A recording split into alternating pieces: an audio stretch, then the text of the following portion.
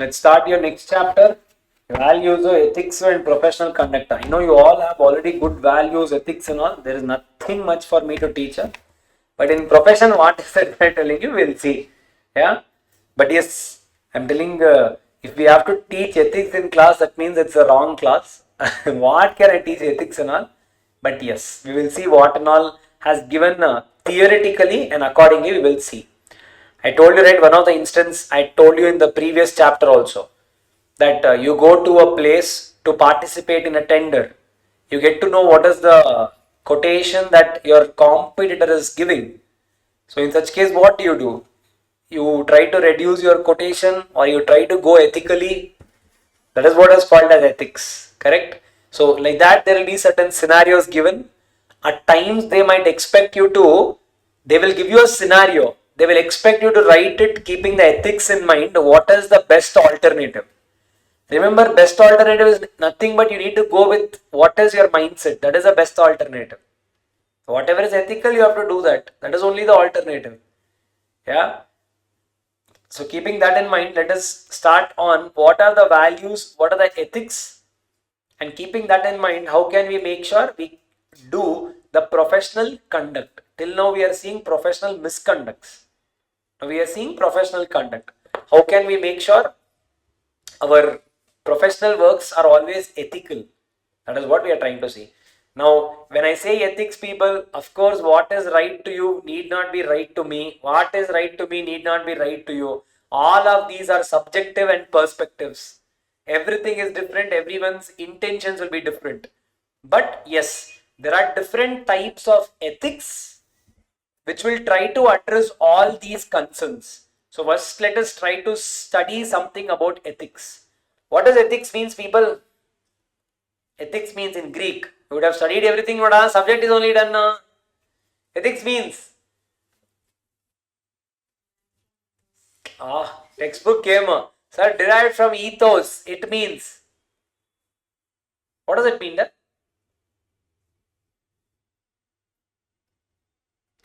Sir, I'll tell you one thing. Just finish it. Okay. So we will. The term ethics is derived from Greek word ethos, which refers to the character or customs or accepted behaviors.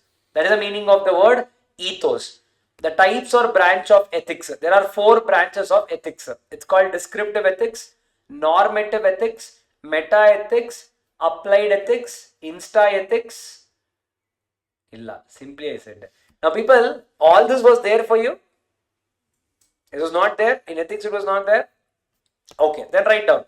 What are the 4 branches? We are only seeing from exam point of view. Types or branches.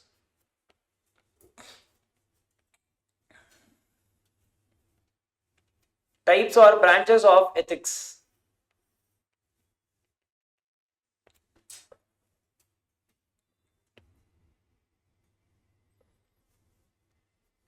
The first one is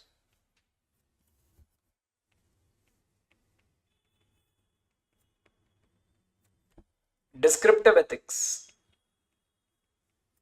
The first type of ethics is called as descriptive ethics. What do you mean by descriptive ethics? There is in total 4.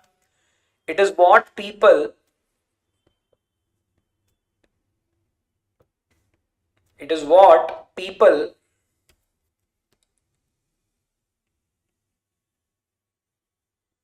It is what people actually believe to be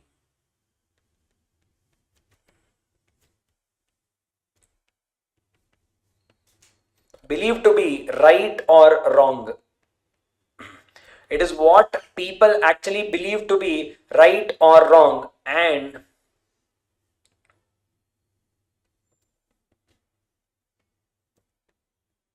accordingly holds human actions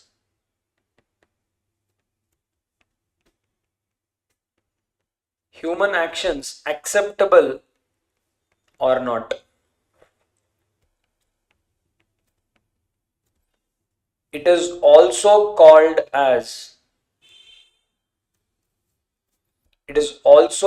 as comparative ethics. It is also called as comparative ethics because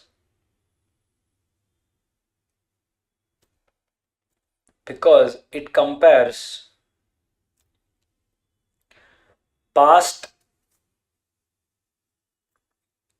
and present,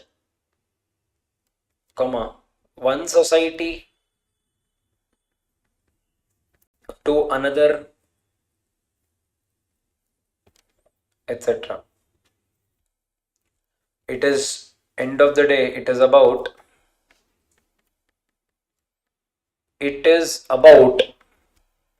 what people think is right.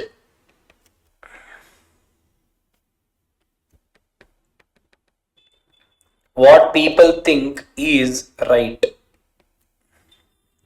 What people think is right.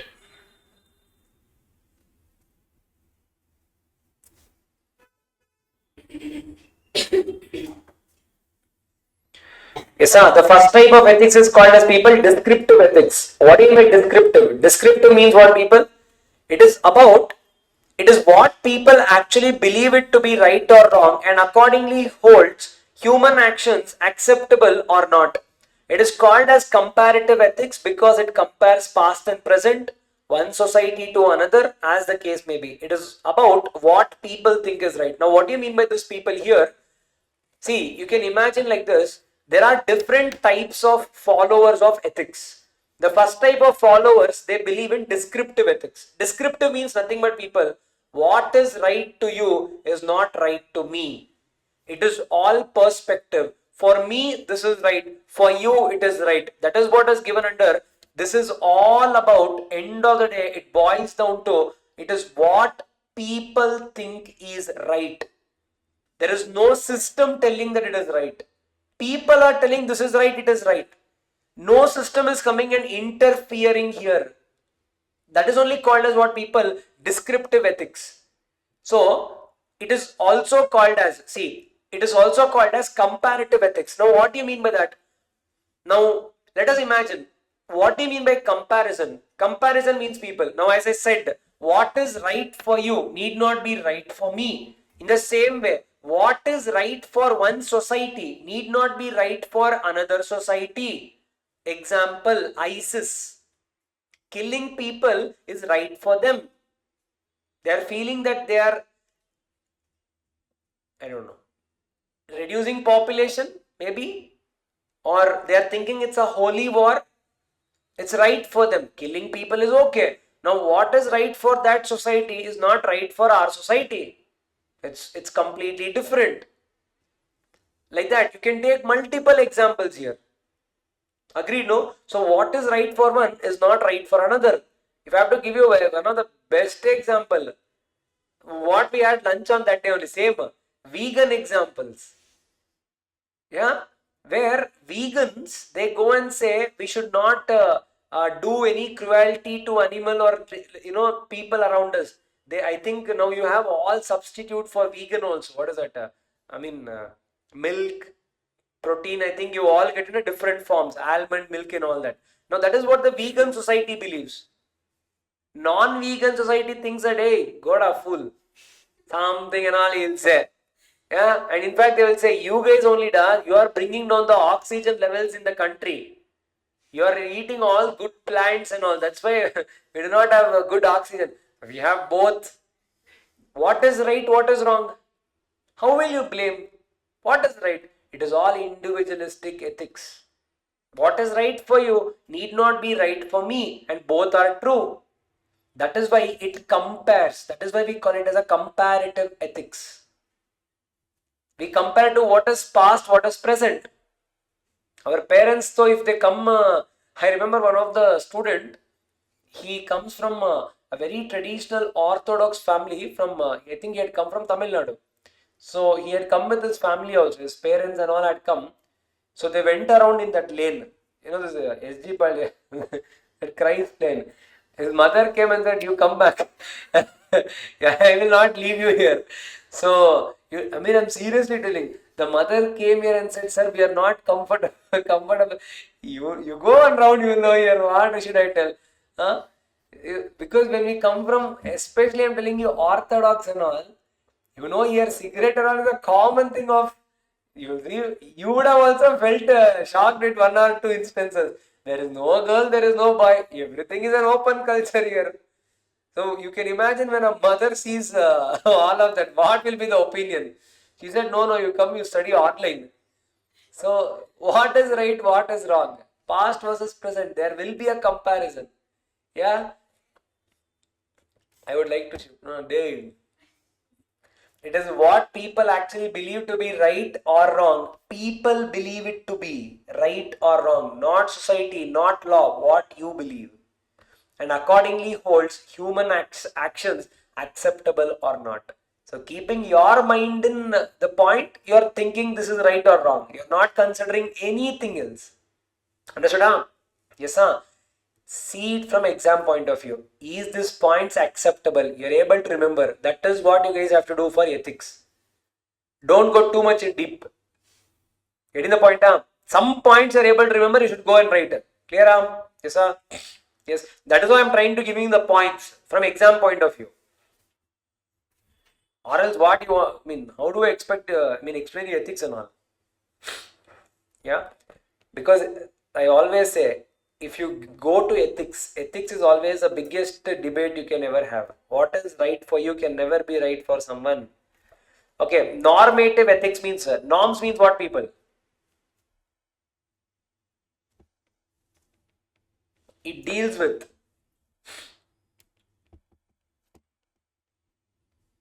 norms of how one should act. How one should act. Also called as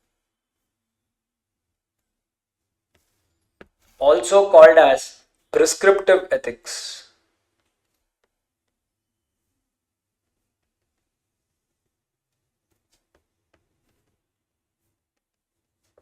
Also called as prescriptive ethics because it rests on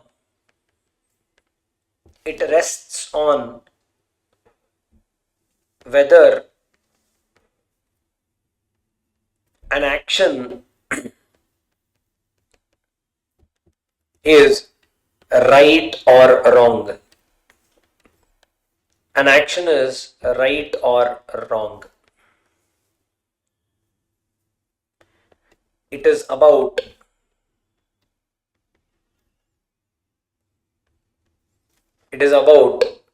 how should people act.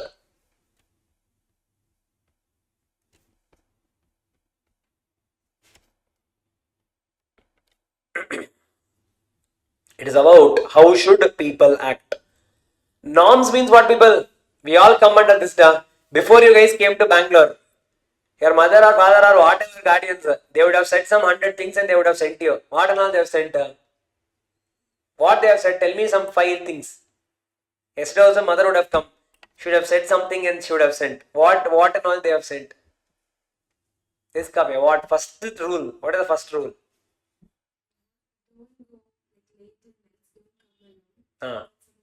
So don't go alone. Don't go late night. Okay. And you came Bangalore alone. Come back also alone only. They would have said, sir, not particularly, but overall meaning is that only. Okay, third. Wherever you go, you should be With you should be correct. Don't get influenced. okay. No, what is that? Can you say what is that? That they didn't say in detail. They said you be correct. Okay. Okay, 4. That's all. No much things. Not this, don't do, they didn't say. After they said, if you want to go try any food spots, go and try. You will not come to Bangalore often. So you should try. So try everything, but know when to try. Try food. Auntie is very specific and particular. Okay. So try food. Okay. That is what. What man? What was said to you? She says to me like, you You can do anything, but you should ask yourself if you're doing the right thing or not. Oh, so you are following descriptive ethics. Yeah. Okay. Actually, people, that is what is the topic. Man is following descriptive ethics. You are following normative ethics. What is normative ethics? Descriptive is left to you, individualistic opinion. Normative ethics is people where society sets you norms. Now, the biggest norm you said, don't go out late night. It's a biggest norm, right? Yes, that is what the normative ethics believes. Normative ethics does not take the shape of what you think. Who cares? Who cares what you think? Society has a perception, follow that perception. That's why it is also called as prescriptive ethics. Prescriptive means what? Something is prescribed. Follow that. That's all. Understood? Yes or no? Now read. It deals with norms. Norms mean the rules. Okay. Of how one should act. It is also called as prescriptive ethics because it rests on whether an action is right or wrong. Did I say anything here? What is right? What is wrong? Because you can't define. What is right to you is not right to me. Same thing cannot happen here. Here it is written as it is wrong. Late night is wrong. That is correct. Yes? Okay. Next one, it is all. That is what. Now, for example, what we do, I mean, when I don't know if, see, there will be few common things that you'll be seeing. Now, cigarette first is no for everyone. But you will start seeing two things here. One, 17, 16, 18 only cigarettes. And next, girls will keep it in their hand, style, yeah. But you are not used to it. I'm not supporting any gender here. Everyone should not do. I'm not saying, no, I know Kavya is thinking, what? Sir, why are you saying that? Why shouldn't girls do? You said boys also should not do. I'm not supporting any gender, but I'm telling you are now coming under normative ethics. You have not seen it. I'm not saying it is right or wrong. You have not seen it. Now, if you look at the society, not Sai sir, I'm talking about society. Auntie of that student, she judged not because one boy was smoking. Auntie judged because one girl was smoking. Now that is what auntie said, not Sai said. Yes, Sai says broad-minded. I'll not accept anyone. But yes, but that is how it is, right? That is what called as normative ethics. It is about how people act. How should people act? You should act. Correct? Norms. And the third one. Meta ethics. Meta ethics. What do you mean meta ethics? Meta ethics means nothing but it is also called as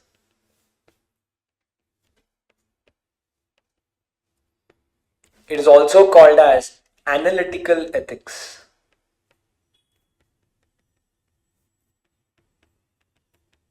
It is also called as analytical ethics. It does not consider an action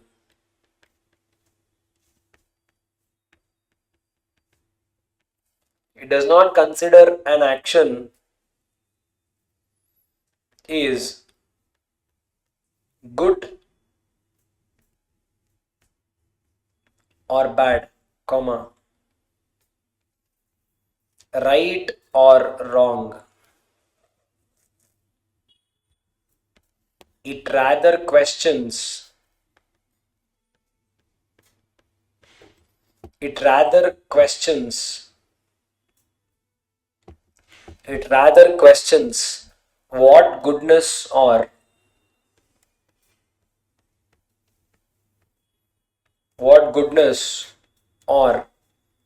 rightness is.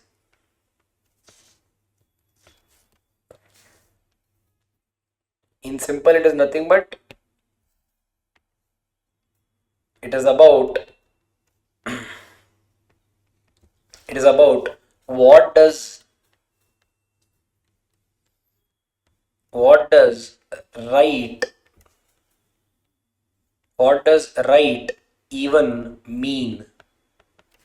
What does right even mean?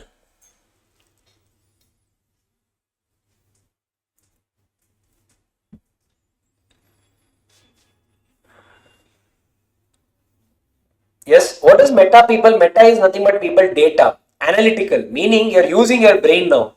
Someone is telling you right, someone is telling you wrong. Now people, meta is nothing but you question, hey, what is that right da? Hey, what is that wrong da? Now when I said, it is okay even if a boy is smoking, but not a girl. Kavya just opened her eyes like this. How dare you say that? Right to equality? Yeah. Now, Kavya will question me, sir, what is that right? What is that wrong? How can you say that the girl cannot smoke? Now, I don't know. I'm not saying anything. I'm just giving an example. Perception. That is what is called as what? Analytical. You guys will start questioning whatever are the norms. Now, if you guys go to that stage, it's called as meta ethics. Nothing but people. Analytical ethics. You start questioning everything. Correct? Huh? If you look at the phase, first phase, you mind your own business. I think it is right, I follow. Second one is society gives you principle, you follow. Third thing is you question and follow. If it is right, you think it is okay, you will follow. If not, you will ignore it. Read. It is called as analytical ethics. Analytical only means what? Analyze, right? You're going deeper. It does not consider an action is good or bad. Who cares? Right or wrong? Who cares? It rather questions what do you mean by that good? What do you mean by right? So it is about what does right even mean? You question and then if you think it is good, you will follow. The last thing people write down, applied ethics.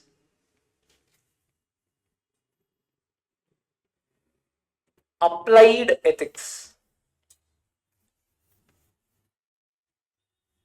Simple ethics, it is nothing but it is about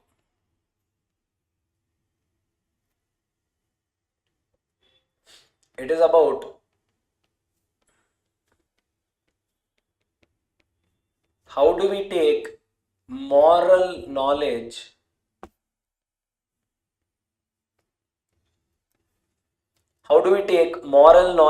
and put into practice.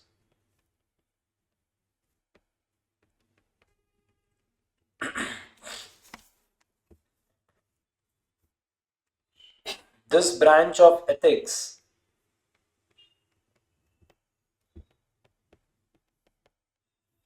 is important for professionals like doctor, teacher, ruler. Who is a ruler? Huh?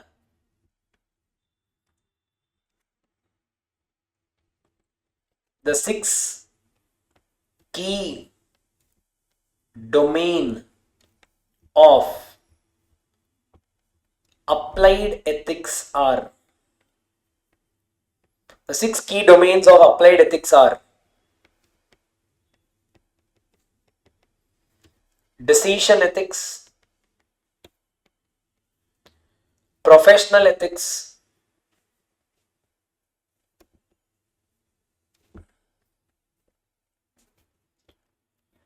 clinical ethics,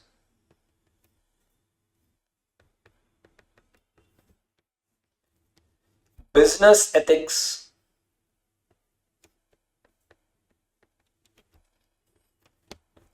organizational ethics,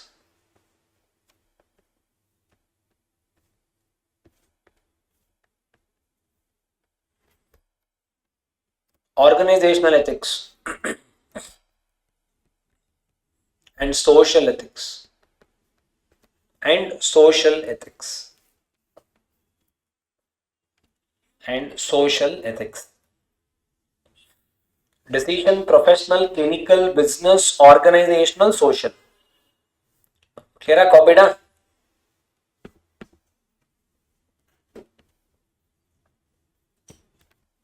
Then we'll finish this and we'll end up for the day. Now, what do you mean by applied ethics, people? Applied ethics means simple. I'm teaching everything. After going out of the class, we will forget everything. Correct? No. Yes, no. Now, applied ethics means people, we are learning everything. Are we putting into use is called as applied. Applied means what? Implementation. It is about how do we take the moral knowledge we have learnt about put into practice. This branch of ethics is important for professionals like doctor. We have studied so much. Vaidyo Narayano Hari, but I don't know what is happening. Yeah, I don't know. Few people are good, few people are bad, but we all say, I don't know, some people say medical is a mafia and all that you guys will come across, right? Unnecessary billings will happen. Now there are few doctors who is doing extremely good job, few people are minting money. Now are we putting our ethics there? We don't know. Unnecessarily prescribing scanning, x-ray, blood tests, medicines. We don't know, right? Yes or no? So you have to put all that you have studied there when it is coming to the end reality. Are we putting? We don't know. Teachers, most common complaints most the students have that teachers do not finish the syllabus. Correct? No? Rest of it is next. But yes, that is always there. Third one is rulers. Ruler here is leaders. When you guys come for manifestation before votes, you guys will tell, Ayo, Anna, Akka, everything you will say. After that, Macha will not even touch the road you are coming. Yes. So where is your ethics going? That is what I'm telling you. These are some things which has to be more strictly seen in these professions. The 6 key domains of applied ethics are, in these places applied ethics can be put, can be implemented. What is that? They've just given us that. I've just tried to give you what is that with example. One is called as decision ethics. What do you mean by decision ethics? Let us imagine in a company, it might come to a scenario where you have to take a decision. And how can you implement ethics into that decision? For example, let us imagine one employee is not performing properly, meaning we are giving crazy targets. That employee is not able to meet those targets. Now, how should I think? Should I think from business point of view? Remove. That's all. As simple as that. Now, if I look from the ethical point of view, where will he go? Immediately if he is removed. And is he given a choice to improve? So, put him under some training, a week, 10 days. Even after that, if this person is not able to prove his worth, now remove so that you also feel you have not been arbitrary. Now, decision taking ethics. Now, put to that also, where you are going to participate in a tender, you got to know what your competitors are bidding for. Now, would you go back and change and come or leave it? Decision taking ethics. We learned everything, but that time you will change your quotation. You didn't need a Einstein brain to question that. I know you will change, but even if you do not change, that is where we'll come, right? That is what they're telling you. Next one, professional ethics. What do you mean by professional ethics? Professional ethics means nothing but in Shivaji movie, these auditors and all will be taken to one room. He will say, hey, give all your clients details. One auditor will stand up and say, no, we cannot give. Shivaji will ask why. The auditor will reply, professional ethics. What is professional ethics? If someone is demanding you to share the confidential data, it is your duty not to share. If you share it, then where is that professional ethics going? That is the thing that they are telling you. Next one is clinical ethics. The moment I tell this, it is done. In the usage, are you guys doing a good job? It's left to you. Yeah, something which we should not comment more. Business ethics. What do you mean business ethics, people? Today in the what do you say? In this marathon, in this run of being one, you want to be top one. I don't know what and all people are doing, especially the food industry. Yeah, you say paneer, they are saying adulterated paneer, milk, adulterated milk. The biggest case was Bournvita case. You know that? There was one company called, one person is there, I forgot his name, but I know his company. It's called as Food Farmer. That is his Instagram handle. He runs a campaign called as Label Padega India. Meaning before you buy anything, read the label. Only because of him, Today all of us are reading the labels before we are buying ingredients. He is the biggest reason. And it all started with Bournvita case. On the top of it, Bournvita says we are a health drink. He says they are saying that it's a health drink and kids are drinking it. Is it an actually health drink? He says he looks at ingredients. The biggest component of Bournvita was sugar. And where is health involved? And after him questioning, now even Bournvita has repackaged their ingredients. Yeah, where is ethics then?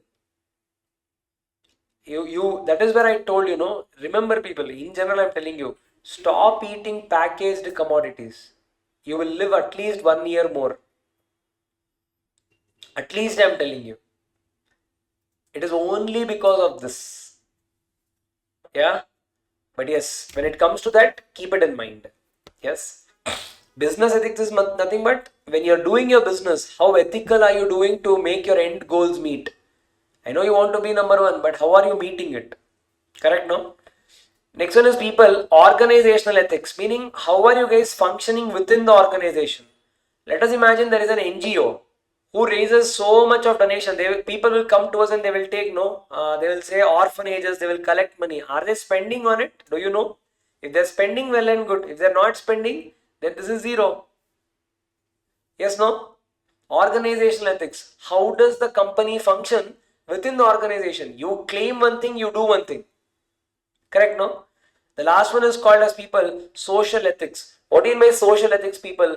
Nothing but now, for example, there are three things that is around us. We call it as triple P. It's called planet, people, and profit. Planet, people, and profit only, if I'm not wrong. It's called triple P. They are called as social aspects. It's called. Meaning, let us imagine now I want to become the number one company in construction. Now, can I violate everything? Labor. Can I exploit them? 9 to 6. No. Work from morning 5 o'clock to midnight 12. Now, we all want metro to be done in one day. Make them work 18 hours. Where is ethics? That is called social. Keep people in mind. Ender, correct. You have to finish metro. Everyone is complaining that. You come and work. It will complete soon. Correct, no? We'll also go and shift some bricks. That is what they're telling you. Of course, they should also plan better. I'm not saying no. But I'm saying, how do you make it happen? Now imagine factories. Can you emit carbon dioxide beyond what is allowed? Keep planet in mind. Yeah. Now, for example, in my apartment, we have something called as STP. STP means people, sewage treatment plant. Whatever is the water, we are going to use it in flush and commodes. Now, that is not fresh water in my apartment. It's a recycled water. Meaning, now imagine if you are using some water for washing vessels or tap, brushing, you will be using it for your sink and all that, kitchen. That water gets collected in a plant that is called as STP. We treat it, almost it goes through 3 treatment processes. Now only because of that, in my apartment, the recycling cost per month is around 5 lakh rupees for us. Yeah. So 5 lakh is not a small expense. Now if I say, why should I do? I'm anyways getting fresh water, I'll use that. That is only called as social ethics. Have planet in your mind. So builders has to install some things like that. Rainwater harvesting. Social ethics. Keep planet in mind. That is how build an ecosystem. That is what is called as social ethics. I'm just trying to give you real life examples also so that you understand. Clear up? Yes, sir. So this is only called as applied ethics. Clear? All of you? So let's end up for the day. Let us again meet in tomorrow's class. Let us revise whatever we have done and let us go forward in the next topics. Yes, people, any doubts in previous classes? How's it going? Studying after going home? What Kavya slept nicely, yeah. 1 day break.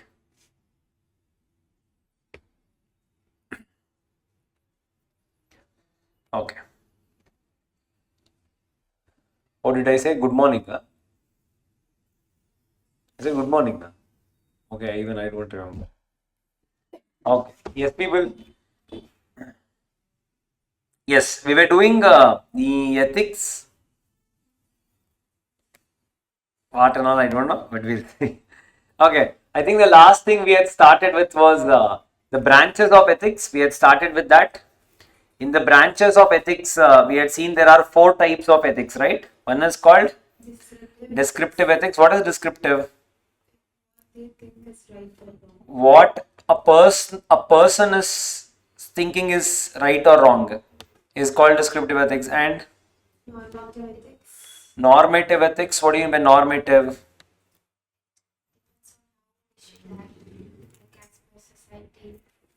Normative ethics means nothing but what the society expects us. Basically, you have certain rules, norms. That is considered as ethics. Okay, and Meta ethics. meta ethics means It's based on data analytical ethics. it is based on data analytics. Meta is data.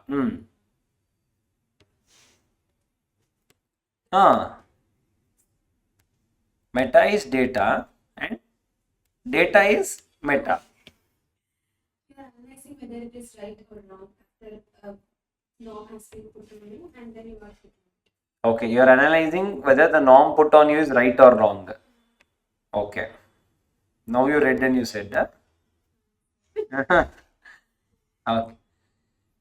Meta ethics means people, as you said, analytical ethics. Analytical ethics means nothing but you analyze it. Now you use your brain. Someone is saying that this is right, this is wrong. Meta ethics means you will use your brain and say, why is it right? What does even right mean in that particular philosophy? The next one is called as applied ethics. What do you mean by applied ethics? Applied ethics means till now we have studied everything in terms of implementation. Whether we are implementing it in the ground level or not is called as what people applied ethics. We have learned so much, but whether we are implementing or not, God knows. That's called as applied ethics. Clear? That is where we had stopped. If I'm not wrong, we had seen types of ethics. You can remember and go. I'll tell you here what are the types of questions you can expect. You read that and go more than sufficient. Again, I'm telling you, first only Tufan warning. What is that? Yo, macha, you will feel what is happening in this chapter. Something and all will come.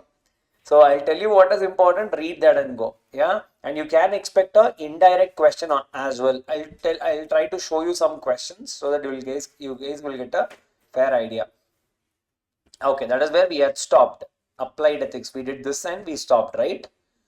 Okay, next one they are telling something called as key difference between ethics and values itself. What is the difference between ethics and values? What is ethics? What is values? What is ethics there? And what is values?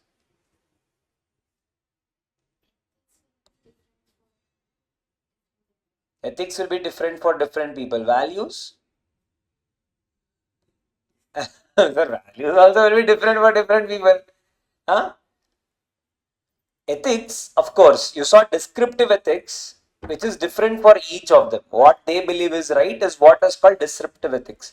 But in general, ethics means people, it is not different for different people. It is always ethics means a right way of doing something, which we have been following in a particular way. Values is nothing but something which is built within us, which is probably developed with us by culture, nature, society, family.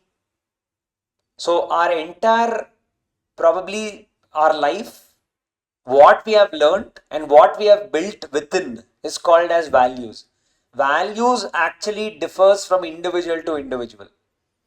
In a given scenario, if a person from a different background comes, I'll tell you a very simple scenario. You know Arjun sir, right? Arjun sir was showing one video. What is a video? One tiger is hunting. Arjun sir is into wildlife photography, complete full time. So it so happened that one time we all went to one I don't know what you call that, tiger safaris. This is in Tadoba. It's in Nagpur. It's a very good forest where you can actually go safari 4 hours in the morning, 4 hours in the evening, something like that. That safaris are done. So it seems one of the people in that safari, they got a very good shot of a tiger hunting a deer, actually killing it, but not completely killed also. Its ear is gone, its one leg is gone. It is trying to run, but three tigers are pulling, but it is still alive. Yeah. So now how do you see it? Actually, now as a wildlife photographer and as a person who believes in an ecosystem, Arjun sir is saying that that's normal because that's how a tiger survives. If not, tiger will die. I am the person of you, sir. Power, sir. Sir, make it run, sir. Sir, make some noise, sir. I am telling you that. You don't show me, sir. So I'm saying each of us are different. I'm saying, but both of us are right. I'm saying deer should not die. But if deer doesn't die, tiger will die. That's how that particular thing is built. And that is what is called values. It is different for each of us. Agreed? Yes. And that is what is this particular values. It differs from each person. It depends upon how I am and how sir is. Correct, no? Yes. But both of us are right in our own ways. Okay, now see here. Ethics refers to guidelines for conduct that address question about morality. That is on a macro level. What is moral? What is immoral? Value is defined as a principles and ideals which helps them in making judgment of what is more important. Principles, that means what I have grown up with. Ideals means what I have learned. Ethics is a system of moral principles. See, it's a system. Meaning someone is telling you. In contrast to values, which is stimuli of thinking. Stimuli of thinking means people value is nothing but at this given point of time, if this is the situation, how would I respond is called as stimuli. There is nothing called as set rule of values. There are set rule of ethics, but not set rule of values. How I would respond to that situation is called as values. Ethics is nothing but a system driven environment. Yes. Ethics compels to follow a particular course of action. Compels. That's what I'm saying you. It's a system. Like normative ethics. To understand this, no, try to read it as normative ethics. You will understand it better. Yeah. On the other hand, values strongly influence the emotional state of mind. You sir, pavam sir, dear sir. Yeah. Therefore, it acts as a motivator, meaning my state of mind influences my decisions. I hope you guys are understanding. Online, no? Yes, sir. Next one. Ethics are consistent in nature. It doesn't change. Yesterday also same, today also same. Whereas values are different for different people. That is, what is important for one may not be important for another. Agreed? Tiger versus deer. Yeah. Ethics helps us in deciding what is morally correct or incorrect in the given situation. Values tell us what we want to do or achieve in our life. That is what I'm telling you. This is a system driven. This is we driven. I will tell what is good for my life, what I want to do in my life. I have nothing to do with what society thinks. The last one, ethics determines to what extent our options are right or wrong. There is set rule of principles. If I'm going against it, it's wrong. If I'm going for it, it's right. Whereas in values, as opposed to values, which defines our priorities for life. Here, what I think is right, what I think is wrong. Here, what I think versus what society thinks, it can be anti, it can be opposite. That is what they are trying to tell you. Simple? Okay. To summarize, ethics are consistently applied over the period and remains same for all the human beings. So it is remaining the same for all the human beings. Values are not that. Ethics are moral principles that govern the behavior of individuals and organizations. Here are some examples of ethics in different industries, it seems. One is called as professional ethics. What is professional ethics? Various industries you will come across ethics and that scenarios. For example, hospitals. A doctor can have his own professional ethics. Accountant can come across his own professional ethics. Journalism will come across its own professional ethics. Example. Now see, A journalist will always represent his media. Now, if you see a celebrity coming, there will be at least some 30 media channels that will be around that celebrity. Agreed? Now, the media channel wants their channel to get the highest views. If you ask the same person, but all the people are addressing the same person. Now, how will this media channel become popular? They will put the pressure on this journalist. What? Get some good bites. That click bites. Get it. Now, what will they do? These journalists will ask those people uncomfortable questions. Now, off late, though, it is becoming even too high. See, if you ask me morally, no one would ask it. Yeah, no one would ask it, but people will ask it. For example, one of the recent, even yesterday, before I was seeing, there is one actor called as Pradeep Ranganathan, the person who made Mad. No, not sorry. What is that? Dragon and some other famous popular movies there. Now he has come to one of the interviews. One of the journalists has asked him, "Sir, on the looks, you do not look like a hero at all." I'm saying, why do you even want to ask such questions? Professional ethics. When you're doing your job, I know everyone knows why you're asking that question. If given a choice, would anyone ask that question? So professional ethics are that, where in every profession you will have something called right versus wrong, where you need to draw a line, but people are drawing no. Agreed? Same thing with medicine, no? What is the professional ethics with medicine? You just have to make sure the business is built, but are you being true to the patient? That we don't know. Agreed? Next one, business ethics. Profession means people, nothing but individual. Business means a company I'm talking about. Business ethics, moral principles and values that guide the behavior of individuals and organization in the business world. Business ethics, the best example I can give you is that Volkswagen scandal. Yeah, as a company, what do you want to do? Next one is called as people environmental ethics. Ethical considerations related to relationship between humans and the environment and the responsibility to protect and preserve the natural world. Meaning, now for example, a few companies say that we are coming up with biodegradable plastic. We are coming up with biodegradable wastage, whereas other companies wouldn't care about it. Why? I'll tell you my own example. When we were doing, I told you I was running a cafe. There are two types of, you guys now would know. Back then I used to explain. Now whenever you go to some premium places, you guys get one sort of use and throw plates, but not the leaf made or paper made. Nowadays you're getting something like a sugarcane based cups or papers, it is called. It will stay for 40 minutes. After that, the plate itself will become wet. You can't eat anything which is liquidy, fluidy, you can't eat. So when we were doing the cafe, we did not want to give in the plastic plates, and we did not want to give the plastic containers. Now plastic container will come to me. You guys get know that whatever your parcel containers, if you guys order one sambar, they put it in one plastic container and they'll give it to you. That I will get it for 5 rupees. This sugarcane thing I'll get it for around 12 rupees. Now commercially, why should I go for sugarcane? Who cares about mother nature, world and all? Of course, now ethics and all you guys have taught me. Yes, very good. Chappale, very nice. Now you tell me in the cafe. Now if I put, you guys, you think, you have ordered 2 masala dosa in the cart. When you were selecting masala dosa, it is showing 50 rupees. Okay, you thought 2 masala dosa, 50 plus 50, 100. But when you go to the cart, it is showing 190. Will you buy?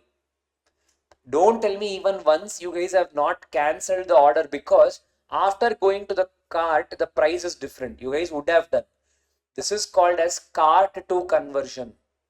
It's a, what is that? It's a indicator. If a company is not having a good cart to convert, if it is not having a cart to convert indicator, good indicator, that means you're having fundamentally wrong in pricing. Because people were convinced to pay 50 rupees for your hotel for your dosa. They were convinced. That's why they added in the cart also. But you did something wrong. That's why they did not convert from the cart. And that important all these are. Now, can I reduce it to 20 rupees? Maybe. When can I reduce? If at all my packing materials are cheap. Now imagine for his masala dosa, I have to pack one chutney, one sambar. Now if it is 2, I have to spend at least some 4 boxes. Now 4 boxes is 15 rupees. I mean, I'm saying for me, I'll get it for 15. 4 boxes is 60. Let us imagine we'll keep 50. That means his dosa is 50, my cost is 50. If I'm adding 50 and I'm not even adding GST here, now will he buy? Answer is no. Now can a company consider it in real life? That is only called as what people environmental ethics. Sir, irrespective, sir, we will still follow. Very good. We followed, we failed. So yes, it depends whether you want to follow or not. Yeah, that is what is called as environmental ethics. Next one is called as people social ethics. What is social ethics? Principles and values that guide the behavior of individuals and organizations in relation to social issues such as poverty, inequality, social justice, etc. So whenever you are choosing to do some decisions, keeping these things in mind, meaning cost, keeping equality in mind, can I treat everyone equal? So those things, if you have kept in mind while you're designing your product, that is what is called as social ethics. The last one is called as people religious ethics. This is nothing but people, whatever our religions have taught us, if we are implementing them in our organizations, that is only called as religious ethics. We all follow our own books. It can be Bhagavad Gita, it can be Quran, it can be Bible, it can be anything. But all our religious texts teach us something. We give it as a reference. You see any speaker, they give a reference of these texts to convince people. So if you're deriving something and you're implementing into the organization, that is only called as what? Earthquake, okay. Building shaped? That only is earthquake, da. For vibration, building should not shake. Mobile can shake. Okay. Religious ethics. So that is nothing but that we derive from our religious context. Yes. So they are telling you some examples of ethics in our real life. You can see the ethics in all these places. Clear all of you? Simple. Okay. On the other hand, values have an individualistic approach. That is, it varies from person to person but remains stable, relatively unchanging, but they can be changed over time due to a significant emotional event. So that was systems, this was individualistic. Values are principles and beliefs that guide the behavior and decision making of individuals and organization. Here are some examples of values. Respect, treating people with dignity and courtesy. So you're getting the difference between ethics and values. Values are nothing but your human emotions. Treating the person in front of you with respect is called as values. Correct, no? For example, I had gone to one college for one orientation. That orientation was at 7 o'clock. So, see, even I can't sit in a class. I'm not a student material. I can't sit in a class at all. Impossible. Even when I'm sitting for demos, third minute people, I'm lost. I'll be like, okay, what is there? Okay. Why is this board so big? That's how my thoughts will be. Yeah, even now, even as a student, I could never sit. So whenever I go to this college orientations, no, see, we think that we are going there and giving a value addition. But in colleges, what actually happened? They would have made the children sit, that is, the students sit out of compulsion. Attendance will be the criteria. Now, why are the students coming to the class? Because just for attendance. They don't have any interest in listening to what I'm speaking or saying. So one day when college people, I went 7 o'clock, the orientation was morning. So we didn't even start. We are all sitting on the stage. There was, apart from me, there was one more person from another academy also. They had called all of us. So we went and sat. We have not even started. There is one person in the front row. He came and he just slept. And that sleeping is also people. It's not, people, you will not believe how we used to also sleep, people. It's not like we are all very good. This is how we used to sleep. So that the teacher does not see us. Now, how these people will sleep, they will make it evident easily like this. Who cares what the other teacher thinks? And this person, people, literally, he stretched his leg. He's sitting in the first chair. He stretched his leg, literally went like this and he sat. And the fun part is the principal of the college also sitting next to us. I'm saying, forget about me and the other person. This person, how should he feel? He's representing his college to us. Yeah, so that is where I always say, in colleges, if you call me, not every day I'll go. I like to go, but colleges is not for me. I can't take classes in colleges. I can go and give pep talks. That is, now after you speak, can you make him get up? That's something where you can take it as you're in person, but you cannot go and teach in colleges. Very, very challenging because they are not interested. Now, if you ask me whether what I'm speaking here, this ethics and all, is it making sense or not? You guys are coming and sitting, self-driven attitude. These are called values. In college, that will not at all be there. They do not want. And I will make them and say, Macha, ethics. So they'll say, hey, in his Sanskrit will start. Yes, that's how it is. Correct, no? Next one, integrity. What is integrity? Acting in a way that is consistent with one's values and beliefs. So me acting in the best way, whatever I think is right, I'm acting as per that. It's called as what people is called as integrity. Responsibility. Acting with responsibility, meaning I tell something, whether good or bad, I need to take the blame. You have to own your actions, whether good or bad. If it goes good, I can't say I did it. If it goes bad, I can't say that he did it. I should not say that. That is called responsibility. Honesty, telling truth. Empathy, what is empathy, da? Sir, dear sir, pavam sir, is called as empathy. Meaning feeling for the person standing in front of you is called as empathy. But there, both of us had empathy, but for two different people. Nice example, no? Courage, standing up for what is right, even in the face of difficulty or opposition. Simple. In a system, in a company, there will be a lot of scenarios. I told you Satyam, whistleblower policy. Do you have guts to go and say that this is what happened in your company? Can you do it? That is what is called courage. Yes. Fairness, treating people equally, impartially. Diversity. What is diversity, people? Accepting people, respecting people from different values, different cultures, different gender and other characters.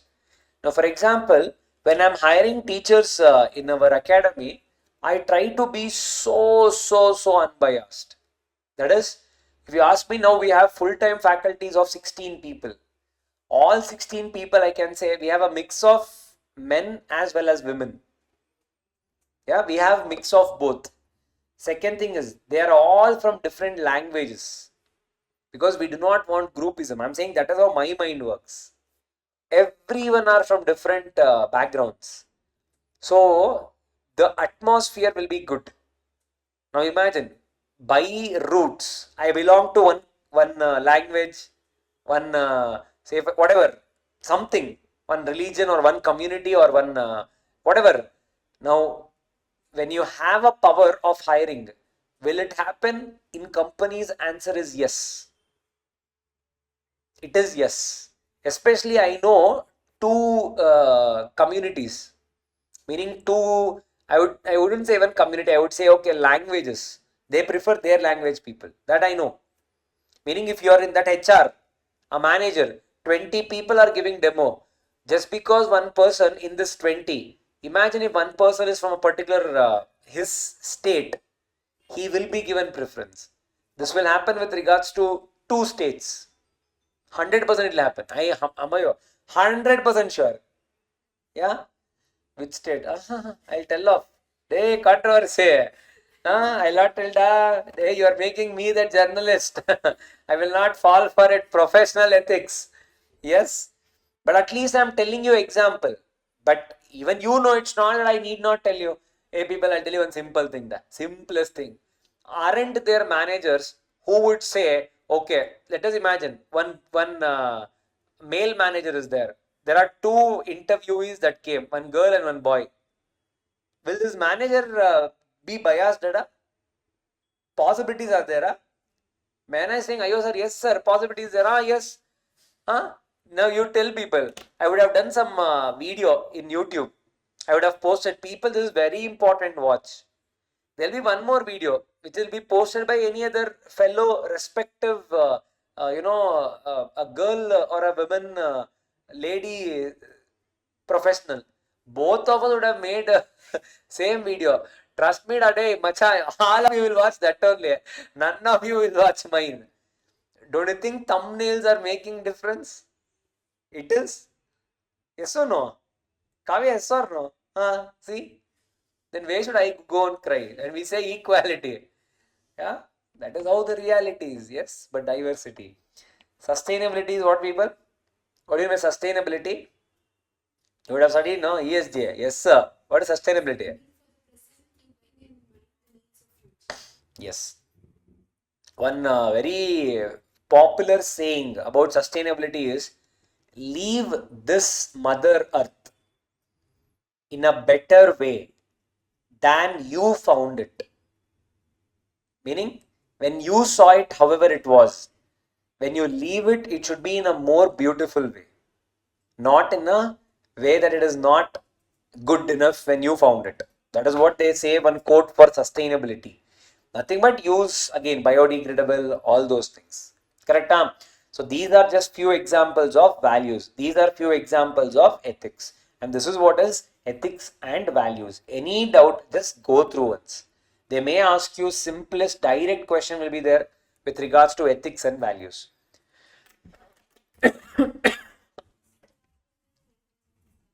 This chapter, because it is easy you're asking, no? See, anywhere between last time they've asked for 6 marks. It is easy if you ask me. Next chapter is good, next chapter is good. Which chapter is good, sir? Every chapter is what, sir, they are teaching us. Think, man, if you are thinking that, what and all will be coming in my thoughts. Executive is good, no? Actually, when in new syllabus came, professional subjects, I don't know, could have been planned better, I would also say. We had some good subjects. We had advanced company law as one subject, tax as one subject, drafting. Yes.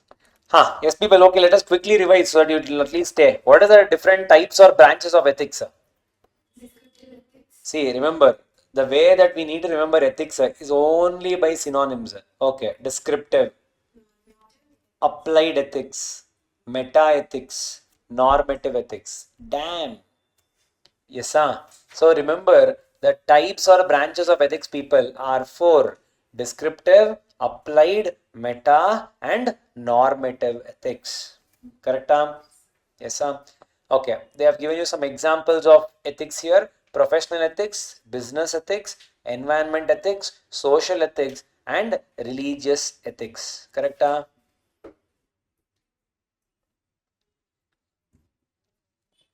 Okay. Okay. Okay. Okay. Ethical practices. What is ethical practices? Okay.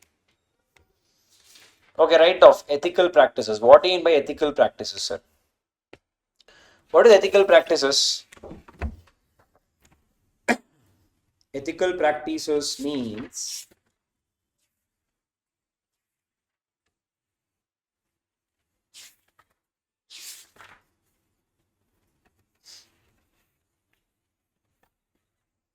I'll be writing 5.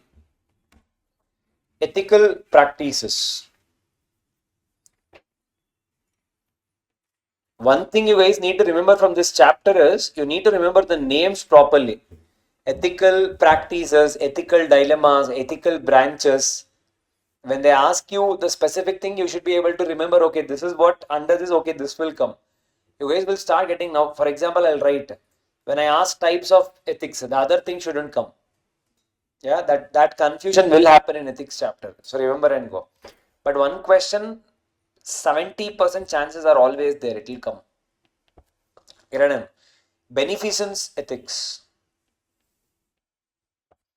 Beneficence ethics. I'll be writing 5. Beneficence ethics. What does it mean? It guides the decision. It guides the decision. It guides the decision maker. What is right?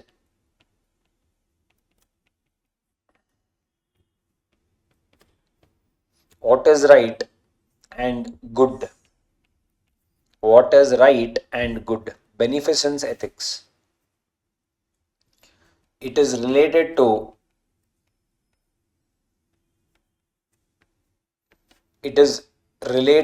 to principle of utility.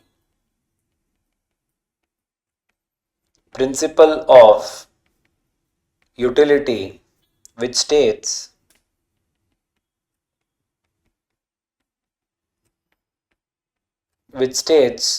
one should attempt to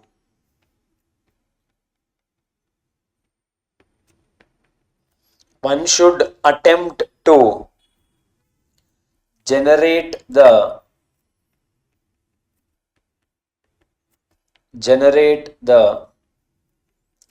largest ratio of good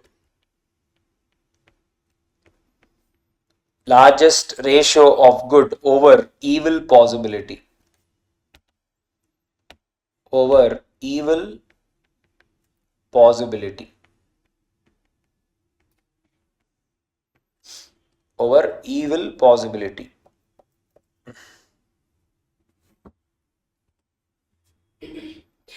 That is called beneficence ethics. Online copy data.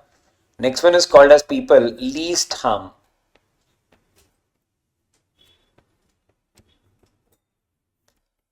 Least harm. It deals with situation online. It deals with situation.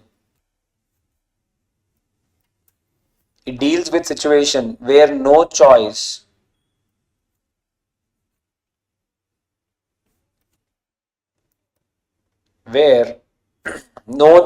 appears beneficial. Where no choice appears beneficial. In such cases,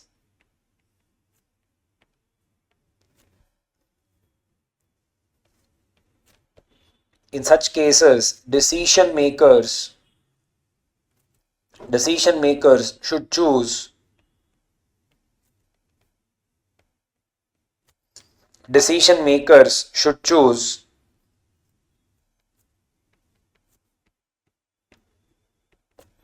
least harm possible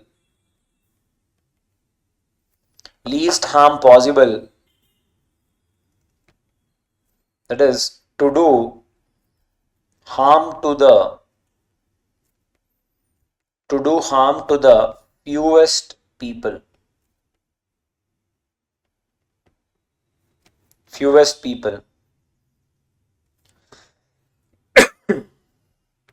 It is associated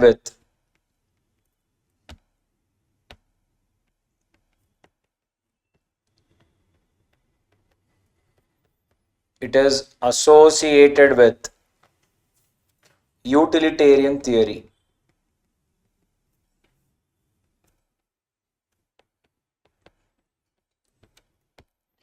It is associated with utilitarian theory. Online copy data. Online.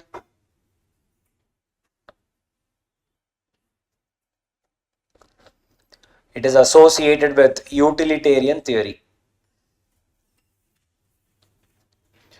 The next one is called as people utilitarian. Utilitarian. Utilitarian. Utilitarian. The right or wrong.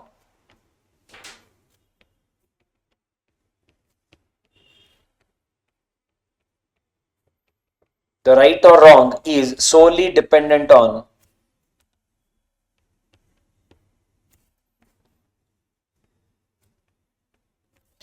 right or wrong is solely dependent on outcome or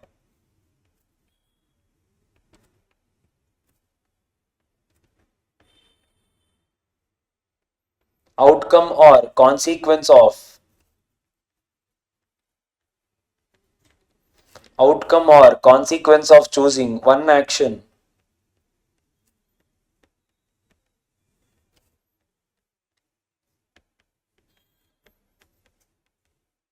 action over the other.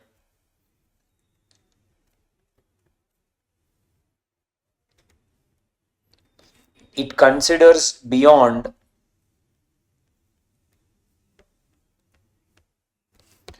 considers beyond one's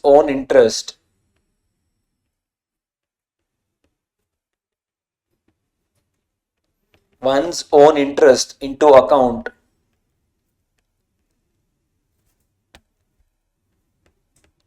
one's own interest into account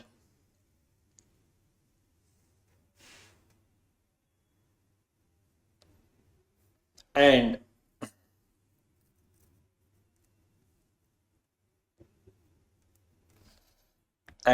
considers others too.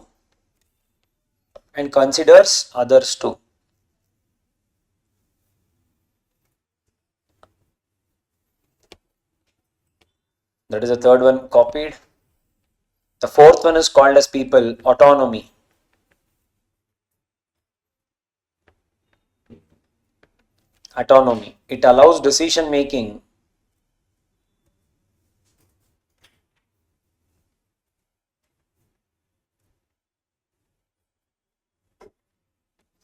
It allows decision making people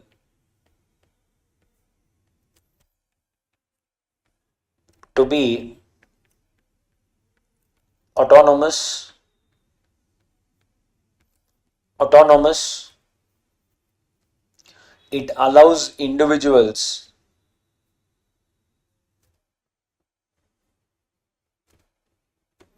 It allows individuals control over their decisions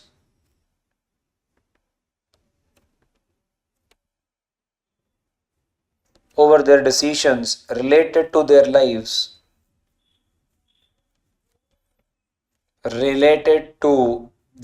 lives and work. It is an extension of principle of beneficence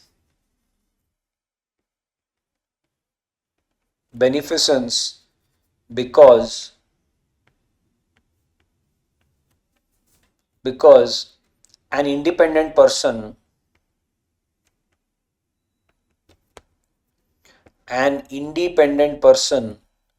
prefers to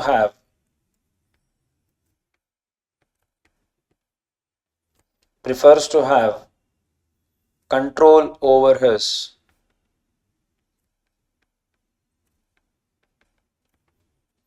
own experiences.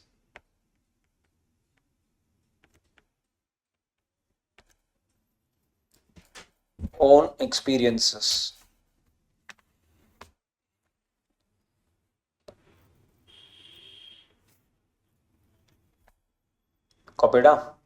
The last one is called justice.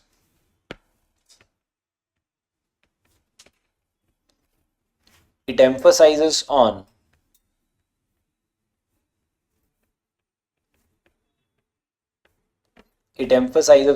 decision makers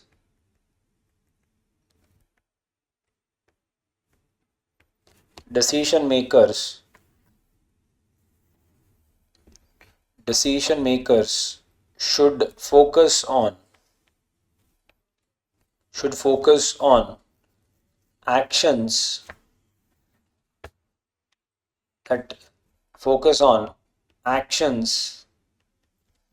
that are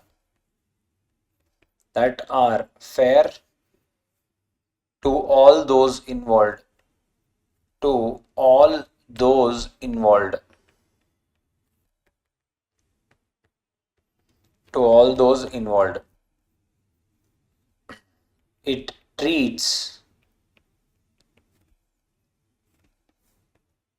all parties, it treats all parties equally. It treats all parties equally.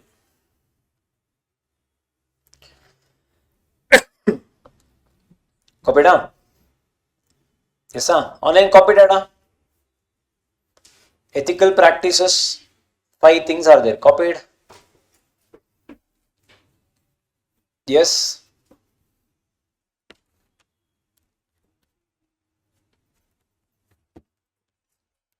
Ethical practices.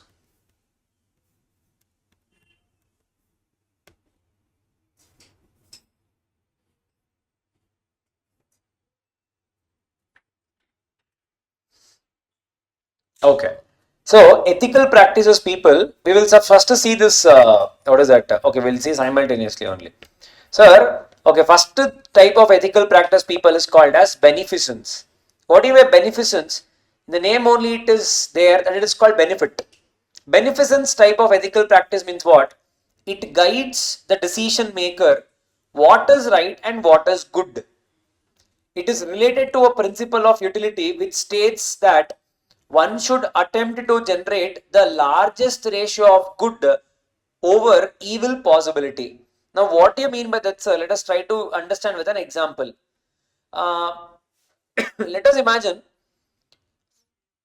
beneficence. Beneficence is about making decisions that do the most good and cause the least harm. Now, what do you mean by that, people? Let us imagine you might face a scenario in such a way that you have to take 2 decisions, but you can only take one. In such cases, which decision would you take when compared to these two? Example, I'll tell you. Let us imagine whenever a person would want, let us imagine this kidney transplant, heart transplant. How does all these things happen? I always think because when a person's heart is taken, within seconds that these people have to intimate, they will make the other person join. Anesthesia should be given, it has to be transported. Now all of this, how are they able to contribute? How are they able to get the names so quick? How is this entire system happening? Now people, when I was doing this research, I got to know that imagine if a person needs a kidney transplant or a heart transplant, that particular hospital will take all the details and they will register the details of that person. Now, whenever a similar, probably blood or similar issue patient somewhere gets admitted and that person wouldn't live, it can be an accident case or anything, this person wouldn't live. So he's almost passed away. His organs will be alive. They will coordinate with this hospital. Sir, we have a kidney. Would you want to use it for your transplant? Now we would say yes. Now we will take the whole list. Now in that people, let us imagine there are 2 patients. One patient who is age 25. One more patient age is around 70. Both of them need this particular kidney transplant. Now let us imagine this particular doctor, now this particular hospital or doctor, they need to take a call. Whether should we go with implanting this particular thing with a boy who is 25-year-old or with a person who is 70-year-old? You tell me which decision you will take. Why? Okay. But don't you think what you did is also not right? Meaning this person, just because he is old, you're not even giving him a chance. Understood? Don't you think such scenarios would come? Exactly is called as beneficence ethics. Beneficence ethics means people, I don't know, I have to take a call. Now what do? I have to take a call in such a way that people, I have to give a benefit over the bad. I know there will be one bad. I end up doing one bad. I don't have a choice. But I try to do largest good compared to the bad that I'm doing. I will not choose a 70-year-old, as you guys said. I didn't say, Mahana said. Yeah? If you give me a choice, I'll cut half and put half to both. Yes, sir. Now see, beneficence is about making decisions that do the most good and cause the least harm. It is about choosing solutions that benefit as many people as possible. Healthcare, a doctor chooses a treatment that offers the highest chance of recovery with the least side effects for the patient. Yes, sir. That is benefit. The opposite of it is least harm. Meaning what? Now I took a decision keeping the benefit in mind. Next one I'll take a decision keeping the harm in mind. What do you mean by that? At times, people, you will come across a scenario where, okay, let us take for example. Now Mehna only will give an answer for this also. Now Mehna is an entrepreneur. Yes, Mehna. Now, Mehna, this year you have a budget of 1 crore. This is a maximum you can spend this year. But your salaries every year will come to 1.5 crore. Now, you are the entrepreneur. You need to take a call. What is the call you will take? Again, I repeat, the salaries that you need to pay for a year is 1.5 crore. So many employees are there. But the amount of money your company has is 1 crore to spend on salaries. What will you do?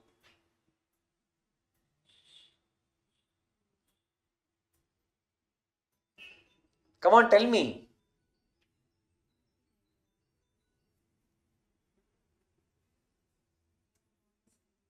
What, Kavya? What will you do? You will distribute the 1 crore in a proportionate way. Let us imagine your salary is 50,000, but I will give you 30,000. Now, are you okay with it? That's the first opportunity. Now, there will be one employee who would have worked really hard, but he is getting less paid. If you ask me what I did to him, is it right? Definitely no, it's wrong only. Now I'll tell you the second scenario. I will retain 1 crore worth employees, another 50 lakh, I don't have a choice. I will have to fire. I don't have a choice. What else I can do? Now if you look at it, both are bad, but I can't do anything. What, if you ask me which is the best decision? At least in the hospital case, you guys took outrightly a decision. Sir, give it to 25. It's okay, 70-year-old dying also. Now if you actually think in the perspective, it can be our grandfathers, our grandmothers. That day we would say, give us a fair bit of choice. How can you decide that person? Correct? I'm coming and stopping only to grandmothers. I hope you guys are getting. No? So ethics is that you will be put in scenarios. Yeah. Now when I'm also taking care of the management, I will come across such scenarios. What do you do? Now you tell me, what do you do? Either underpay everyone. I'm hitting the morality of that employee. I know he will leave next month. A person who was agreed for 50,000, your expenses will be 50,000. If I'm paying you 30, how will you manage? Versus other case, remove him completely. Both are ethically, I don't know what do you do. What do you do? That is what is called as least harm. Least harm is what? I would say, if all of you agree, I will pay less. We will recover next year. Have patience. Go convince. We will say next year, if at all we are doing good, I will try to give you arrears, but I cannot promise. But if our profits are doing good, I will give you arrears versus letting them go, which I cannot hire them back. Now, in between two bads, I'm trying to consider that bad which is creating least harm is called as least harm ethics. Understood? Hello?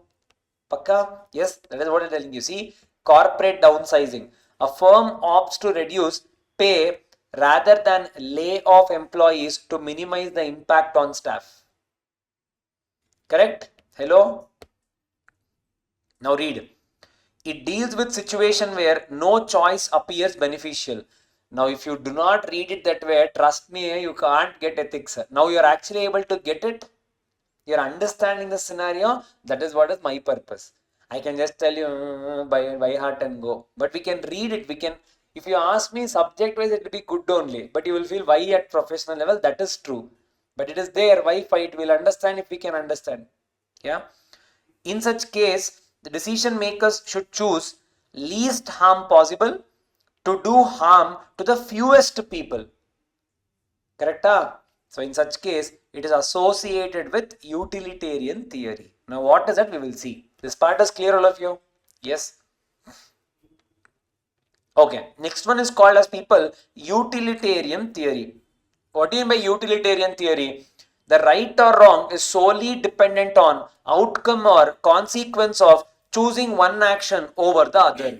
It considers beyond one's own interest into account and considers others' interest too. Now, what do you mean by that, sir? Utilitarian theory. Now, see here. Utilitarianism suggests that the best decision is the one that causes the most overall good. Utilitarian. Utility means what, people? What does utility stand for?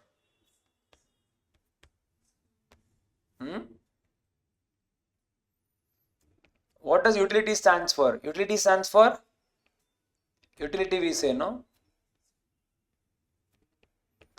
Usefulness. That's what it stands for, utility. How useful it is. That is what they are also trying to tell. Overall good or happiness. When making decisions, we should consider the impact on everyone and aim for the outcome that helps the most people. Meaning, see example, public health initiatives. Implementing a smoking ban in public areas to improve air quality, public health, and even educational sectors keeping in mind, which benefits the majority even if it restricts individual freedom to smoke outdoors, is considered as utilitarian theory. Meaning what? I'm trying to keep the maximum, keep people in mind. What is more useful? I'm trying to do that. Versus whether am I able to satisfy everyone? Answer is no. I'll give you one real life scenario. In Bangalore, there is one road called as Nice Road. You guys know Nice Road? No. It connects directly. It's an outer ring road. It connects us to the outskirts of Bangalore. Yeah. Sir, every road will be nice. No, sir. Why is this called Nice Road? Because the company that constructed it, it's called as Nice. That's why it's called as Nice Road. Now, there is a huge controversy. I have not done a complete research on it. Please excuse me. But this controversy though was there. Even legal dispute was also there. Nice Road is constructed, people. I'm telling you back then. Now, though, it is way too huge. They have constructed it by consuming around 70 to 80,000 acres of fertile land is what a few people try to contend. Meaning trees were there, a good corridor was there, a good environment was there. Around now it is around 45 kilometers car road. It's a highway which connects from within Bangalore to outskirts, which started in probably 15 years, 18 years back, the construction. A lot of farmers, environmentalists, they came and said, no, this shouldn't happen because it is creating an ecological imbalance. It went to the court also. Now they submitted a proposal. I mean, I'm saying here and there, I might be wrong because I've not done a complete research, but this case though exists. So this company gave their own report saying that, sir, what we are trying to build, try to see. Bangalore is expanding crazily. Now, if at all people have to reach outskirts, they can't reach outskirts using these main roads. Now, I'm telling 16 years back. Today, you try to think, you're not able to reach from here to the next stop. From my here to my home, it will take minimum is 1.5 hours. So, in Bangalore, 5 kilometers and 40 minutes is a usual time. 1 hour is a usual time of travel. No matter where you stay. Here, no one will tell the distance in kilometers. They tell it in time. They say it will take, because it can be even 5 kilometers, but it will take 1 hour, depending upon the area. Now, what happened? You try to think. It is a decision you need to take between ecological imbalance versus the road which satisfy most people's requirement, urban development, ease of transport, congestion. You're trying to have these two in one this in one hand, this in one hand. Now what to do? So people choosing what is the most useful thing, you need to go with that. It's called as what people, utilitarian theory. What gives you the most useful output, you need to go with that. That is called as what? Utilitarian theory. Understood? Getting a point? And of course, people, one example you can put in other example also. That is also possible. But you will be able to get the gist of it in some examples. Here, utilitarian, that means usefulness. This will be allowed and this will be valid. Understood?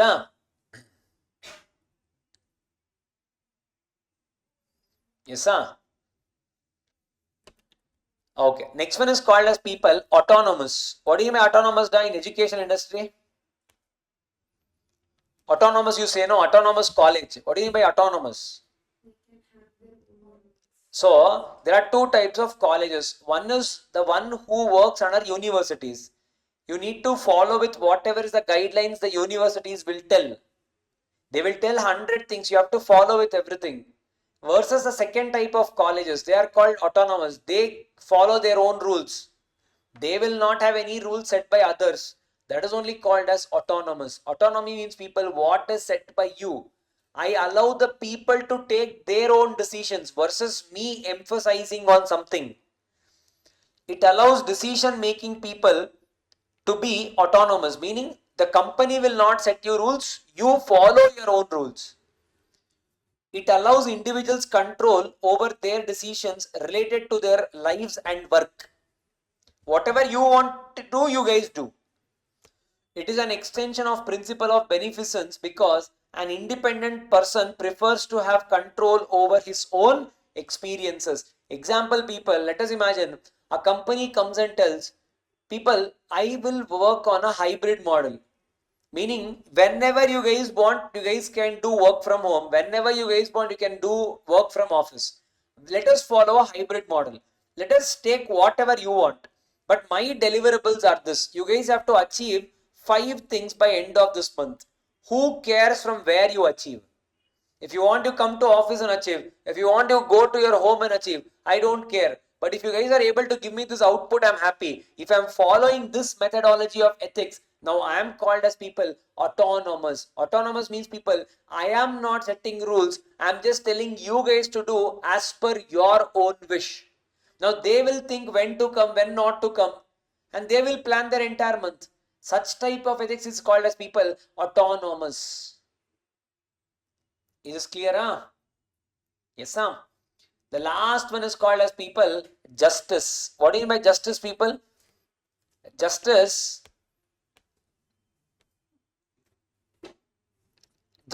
in ethics is about making decisions that are fair, treating everyone equal, unless there is a justified reason to do otherwise. Meaning what, sir?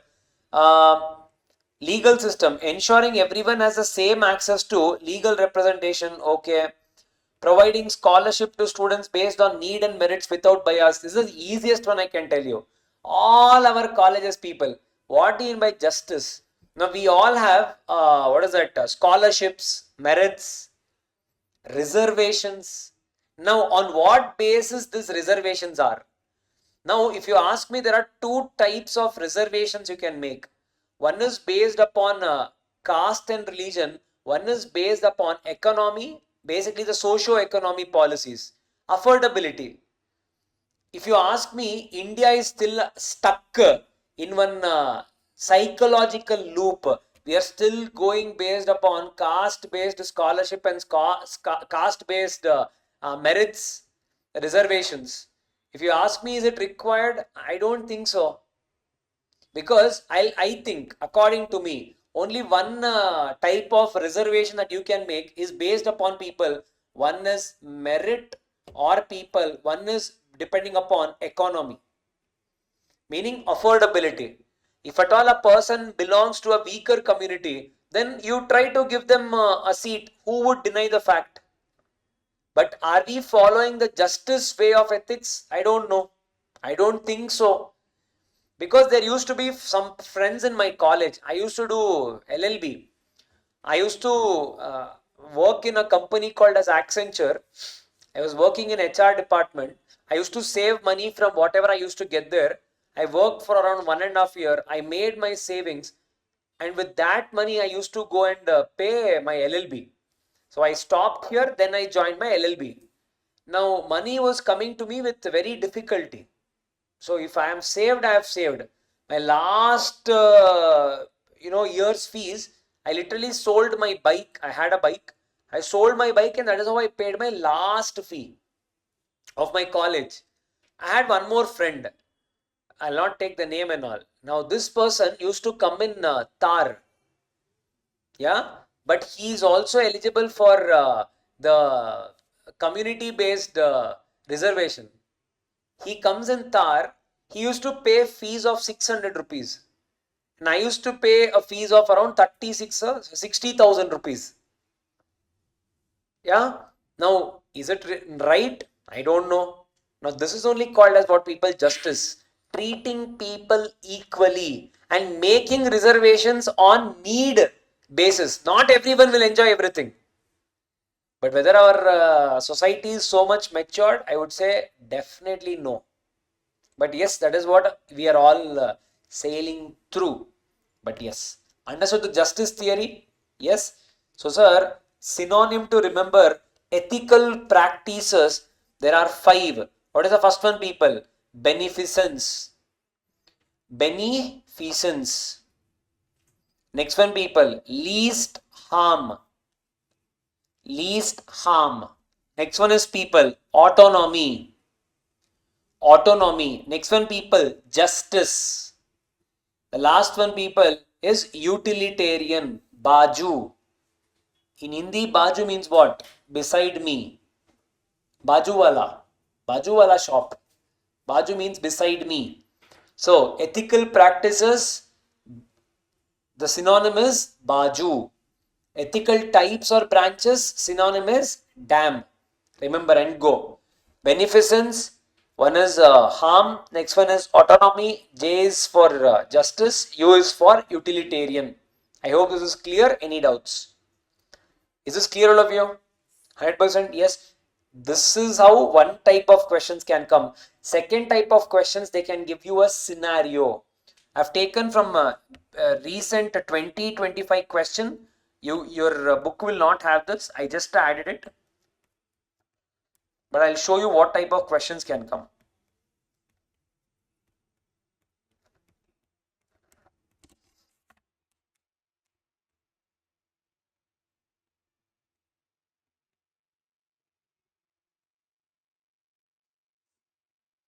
Read this. June 2025 question.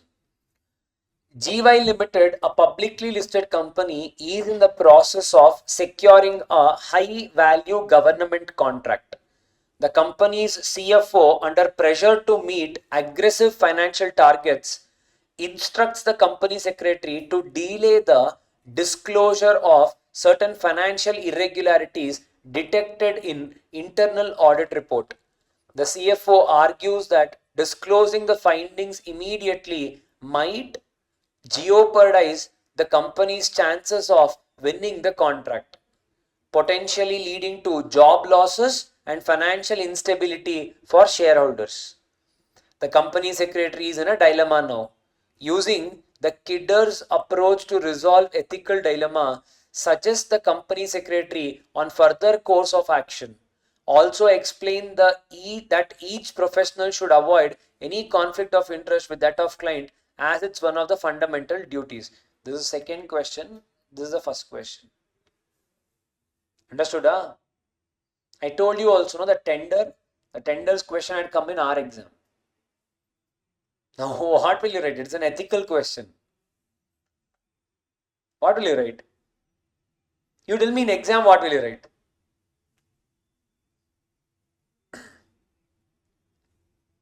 So, if you report it, company is gone. So, how would you see this scenario? And you have a pressure from your management. That is what they're telling you. Your senior is telling you, do not report it. Do not report it. What will you do? That is a question. Understood? Answer we will see. We have not yet seen a topic. This is a topic. Resolving ethical dilemma. There are 3. This is called as Kidder's approach. Kidder wrote. Kidder is like an author. Understood, huh? We will see that. But this is the type of questions that can come. No, getting a fair idea. Don't just go prepared for, oh, okay, this means this. It might not be that also. Yeah? Okay. We'll come back and see what is the dilemma. Okay. Uh, so this one, Baju understood. Any doubts? Hello. Hello.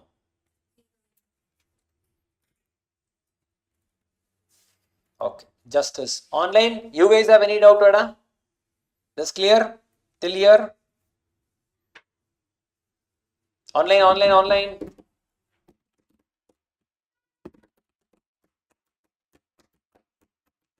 Okay. Schedule 6 of Companies Act also states to uphold, sorry, Schedule 4 of Companies Act also states to uphold ethical standards by independent directors. Now, what is that?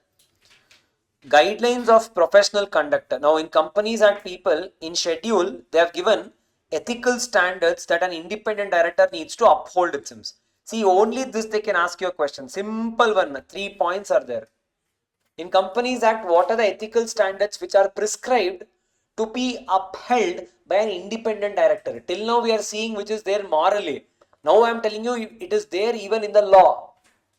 Yeah. Now what is that they're telling you? See, an independent director shall uphold ethical standards of integrity and probity, act objectively and constructively while exercising his duties, exercise his responsibilities in a bona fide, genuine manner in the interest of the company. Meaning what, people, if I have to put everything here, they're telling you an independent director should work in a most unbiased manner. Don't think of your perspective at all. That's the whole purpose of introducing a concept called independent director. You should never take a decision keeping in mind what will be the impact of that decision on you. That is what they're trying to tell you.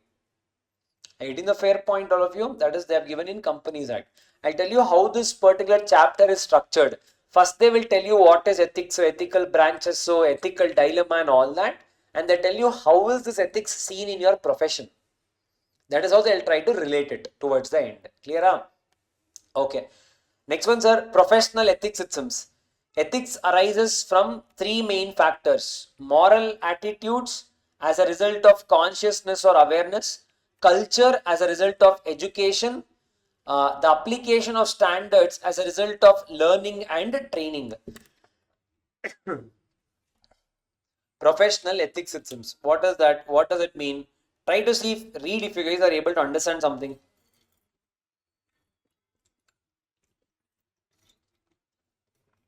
If you guys see your module, all this will be in lengthy paragraphs.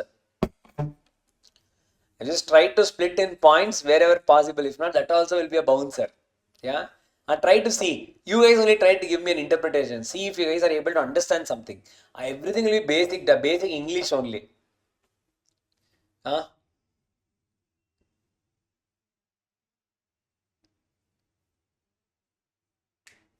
Online. See, try to give it a read.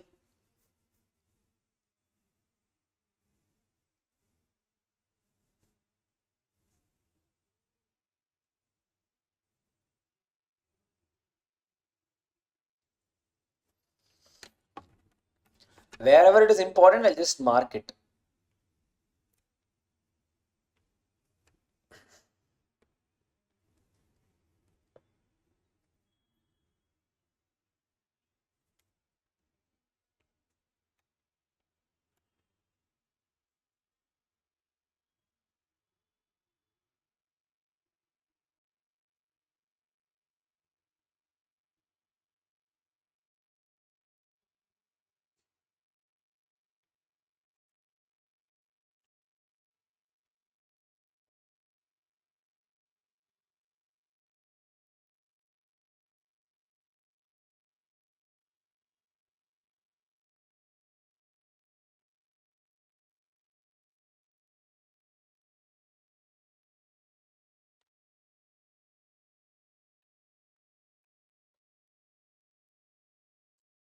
Copy down.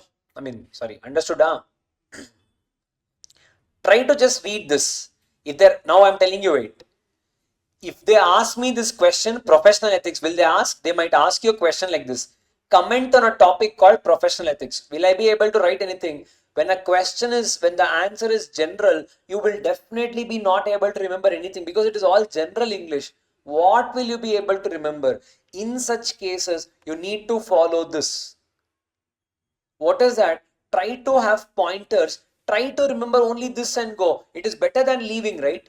And whether will you get marks 100%? Yes, you are not writing anything out of syllabus. You're writing whatever is there in the book only, no? Try to mark them and try to write, is it valid? 100% yes, you will get mark. Yes, you will get. Now, keeping that in mind, see what they're telling you. Ethics arises from three main factors, it seems. The concept of ethics will come from three main factors. One is your moral attitude, meaning your culture. Next one is people culture of as a result of education. What have you done in terms of education and what is that contributing? The third thing is people application of that whatever you have learned into real life. I would have learned so much of things. Implied ethics, applied ethics we saw, no? End of the day, I've learned so much. How am I going to imply it in real life? So this is how they're telling you there are three main factors from which ethics arises. Okay. Ethics amounts to fundamental moral attitude, binding value, irrevocable standard, leave it. It is an ability to combine. Important. Ethics means what? Now, why are we seeing professional ethics? People, profession, one. Ethics, two. Are we combining both? I have to be a CS also. I have some duties and I have to remember my ethics also. If I am able to combine both in a right way, that is only is called as professional ethics. Write down that as one point. See, ability to combine ethical standards with the performance of technical skills. You got one mark? Yes, sir. Logically think and write. If not, macha, maya only this entire chapter. Clear all of you? Okay, next one. The professionals being exclusive custodian of expertise need to profess high ethical and moral values and to redeem their noble traditions. Meaning what, sir? Whatever is your ethical standards, with regards to your ICSI noble traditions, keep both of it in mind and go forward. Okay. Next one. Go to easy ones only. Adherence to professional code of conduct in its true letter and spirit. Correct? Now, for example, I told you as a CS also. Adherence. Best thing is people. Name lending. Every company having more than 10 crore paid up capital, they need to have a KMP or a CS. Now, letter of law is that. Spirit of law means what, people? You should be appointed as well as you need to work. True letter and spirit is that if you go with letter, that means you should be appointed. You're getting money. Are you working? No. That is only called as name lending. Is it right? No. That is what is called as what? Follow your professional code of conduct in letter as well as spirit of law. Okay. The principles which govern the conduct of a professional broadly encompasses what and all are the principles that will govern us as an individual, as a professional, as a CS. First is integrity. What do you mean by integrity? Living up to whatever you are saying. I will tell something. I will follow something else. Second one, professional independence. What is professional independence? Yesterday you saw, right? You cannot be a CS of your own company. That is called professional independence, meaning you should not be controlled or you should not be having someone trying to control your decisions. You should not have biasedness. Third one, professional competence, meaning you should be good enough to take up that job. If that is not there, then what is the use of all of this? Fourth one, objectivity, meaning what is your target, your goal. Fifth one, ethical behavior. Till now, that is what we saw. Conformance to technical standards, secretarial standards, auditing standards. I have to keep that also in mind. The last one, confidentiality of information acquired in the course of professional work. Whatever I get it is my duty not to disclose it anywhere. End of the day, the professionals are expected to conduct themselves in such a manner that you need to uphold the grace, dignity, and professional standing of the institute. Tomorrow, if you do something wrong, In the paper, they will not report as if Mr. X did this. They will write Mr. X, CS by profession, did this particular thing. So they're telling you never, do anything which brings disgrace to your institute. That is what they're trying to tell you. This is what is called as what people professional ethics. One example is one person who wanted to be a registered valuer. A person wanted a registered valuer certificate. So he applied also with IBBI, Insolvency and Bankruptcy Board of India. He applied. In that they will take in application, there will be a lot of parameters they will ask you. In this person did not disclose one aspect. What is that, people? On him, there is an FIR filed by CBI, Central Bureau of Investigation. There is an investigation going on against him. There has been an FIR filed against this person. And this person did not disclose this information while making an application to the regulator. On this ground, IBBI considered this as not morally right, and hence his application was rejected for not disclosing the sufficient and ethical information. Because based on this, I can make out a lot of things. Why is there an FIR against you? You have done some unethical things in the past, and why did you not disclose this? That is what is this case law. See, registered valuer was to be cancelled. Mahesh Chand Agarwal, this is the case law. Getting the point, huh? Yes, sir. Any doubts here? Huh? No, huh? Okay. This is called as your professional ethics.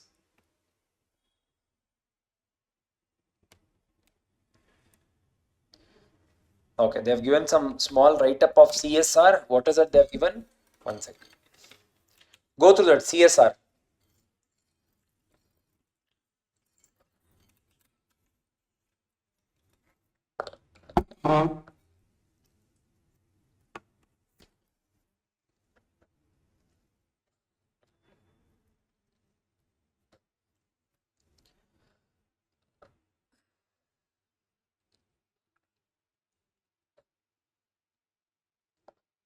What is CSR? Da? How is CSR related to ethics? Huh?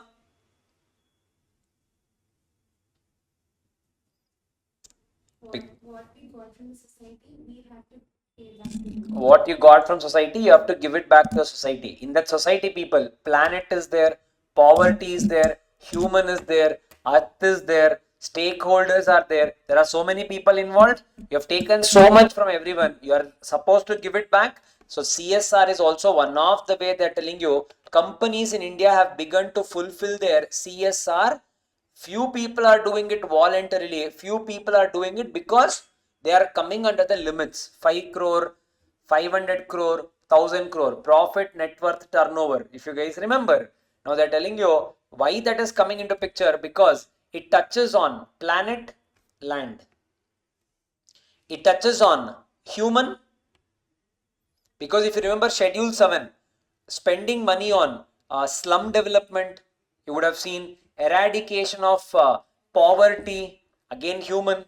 So they're telling you ethics are still there even in our law, and companies are following it as well. They're telling you protecting the irreplaceable earth. You would have seen flora and fauna, ecological imbalances. You would have seen those points. So sir, if people are spending it, they're telling you whether they are doing it for the law or they are doing it not for the law, irrespective, but they are spending, end of the day, they are able to meet certain grounds of ethical decisions. That is these are being able to taken care. Yes, sir. The next one is disclosure in timely manner. Whatever CSR obligations, CSR website disclosures, you guys will attach it in the AOC4 as a report. So those things the companies are doing, and hence they're telling you ethically the companies have started following all these things, whether as per the rule or as per voluntary basis, but they're able to achieve it. Clear all of you? Yes? Okay. That is your point. Now, sir, bringing whatever we have studied into your profession, that is only called as model ethical principles for company secretaries. Meaning what, people? There are some ethical principles. Model means what, people? We are trying to give you some things. If you guys can follow more, well and good. We are trying to tell you these are some ethical principles you as a CS you need to follow. Again, one synonym that I was able to come up with, it's called eyes chat. Eyes chat. Yes, sir. Eyes chat. Why there you would feel that, yes, sir, why, sir, you will easily memorize all of this. All these are not difficult at all. You start studying, you will know. You start to read the chapter, you will know. Yeah, logic also is required. If not, people, every ethics will be like same ethics only. You will feel that also same, this also is same. Yeah, you should try to read it practically. If not, it will not work also. And you need to by heart also. Synonyms are also required.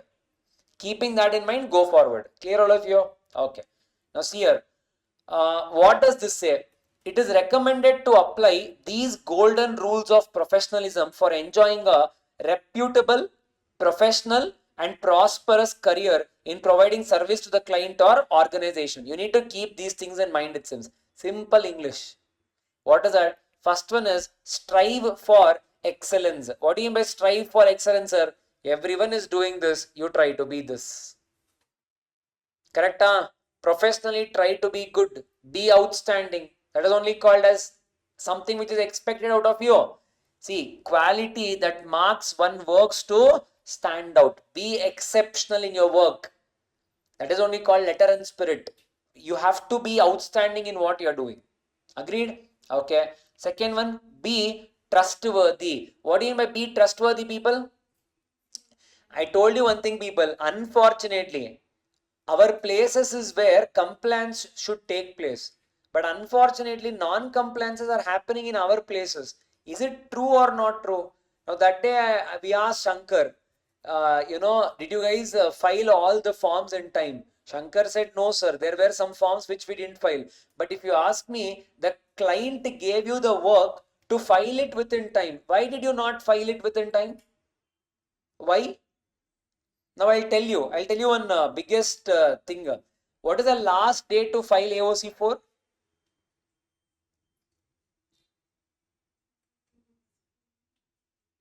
Very good. Proud of you all. Last day to file AOC for 30 days from AGM or due date. Can I say October 30th is the last date? If at all AGM is happening on September 30th, can I say that? Yes or no? Now people logically think and tell. On the last day, people, September 30th, okay, AGM is done. Now October 30th, people, you still have 5 clients ka annual filings you have to do, financial statements you have to do. In that, one company is called, let us imagine Zepto. One more company is called some XYZ Limited, who is registered last year only. Their capital is 10,000 rupees. Their turnover is, says, for example, some 1 lakh rupees. Now you guys have to file it on October 30th. You guys have another 30 minutes left. Yes, Kavya. You have these 2 clients ka AOC4 to be filed. Which one will you file? Why? No, they are not listed. Zepto is not listed. Which one will you file? Zepto or XYZ Limited? Tell, you racists. Zepto, sir. Who cares XYZ Limited and all? You racists. How can you guys say that? Whether will it happen? Answer is yes. What can you do? These are only, I'm telling, these are all scenarios you will pakka face. Yeah, how I would do, people? I will file Zepto. XYZ Limited ka penalties will be less, and that penalties I will bear it. Now ethically, I did good for them also. Morally, I did good for XYZ also. At that point of time, that's the only thing I could do. One outcome. Second outcome, Zepto I will do, XYZ I will give it to any other company secretary to do. Sharing of files will happen. After me stepping out from practice, at least 1.5 years, my seniors were giving me the files during annual filings because their existing team could not take the load. That is also one way. Sir, kidney, this, that's all. You can't put us in such scenarios and all. You guys have other alternatives also. You guys can think. That is how you need. I'm not telling you to ratta marda. They'll ask you these questions. You can't say, I will file with Zepto. XYZ is a small company. They have to bear, and I'm a racist. You can't write all of this. You are expected to write this only. I'll again rewind and tell you. I told you my scenario. In these type of exams, if you just write whatever is there in the book, you will never pass. Trust me, ESG and all this, if you guys are able to write it in your own way, interpret it, you will get more than 60 for sure. These also, they'll be happy that you're able to interpret it. Hey, that is what they're expecting you to write in this level, not copy pasting answer. Understood? Now, trustworthiness means what? A client will come to you believing in you. Mana says, hey, Goda, I will file Zepto first. So, that is what they're telling you. Relying on you. They rely. Non-compliance happens with us. It is all about fulfilling an assigned task, not letting down the client's expectation, whether you're Zepto or XYZ. It is being dependable and reliable when called upon to deliver to service. Understood? Hello? Understood? Second one. Okay. Third one.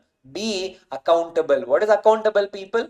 Now, we did not file XYZ. You know what? The seniors will go and talk to the XYZ directors. Let us imagine our own CS firm. We did not file XYZ. Tomorrow you will call and tell the XYZ directors, sir, your annual filings we were not able to file. Why? Because, sir, this was a scenario. We missed it. First way. Second way, sir, our interns were not able to file it. They failed to prioritize this. We take it, sir. My interns did not know it. So sorry, I was not aware of it. The second way of telling it. Remember, the world always appreciates the first one. Own the responsibility. It is your firm. Don't put it on interns. That is what is called accountable.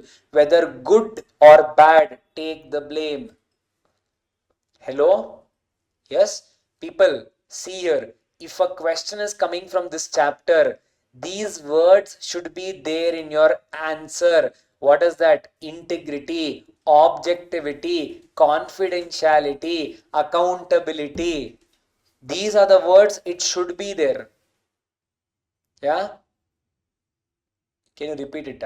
Integrity, objectivity, accountable, confidentiality.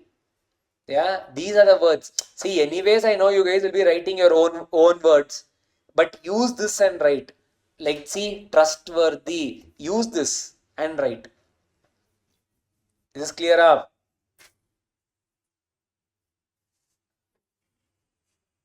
Yes. Next one, sir. Be courteous and respectful. Mehnaji. See, I'm calling with respect. That is only called as being courteous and respectful. In your company, people, do not take anything for granted. Keep it smooth, keep it normal, have a healthy atmosphere. Next one, be honest, open and transparent. I need not tell, just now you take that example only. Be transparent, be honest.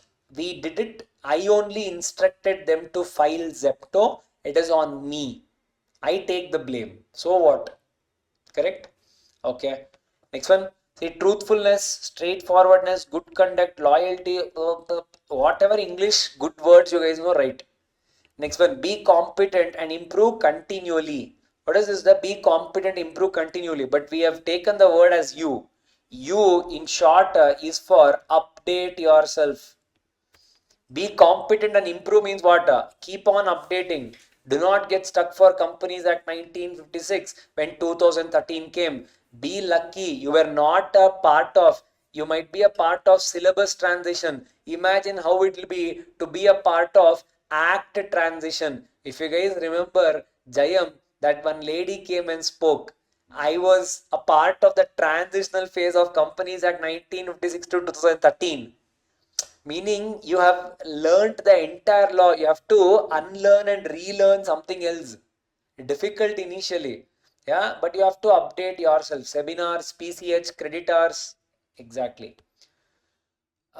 Next one, be ethical. Again, I'll not explain same thing. Next one, high integrity. What is integrity, da? Huh? Act as per what you say. Meaning people don't make half enough statements. If I'm saying something, I have to live with my promises. That is called as integrity. Next one, be respectful of confidentiality. I need not tell you, confidentiality, you're a CS. You'll be going across hundreds of documents. Keep it confidential. Do not disclose it. Yes. Next one, set a good examples. Meaning what people, looking at you, someone else has to learn. Now we took an example of one person who did not disclose it. You are setting a bad example. Now in case studies, they will give you an example of Tata. They are setting a good example. So try to lead. Simple. Simple. Yes or no? So set a good examples. Let us try to put our you, eyes, chat, and let us try to remember whether we are able to recollect these English words. E. What is the first English word you can remember? I think excellence is what they said. U. Update. Competent. Stay competent. Yes. E. Huh? Example. Set good example. Good. I. Integrity. C. Confidentiality. E.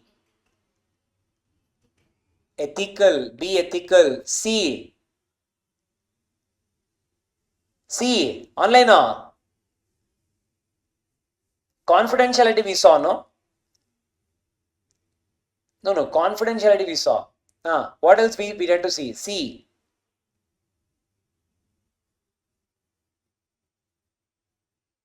Competent. That is what we saw under update, no? I hope I have not mixed U and C. Be courteous and respectful. Correct. Be courteous and respectful. Courteous is nothing but make sure listen to your employees. H. Honest. A. Accountable. T. Trustworthy. Correct, no? Yes or no? Accountable and transparent, I think we saw. Trustworthy is one. Correct? Try to remember and go. They will ask you directly 5-mark question. Yes, now I'll tell you one more challenging thing will come. Sir, code of conduct, why should you study only of ICSI? Why only ICSI? Study of UK also. Study of now Singapore also. Kavya is like, why, sir? Revenge, enna is revenge, sir? Directly I'm telling you, you can't remember. Even if I tell you again, same things will happening here. Professional behavior, transparent, high standards, competence, integrity. Nothing will change. But sir, can they ask? Yes. Why? Remember, when you are feeling it difficult, every student in India will feel it difficult. That valuer knows, examiner knows, paper setter knows. Sir, edukku sir idellama? Sir, why sir? Okay, now one thing we need to be able to manage it. How do we manage it? Now we manage it this way. What? Now what we need to do is code of conduct people, which is given as per UK as well as per Singapore. Let us try to remember whatever is there in common in those two and which is there in whatever we have also seen till now.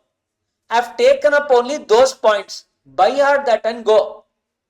Instead of leaving it and going, remember something and go. That's the least we can do. If not, same transparency, same independence, same confidence, I will keep on explaining. This is better, no? Hello. This is better, Noda? Yes or no?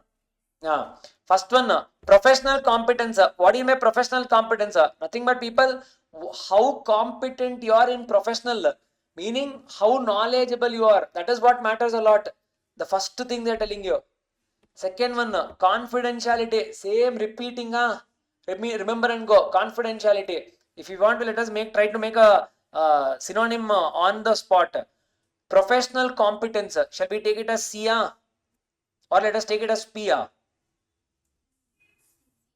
Competence, will take it as C only. Okay. Confidentiality. Okay. C. Legal and regulatory compliance. Meaning what, people? Both codes require members to act in accordance with the relevant laws and regulations. I will take it as L. You have to follow all the laws of the country wherever you are reporting. It can be UK, Singapore. You have to follow every law. Okay. Upholding standards and regulations. Meaning what, people? Now I'm telling you all the laws of the country. Next one, you are a member of a particular institute. They will have bylaws. You have to follow that also. That is what is upholding standards and regulations. Nothing but, people, bylaws. So let us read it as upholding standards and regulations. I'll take it as regulations. Okay. Next one, integrity, your favorite. Next one, transparent. Next one, ethical. Okay. And avoid conflict of interest. Conflict of interest. Okay. Conflict of interest. Refrain from doing anything that brings down the reputation of the institute. Damaging. We'll write okay. Now see if you guys can make any word out of it.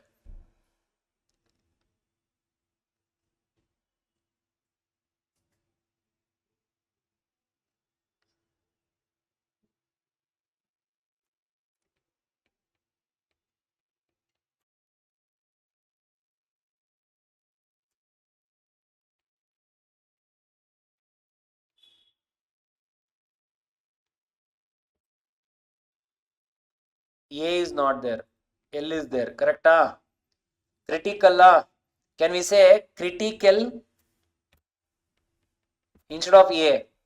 Can we call it as E? Critical. Yes. So we call it as critical. Can we call it as critical? So critical. Critical. Possible? So people remember critical. Yeah, this is how you need to read this chapter. If not, impossible. Now, see, two ways. One, fearing it and leaving it. Second one, knowing how to manage it. If you're happy, then I'm happy. If you're able to manage it, I'm happy. Now, whatever we did till now, you're at least able to remember the concepts. What are the types of or branches of ethics? Okay. What are the different, this one, ethical, what is it? Practices. Ethical decision, ethical practices. 5 we saw, no, ethical practices. I told something in Hindi. Baju. What is B? Beneficence. H. Baju only, no? I think we wrote BHAJU. H. Least harm. A. College. Autonomy. J. Justice. U. Utilitarian. Managed. But while seeing it, sir, felt. That is what I'm telling. Don't give up. I am not giving up. You don't give up. Clear? What is our job? To manage. Let us manage and go. Clear, all of you? Okay. Now, sir, code of conduct as per UK, as per Singapore. What we need to remember is critical. Now, what is that? First C, sir, professional competence. Professional competence. Okay. Are people regulatory compliances? Meaning, whatever with regards to the bylaws, am I following it or not? All the laws of that country, I'm following it or not? Next one, people. What is that? Critical. CRI. I is integrity. Next one, T. Transparency. I. Conflict of interest. What do you mean conflict of interest? Let us imagine I come here and teach you. I'll come and say, people, I'll give this chart book, you pay me personally. Can I do? Conflict of interest. Understood? Yes. Okay, next one. Or imagine I'll have some YouTube channel. I'll come and promote it here. Can I do? Conflict of interest. Okay. Next one, C. Competence we wrote, confidentiality. Correct? Okay. Next one, E. Ethical. L. That was laws, legal and regulatory compliances. D. Damages. Nothing but reputation of your institute. Simple people, try to remember and go. Yes, all of you. Yes, that is one of the easiest way you can do it. Not it will be very difficult, is what I'm trying to tell you. Yep. So go for a break and come. We'll again have a little more synonyms and we'll finish it. Easy. Easy. Yeah. Go for a break and come.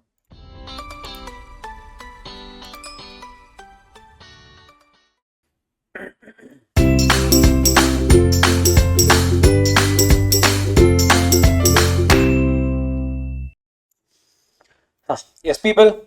So ICSA Code of Conduct and ICSA Singapore Code of Conduct. This is clear. Try to remember those things and try to approach the answer. Yes, that's the easiest way to do.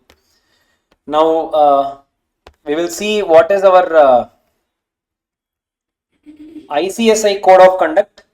We have seen them, we have ignored, that is okay, but we cannot ignore ours. We need to know something and we need to know something and go.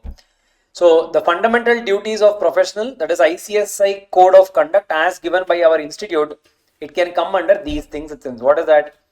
The first one is called as people fair dealing. What do you mean by fair dealing? Correct. So simple people, fair dealing means whenever you're doing business, you're not expected to do anything in a way which is unfair or do not manipulate, do not conceal anything, do not hide any facts. Whatever business you guys are doing, do it in a most accurate and a fair manner. That is what they are trying to tell you, and that is only called as what people fair dealing. Simple. So as per ICSI Code of Conduct, they're telling you each member of the institute should try to deal fairly with their clients, members and students.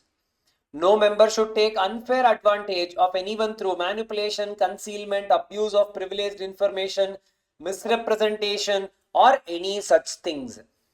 A professional must also act in the best interest of a client, be honest and courteous, we saw, deliver legal services competently and diligently, meaning don't be negligent, avoid any compromise to their integrity, professional independence, meaning don't get biased, comply with applicable rules and law. If you remember whatever we saw for ICSA, the Singapore and UK, same points will come under fair dealing. Easy, simple, remember and go. Next one, professional opportunity. What is that professional opportunity, sir? Nothing but people, the professional should not exploit for their own personal gain opportunities that are discovered through third party information or position unless the opportunity is disclosed fully in writing and permits to pursue such opportunity. What is this exploitation, people? Nothing but I get to know the dependency you have and I will start charging double the money than what you can actually afford or what is actually right. If I have to explain this in terms of medical field, I'll tell you. Imagine people, I know you don't have a choice. Imagine it can be like treatment with cancer. Imagine you have some pain where I know that you will spend whatever is needed. Life is that one thing. Now that is only called as what people, professional opportunity. You should not take an undue advantage of the opportunity you saw. Don't exploit the other person.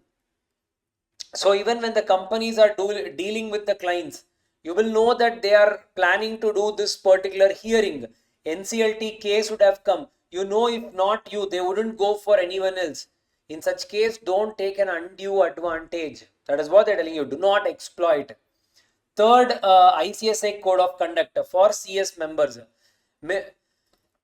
Mistakes of other solicitors. Solicitors means people, something like other professionals. Don't take an undue advantage or unfair advantage of others' mistakes. What do you mean by that, sir? Simple, da. What do you mean by a due diligence activity? What do you mean by a secretarial audit? Someone else has already worked, you guys are checking them, correct? Now, to make sure you are coming to the limelight, what will you guys do? You will try to tell to the client how badly the previous reports are maintained. You will say, sir, who did this, sir? Pathetic job. Oh, yo, like this and all. Why, sir? If you had come to me, I would have done it for free. So for your undue advantage, do not put the mistakes done by the, see, he has done mistake. You need not have to showcase it. Because to sell yourself, you're undermining the other person. Don't do, is what they're trying to tell. Simple. Okay. Next one, confidentiality. I need not tell it. Again and again it is coming. Whatever is the information you guys have gathered during your professional experience, do not disclose it to anyone else. Sorry, anyone? Yes, anyone. Sorry, we cannot discuss with anyone. Anyone you cannot discuss. But there are some exceptions. What is that? Sir, let us imagine, sir, I'm a partner of one CS firm. I went and I entered into a contract with Infosys to do their secretarial audit. They gave me all their reports. They discussed with me about their mergers and amalgamations that is there in the pipeline they are working on. Now people, the secretarial audit or whatever is the work in a firm, do you think the partners only will sit and work? Answer is no. There will be employees, there will be interns. They are the ones who will do the work. Partners are always involved in getting the work, getting the client. Correct? No. Now people, for my employees to work properly, my interns to work properly, whatever is the information I am aware of, don't you think I have to disclose? Only then they will be able to do a good job.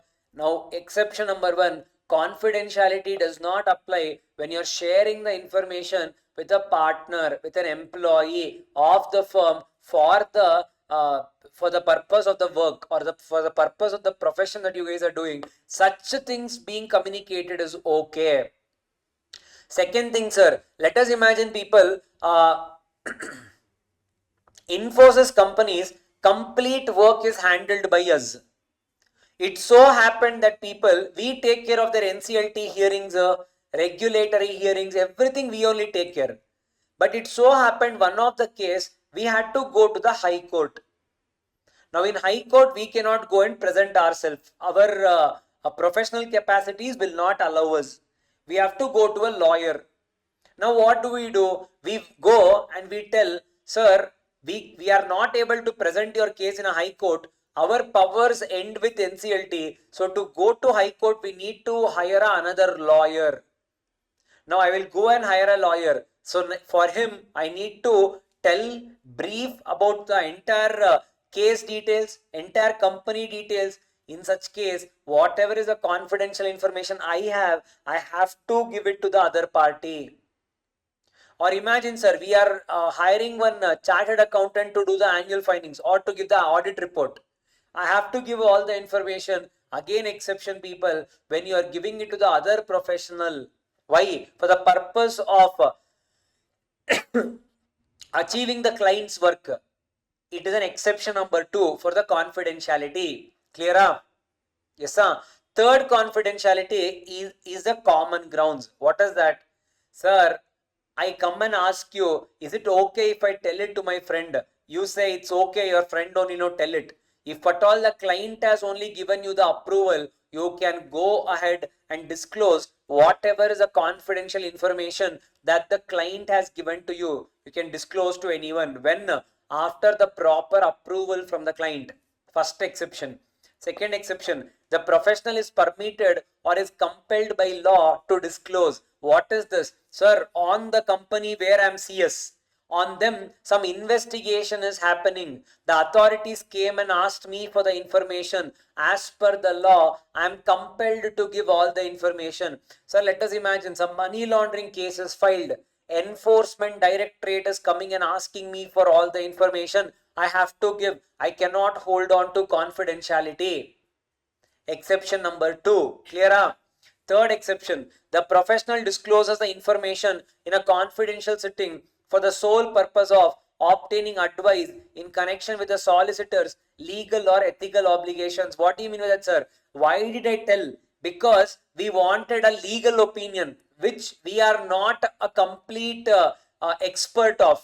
We went to another person to get a legal opinion from him. So for that I have to disclose everything. Absolutely fine. You are free to disclose.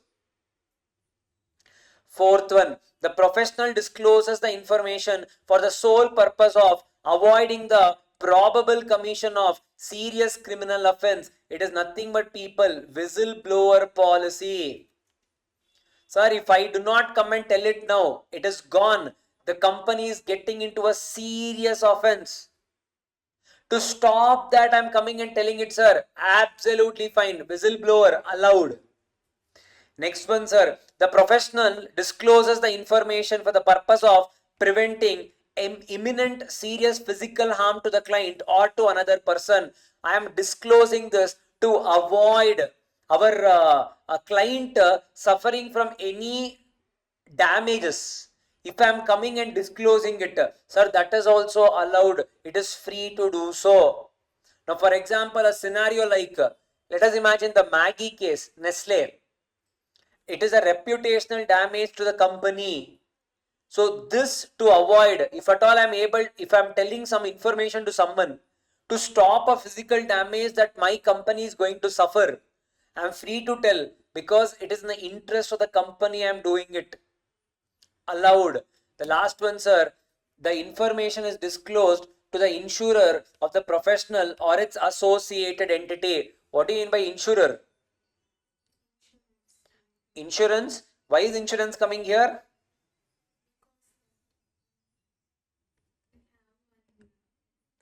One insurance you guys should have studied is D&O. Directors and office insurance. Okay, even if not people, let us imagine we had some, what do you say?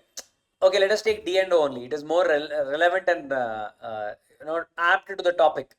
What do you mean by directors and office insurance? People in Companies Act, especially for independent directors, Companies Act says that the companies have to take D&O insurance. D&O stands for Directors and Officers Insurance. Logic is simple, people. Same like a insurance, life insurance. If you die, you will get money.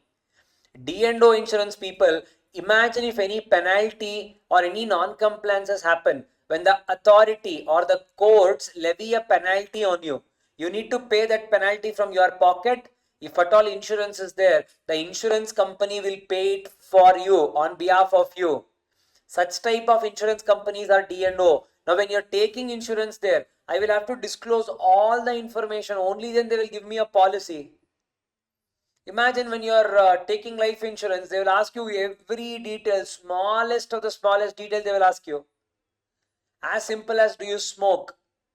Do you drink? All that they will ask you. It is my responsibility to tell you. In the same way in D&O insurance, they will ask me everything about your position, about the company. If at all I am disclosing anything there, then they are telling you it is an exception for confidentiality. They can ask you confidentiality as a separate question. What are the exceptions for the confidentiality? I can disclose it to my partner, employee, that is fine. Second one, I can disclose it to a professional, fellow professional to get some information or to get the work done. Third one, the client expressly allows me, authorizes me to share it.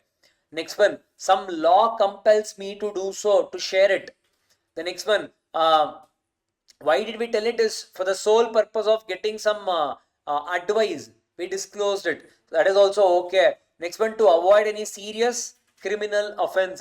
Next one, to avoid any physical damage that may happen to the company. Next one, the insurer, if at all for any insurance purpose, if I am disclosing people, that is also one of the exception. They may ask you a question, remember and go. Confidentiality, important. Clear?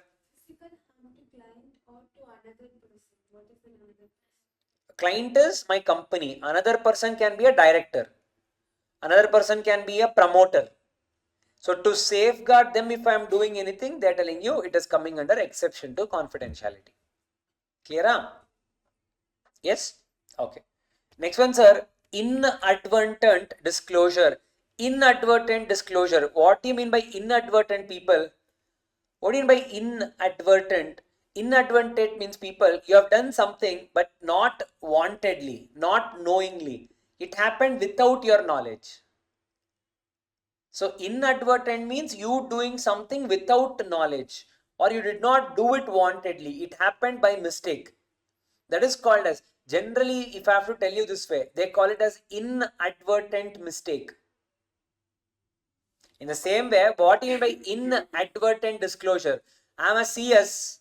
They were supposed to, the company is supposed to give me some information. They gave me, I wanted 12 documents, but in that file, there are 15 documents. Without knowing, the company has by mistake kept other documents also in the file they are giving it to me. So I thought it is connected to our contract, and I studied that also. I read that also. Was I allowed to read? No. But did I do it wantedly? No. You gave it to me. I thought it is a part of our contract. It is a part of our deal. I thought there is some relationship. That's why I was reading all the documents. Now such things are called as what, people? Inadvertent. In this, what are they saying? Imagine if you got to know without reading it. They're telling you, stop, don't read it. If at all by mistake, if you have read it, then they're telling you, do not disclose it, maintain it confidential. Simple? Yes, that is what is inadvertent disclosure. Done. Next one, sir. Conflict of interest. What do you mean by conflict of interest? As I told you, what is conflict of interest? Personal interest overtakes the professional interest. Now someone comes and tells me to do a particular job. I will see what is the benefit I will get, and then I will take up a job. If such things happen, people, we call it as a conflict of interest. Such things should not come. For example, sir, let us imagine, people, I told you, hearing, we cannot go to the High Court. Now what do we have to do?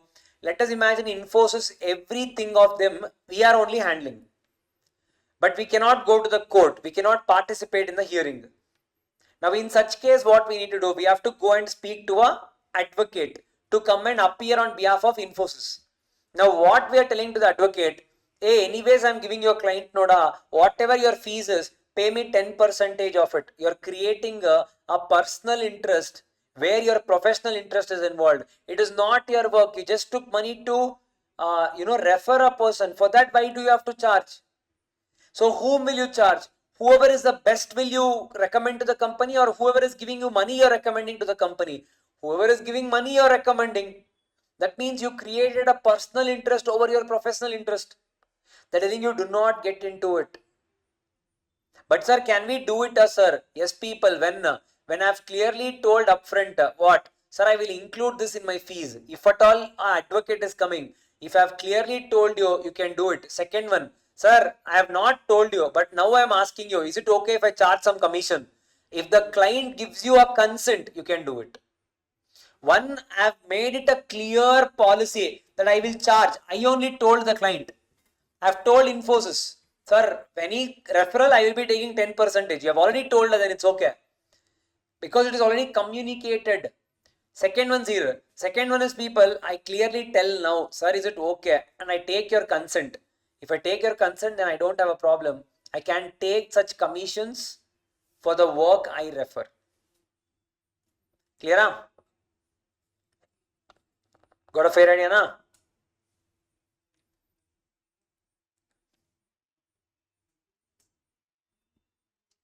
So you're saying that we can refer our clients some other professionals also.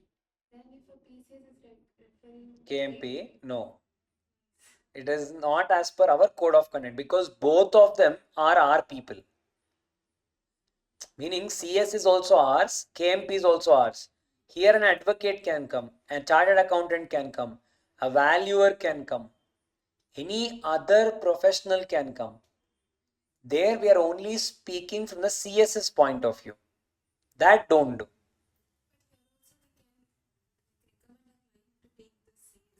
See, now the whole point of this conflict of interest is, when I'm disclosing that I'll be taking commission, the client also will think in those grounds only.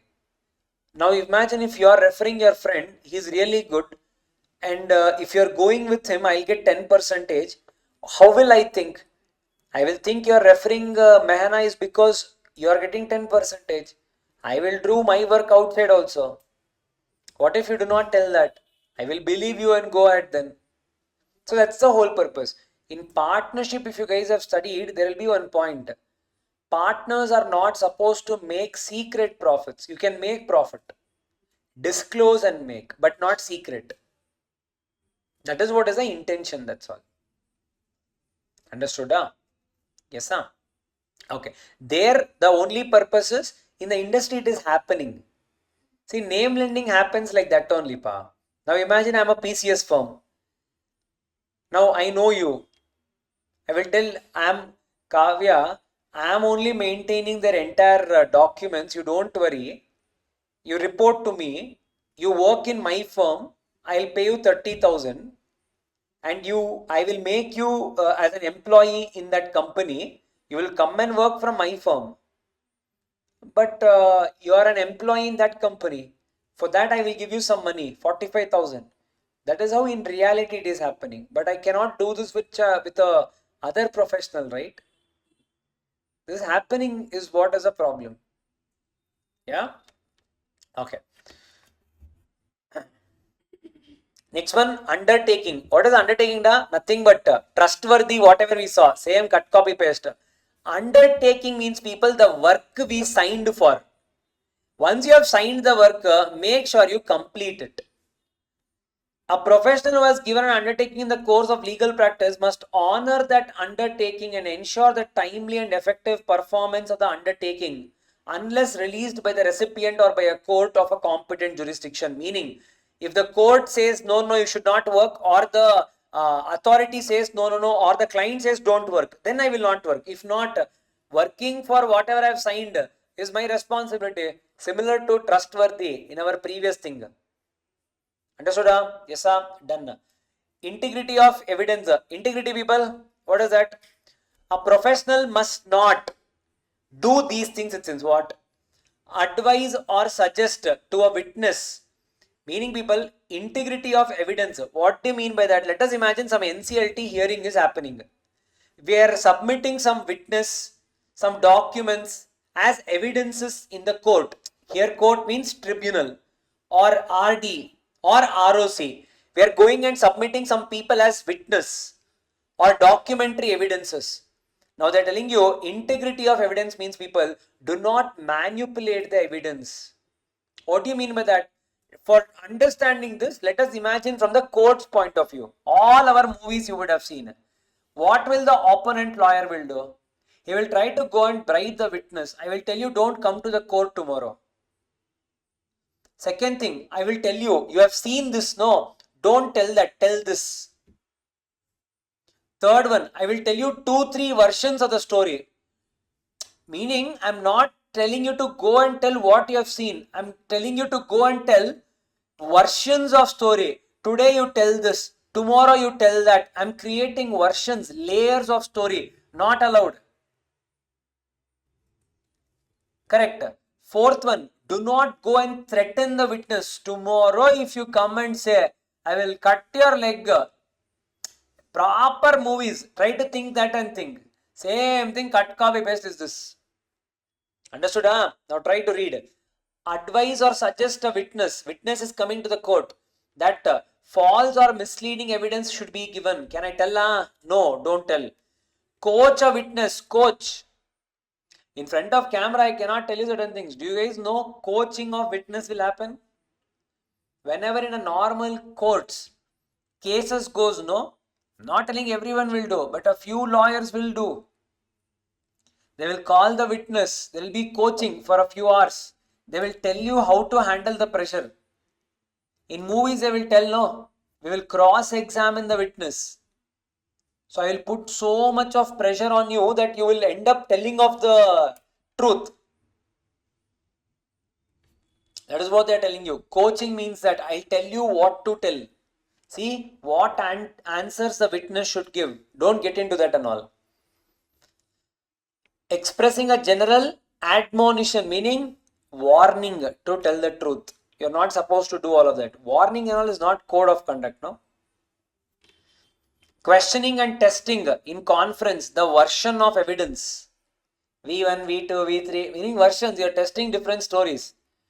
Drawing the witness's attention to inconsistencies or other difficulties with the evidence, but must not encourage the witness to give evidence different from the evidence which the witness believes to be true. This is what I think has happened. Do not tell him to give something else apart from what they have seen or what they believe to be true.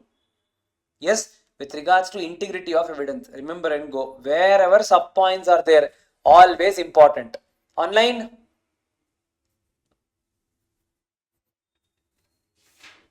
Online.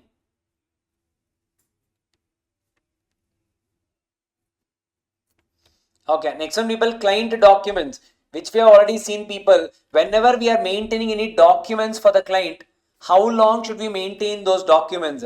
Simple, people, once the purpose is done, check if at all any policies are there on the documents. If I have to maintain that, maintain it. If not, give it off to the client. Or if any, there are some cases where if I have certified any returns, I have to maintain it for a certain time. The time can be up to 7 years. The code of conduct says, so maintain the client's documents accordingly. Either give it to the clients or destroy it or maintain it for 7 years as per the need and requirement. That is only called as client documents. Is this clear, all of you? Yes, sir. See, soon as reasonably possible when requested to do so by the client, unless there is an effective lien, a professional may destroy the client documents after a period of 7 years or since the completion or termination of the engagement. Yeah, if they are going with a different client, I'll destroy their files after 7 years. Or once the purpose is done, it's been 7 years, even after that also I can destroy those documents. Unless otherwise expressed, meaning if authorities have told me to maintain, I'll have to maintain, I don't have a choice. Next one, dealing with other person. Dealing with other person means what, sir? A professional must not in any action or communication associated with a representing client, meaning I am going and now talking to a client who enforces, I am a PCS. I cannot make any statement which grossly exceeds the legitimate assertion, meaning what? Sir, we have done 1 lakh incorporation, sir. Do you know? 1 lakh. Legitimate assertions meaning, people, what is true. I am not supposed to go and do something which is not at all true. I cannot go and negotiate on those grounds. Not allowed is what they're telling you. Second one, threaten the institution of criminal or disciplinary proceedings against the other person if a civil liability to the client is not satisfied. What do you know that people see? Threaten the institution of criminal or a disciplinary proceedings against the other person if a civil liability to the client is not satisfied. I am a CS of, let us imagine, company XYZ. A company called ABC, they have taken money from company XYZ. Now they have not repaid to my client. Now my client has asked my help in recovering this money. Can we do it? Now what did I do? I sent a legal notice to ABC. What? If you do not repay the debt, I will make sure you are arrested and I will put you in jail for at least 6 months. Now what they are trying to tell you in this, people, threaten the institution of criminal when the action is actually civil. Non-repayment of a debt is a civil liability. Do not, for the purpose of getting the work done, do not get into unethical things. This is not punishable criminally. You should not tell the client, if you do not pay, I will put you in jail. Which is not, it will not happen. So do not tell what is not true. Getting this? Understood? Hello? Okay, next one.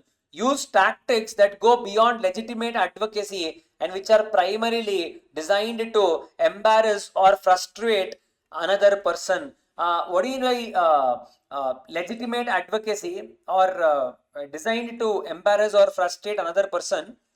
tactics that go beyond legitimate advocacy. Means what, people? Let us imagine there is a company called as Videocon. You guys know? Videocon is undergoing liquidation. Basically, it is under insolvency and bankruptcy code. They are not able to repay their debts. Any idea how much debts they have?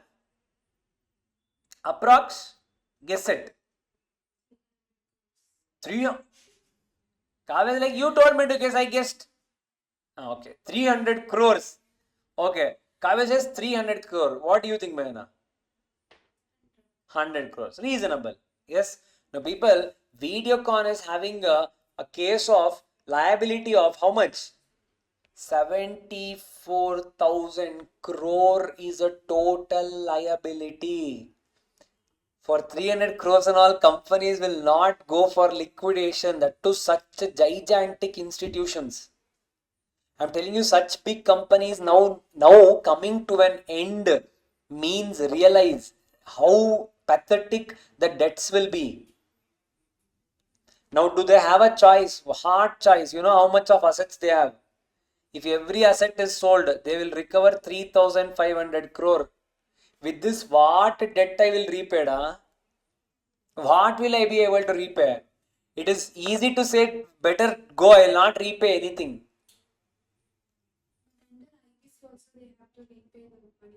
They have to repay.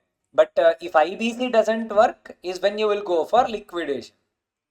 IBC is like a patient in an ICU. Our job is to save. So IBC is like we are trying to rescue the company. We don't want the company to die. Because employment, GDP, income to the country, there are a lot of dependencies even the government has on the companies. GSTs we claim. So we get so much from the company. If company fails, all of that is gone. So we try to give that shocker in ICU. Hey, get up da, Videocon. Hey. We keep giving for 1 year. Illa. Anna is not getting up at all. Then what do? We take the oxygen mask, rest in peace. Put it in the WhatsApp group. RIP. Yes, because if insolvency resolution doesn't work, then the last stage is liquidation. You will pay. What is insolvency resolution is that how can I convince the creditors in such a way that they will get back something and also they will have some trust and still the company will continue. Now you try to think what is the solution you will give. What is the solution you will give? Imagine you are only appointed as a resolution professional. What will you guys do?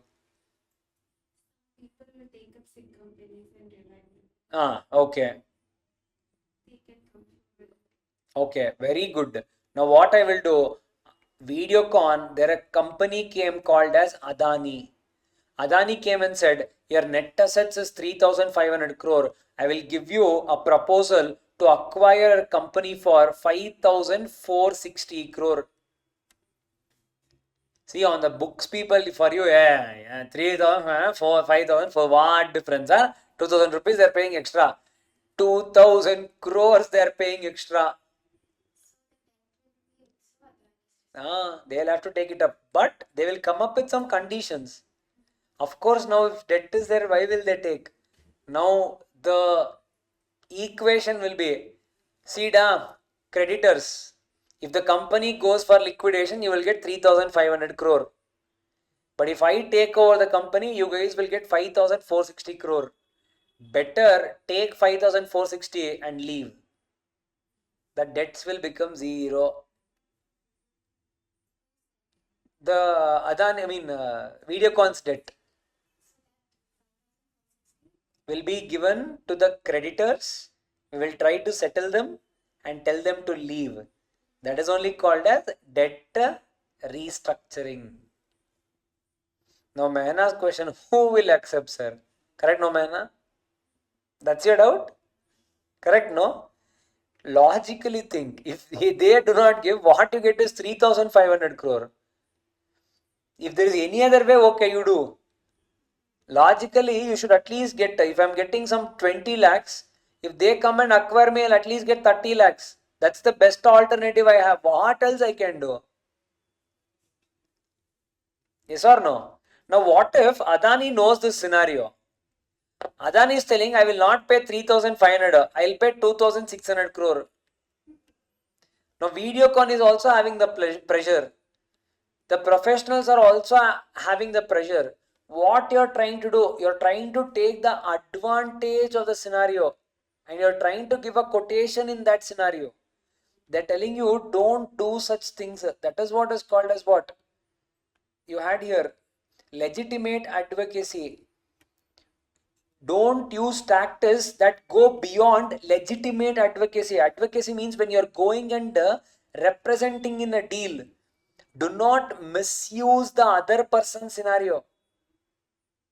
Understood? Huh? I don't know if we have to look at so much in-depth examples, but yes, that's the example. Understood? Huh? Sir, in reality, all this will happen. Videocon, I'm telling you, you're telling in reality will it happen? Hey, Videocon is now I think under it is under what is it? Liquidation only. Videocon, IBC.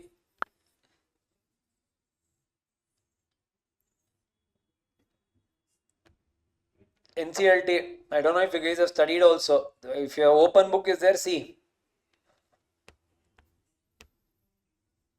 Understood? Huh? You guys have zero clue about IBC, no? Zero, no? That's why I'm not telling.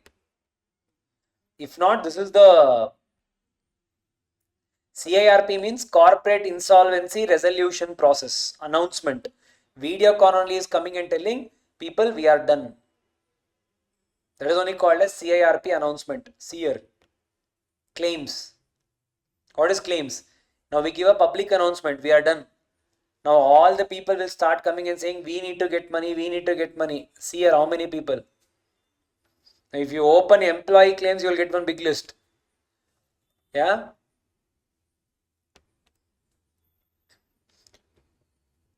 Yes, Mehna, what is COC? Committee of Creditors. Once you are a IP, insolvency professional, you have to call these meetings. You have to call all the creditors, make them sit, and you have to give this proposal.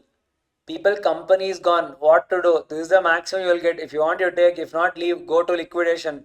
Whatever less you will get, you take, or else no. If you are able to make a good deal, you will grow as a professional. If not, illa. When IBC came, it was a really powerful law. I only was suggesting people go do IBC. People go do IBC. Today I'm telling don't do. Because when IBC came into picture, it was a time-driven policy. Meaning you should complete everything, people, maximum within 300 days. So this attempt of reviving a person, how many 10 years I'll keep on, I'll do one thing. I'll put one tape, I'll keep that on him only and I'll permanently leave it. Whenever he'll come to life, he'll come to life. We'll do that. How much time I have to try? There should be some dead end, no. The dead end is, I'm not taking the exact timeline. Imagine 300 days. Sir, what if in 300 days? No, then RIP, that's all. Forceful liquidation is the words that were used in law. But reality, Videocon came. When did it start? 2018 is when it started. 300 days means what, appa? 2019, here and there it should have been done. You see till when the case went. Still going on. That is some last update you have. See here, Committee of Creditors meeting. When? 6 years. Where is the law? Where is this? Now I'll tell you why I'm saying don't go. Imagine if you are the insolvency professional, your fees, where is it going? Because up to an extent only you will be paid. They are only having 3,000 crore. You'll say, sir, that give me only first andre, they'll hit you. Of course they will pay. But how much will they pay? Now you would have agreed on some fees. Thinking 300 days macha, one party, one circle, 1 lakh. Simply telling. You would have said this is my fees. Generally it will be percentage. Something like this. Case is going on for 4 years, 5 years. How many employees of yours will be working on this case? Their salaries only would have become more now. 6 years. Average CS remuneration is how much? Let us take 8 lakh per annum. Simply, fresher will assume. 6 years. Let us imagine only one CS is working, which is impossible. At least two should work. 16 lakh into 6 years. That is what I spent. What profit will I get now? Huh?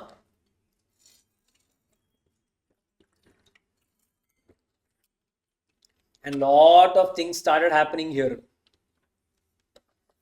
Human, no matter how many ethics we teach, all that and all won't work. Why? I'll tell you one the biggest crime that happened also. You're calling all the creators.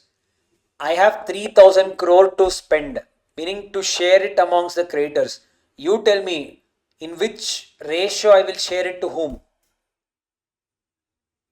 One creditor will come and tell me, sir, you give me a little more, I'll give you a little percentage. Does it happen? Have people taken it? Yes, we have case laws.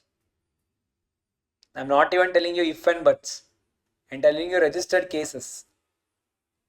So even in spite of having ethics and all, simply it will be there. We'll say yes and we'll go forward. Yes. They're settling in creditors, so they will not have to face any liabilities to be paid off. Adani, you're telling. Yes, they will not. Because when I'm giving 5,400 or 5,600 crores, from me it is a one-time settlement. Every obligation will be done. Yes, Sam. Okay.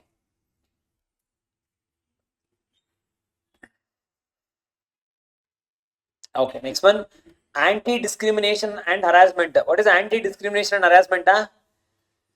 Macha, don't do when you're in your company, be a little mindful. Don't harass, don't do, what is that? Senior does to junior now. Ragging. Ragging, harassment, sexual harassment, discrimination. What is discrimination? Again, of course, no people. One of the,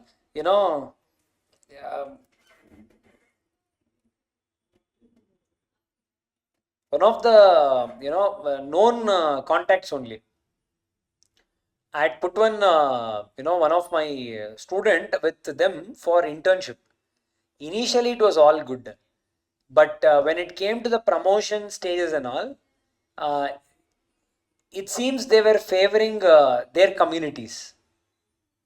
So this student used to come to me and tell, sir, like this and all it is happening, sir. I'm not finding it very nice. It's not going good. So I said, then you come, you leave, you file papers and you come, I'll get you a different one. So I'm saying these are all my known contacts only. Will it happen? End of the day, yes. Here and there, answer is yes. Yeah. No matter what we say, yes.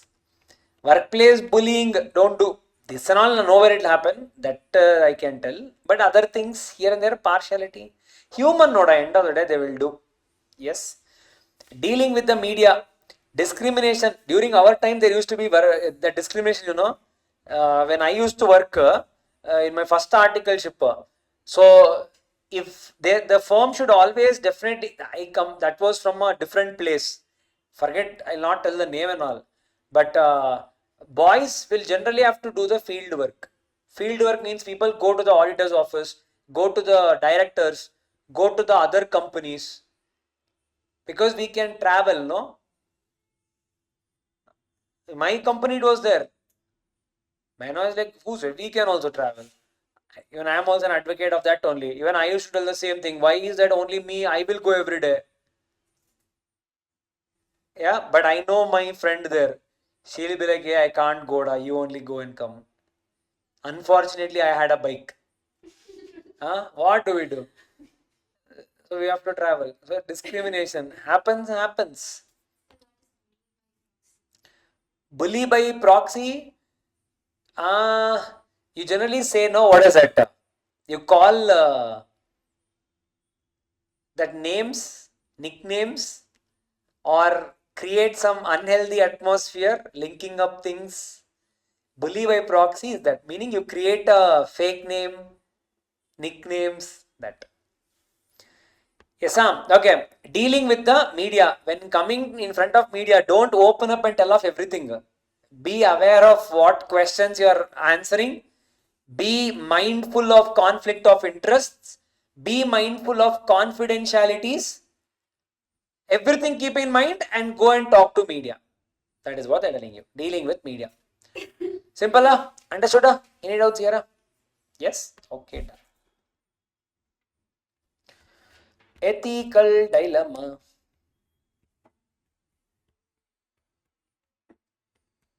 And we have to do ethical chart now. Okay. Let us do ethical dilemma. First, let us do of ethical dilemma. Right off.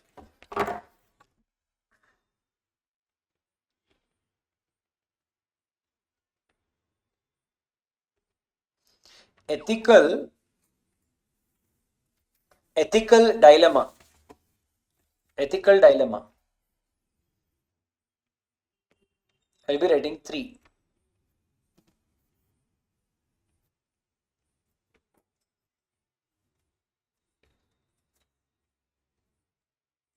It is also known as moral dilemma.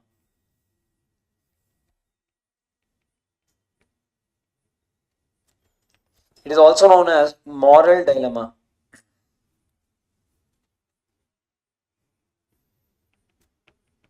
It is having to choose between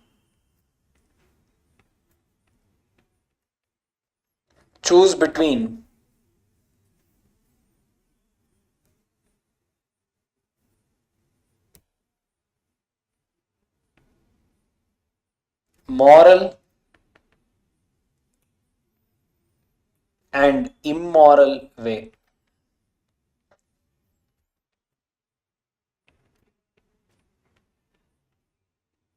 It assumes that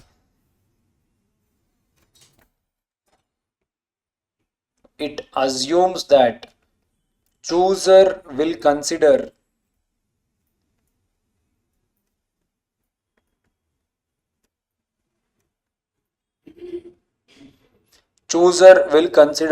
societal norms,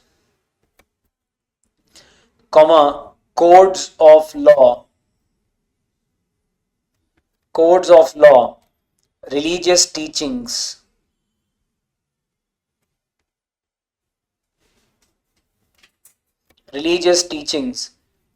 etc.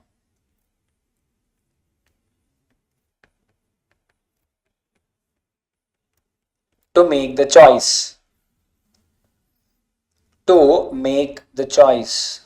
People, exact question is what was asked. That exam based question I showed you.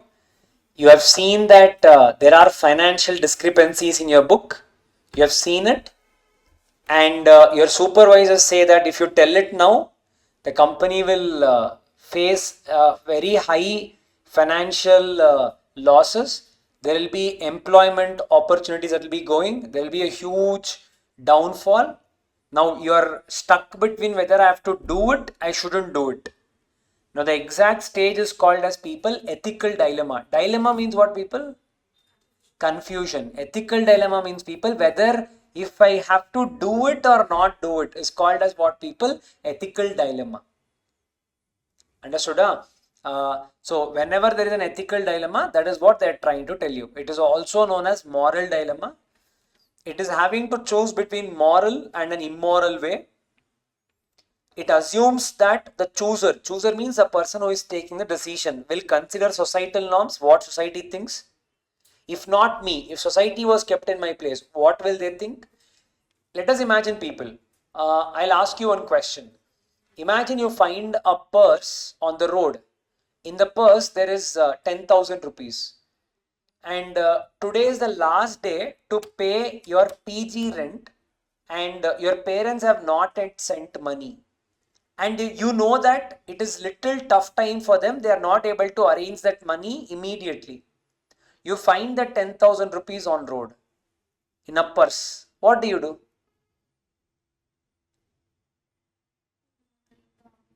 Huh? You'll not take it? You'll not take it? I'll take it. No? You'll.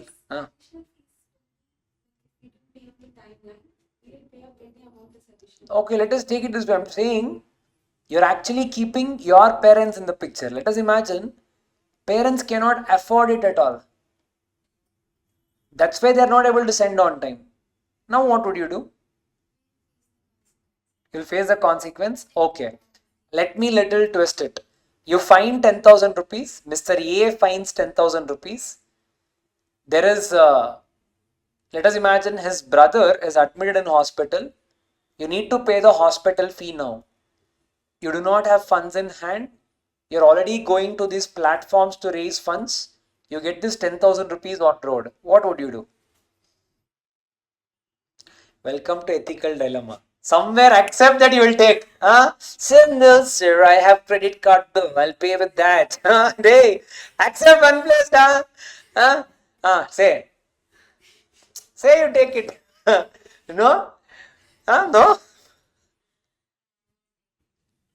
Mena? Is it? Seriously? You, Kavya? Life is more important. I would say, I will take it, I'll pay it. I'll call him and say, sir, this was a scenario. Give me some time. I will come and repay it to you. Correct, no? Why? Because if I am not paying it, if I am not taking it, someone else will take it.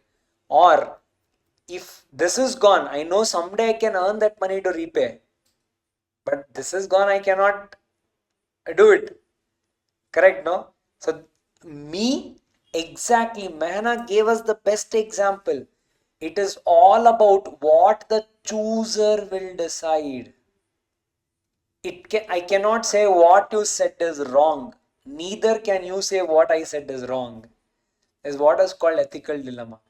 Where you cannot say anything. Now, for example, the CS, if he kept quiet in the question that they have given it to us, that means you're considering so many people's job in stake. That is also true. Second one, if that is the case, then so many people are being cheated. That is also true. What would you do? Actually, what is the answer for that question, that exam-based question online? What do you think? What is the answer for that? You will not disclose? What do you think?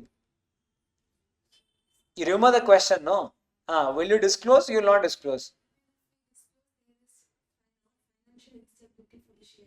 So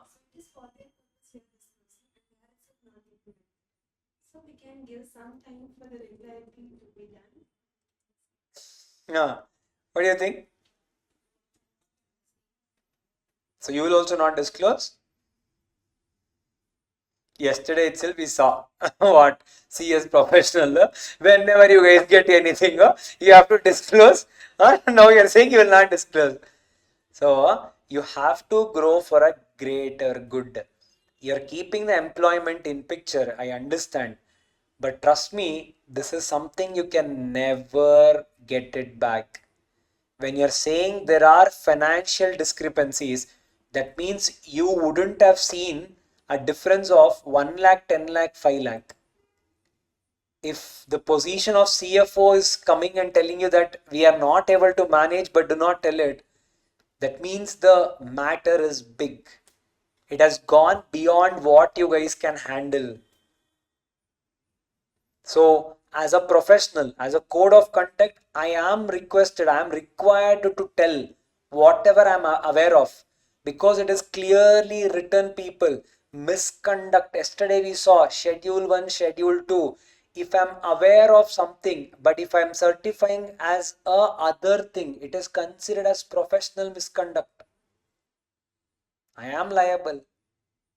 Mena is like, I told you I will not take purse. You made me take purse. Now if you tell like this, sir,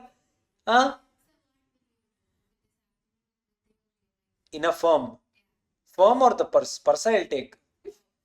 Firm, I will report, because two things I'll tell you. See, let us imagine Kingfisher, 2009. Okay, everyone's salary was paid. Let us imagine. From 2010, 2 years they worked until 2012. 2 years ka arrears salary they could not pay, because that is reality. Now, if I had blown the whistle in 2009, I know you would have all suffered, but you would have all got your jobs in next 1 year. Even if you guys see the Vijay Mallya's podcast, I don't know if you guys have seen, there he says about one family, that one family committed suicide, one person committed suicide. He points out that particular person in that podcast. That is one thing. Second thing, people, if I don't certify, my job is at risk. Second thing. Third thing, what is the whole purpose of having you there then? Your profession itself was, it took birth to blow the whistle, not to say, okay, everything is good, go ahead. You came into picture just because if something is going wrong, it is your duty to tell to the authorities. I can't hide it, I will definitely tell it. Yes. But how you need to take it now, for example, one more, I told you my professional exam question, right? Now you have to put yourself when I'm giving you these scenarios. Now imagine you are working for your company. For you, this promotion matters a lot. Your senior has given a target for you to achieve, and you're participating in the tender. Now this tender matters a lot to you, your career growth, your salary, and for your family. It matters a lot. Now you go to the place for the tender. Your competitor is sitting right in front of you. You know that it is you or them because you are the biggest players in that particular industry. And by mistake, you saw the quotation that they are planning to do. Now the tender has not yet started. What will you do? See, you are smiling. Smile says a lot. What will you do? Naina, now you tell. Correct. Correct. But what will you do? Would you change your tender? See, simple. You are saying, sir, we would supply some raw material to the government at 103 rupees per kg is the quotation you guys are prepared for. But your competitors have prepared 100 rupees per kg. Tender is what people, we will all submit. They will select whichever is the less or the best thing for them. Now you see whether you will get selected, you don't even have to apply the tender because it is straight away rejected. Now you got to know their price. Now what will you do? Will you still apply the tender for 103 rupees per kg? Or you will alter and apply it for 99 rupees per kg? What, Kavya? What will you do? That is the exam question. It's not like I'm asking coffee with Karan. Fastest finger. I'm not telling that exam based question. You will not, is what you will write. But what will you do in real life?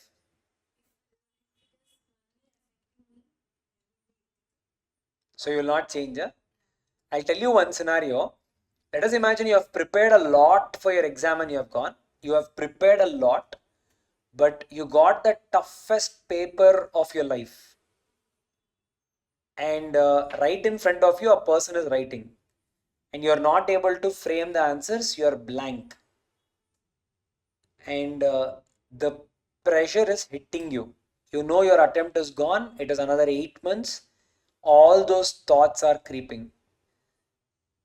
Now you're trying to recollect. You're not able to get the answer. What would you do? Would you copy? Okay. Now let us try to spice up the scenario.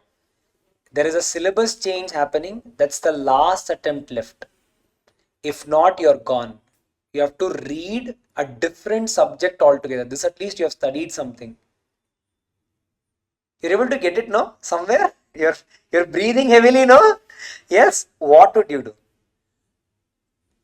If you actually put yourself there, what would you do? Try to think. What will you do, Mudumana? Last attempt, syllabus change is happening. I'll sit and cry. Easiest. What will you do, Kavya?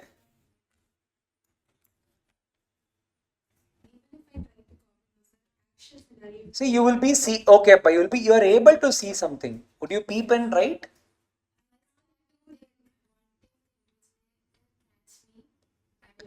Don't you think anyways it's gone? Okay, you will not copy, yeah? No. Okay, okay. Even at least under new syllabus, you think you will have an attempt. You okay. So there is no way you are going to. No, okay. I will also not copy. Yeah. Yes, yes. So I'll tell you in one of the why I asked this I ask a question in every class because it is not a made up scenario. It's a scenario which I faced. If you guys remember that company law I told you I got 41. I had told myself I'll read my best and I go. If my first attempt does not go good, that's all. I'm not doing this course. I literally studied crazily day and night. I go, I don't get the question, I'm not getting the answer, I'm not able to get anything. But I'm able to see this I wrote in a different place. I wrote it in Mangalore. Uh, Hardly one center will be there. You will know everyone who is coming and writing. So I know in the class I have 3-4 friends. I know the person sitting behind me. I know the person sitting in front of me. So I could have seen. And I'm telling you, I'm taking a decision. If not this attempt, it's gone. And that day I just told myself one thing. See, I'll pass today, but whenever I see the letter CS or the certificate, I'll always have that guilt that it is not mine. I didn't earn it. And that thought was very strong on me. And whatever I know, I wrote and I left it there. And I knew that I was not going to crack. December 30th was my last exam. I wrote it in Bangalore. I came to Bangalore. I was with my friends for 3-4 days. I started looking for jobs. I gave one of the interviews in one of the colleges. That was for some program coordinator or something. I don't even know the role. I had given it for there. They had selected me. They made me wait for 15-20 days. They said, you got the job, but they never sent the offer letter. I also waited till Jan end. I still didn't get because I told for myself, no, if exam doesn't go good, then I'm not doing it again. So I dropped CS. On Feb 1st, I took an interview in Accenture.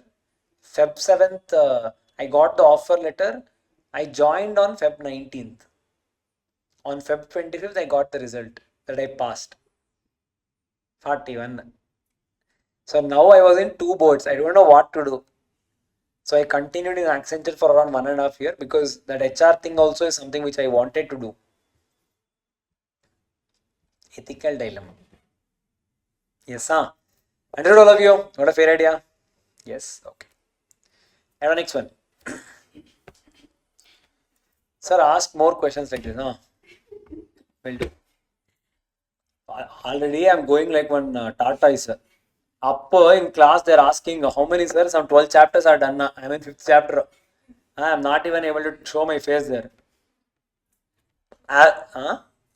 Oh, it's okay.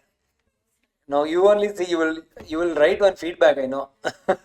I'll tell you why.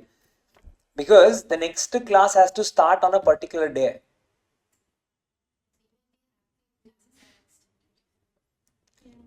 That's what happens is because corporate finance has to start.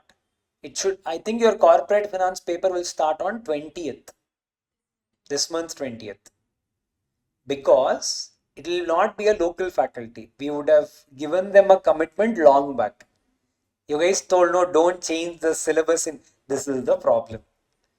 Now, because that faculty would have taken personal commitment, they wouldn't have agreed on any class during that time. So, what you guys said is very true. Sir, change of subject, we will have a problem. Again, ethical dilemma, what to do? See, now I have to do 2 things. Go in 5x versus content being taught properly. End of the day, you guys should not regret coming to the class. Here and there, man scolds what this fellow is teaching, but it's okay. Great or good. Utilitarian theory. Yeah. So, yes. But that is how it is happening. 19th will be our last day. But I'll come back and teach that. It's not like, of course, in 5 days I can't, I'm definitely not Chitty Robo. Definitely not possible. But sometime we'll see. How I'm thinking of is, if it's in the morning, somewhere we'll see. I'll not take in the day one only, because corporate financing is again a little practical subject. You'll have concepts as well as theory, both will be there. So I would say initially let us take time. You go with that one subject. Wherever time permits, I will start coming in the evening. So you attend morning, evening, if not for 5 hours, let us sit for 3 hours or 2 hours and let us finish it. Yes, Sam, that we can do. You will not be extending the classes for this week. Meaning after 19th continuing, No, after this corporate finance, after drafting, after corporate instruction, can we extend class for this remaining part? I'll be taking. Oh, like that you don't want? You want after everything is what you're saying. That is also possible. See, only thing I need to keep in mind is what is your timelines. How many of you are writing for December exam? Not online. Anyone is doing December exam?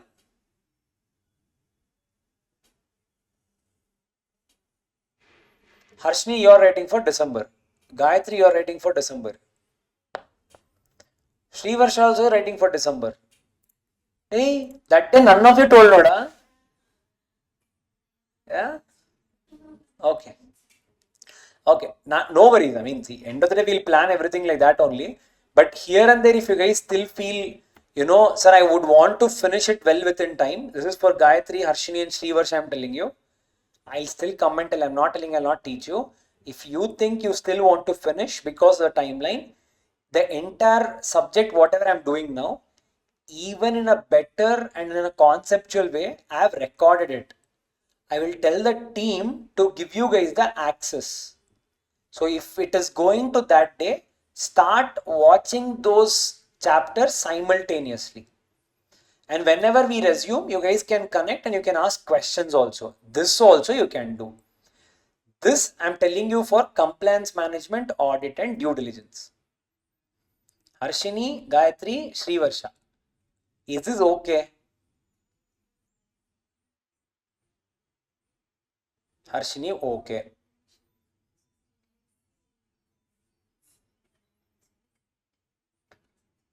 Srivarsha, Gayatri. Okay. Okay. I'm not saying I'm skipping the, I'm only and only telling it from your point of view as a backup. You need not worry thinking that, okay, this topic and concepts are gone. If you ask me again, I'm telling you from my heart, the recorded videos are 100 times better. I'm not demotivating you, because you can imagine that this theory in front of me, live people are there. Wahat I'll talk about all of this. So how I have recorded the videos is 30 minutes, 25 minutes, 30 minutes at 25 minutes. Like that I've split each concept I would have recorded. I will come, I'll talk to the camera, I'll go. That is how I became an introvert speaker. Yeah. Okay. Now read. Sorry, write. Absolute or pure ethical dilemma.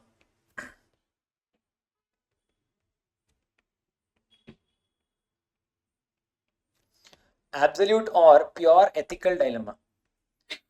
Today we'll be finishing this chapter. We'll be starting the 6th chapter also.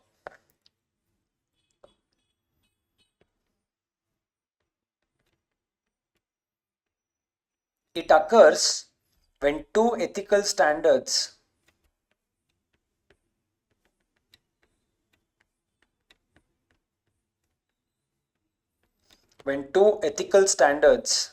apply to a situation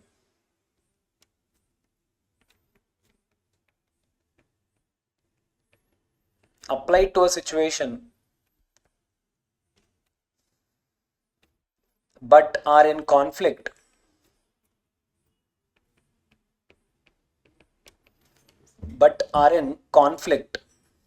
with each other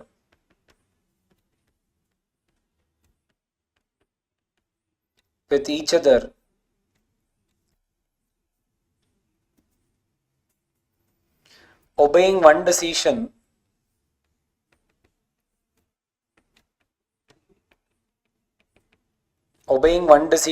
brings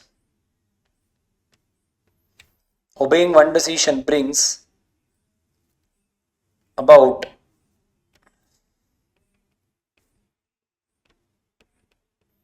disobeying another.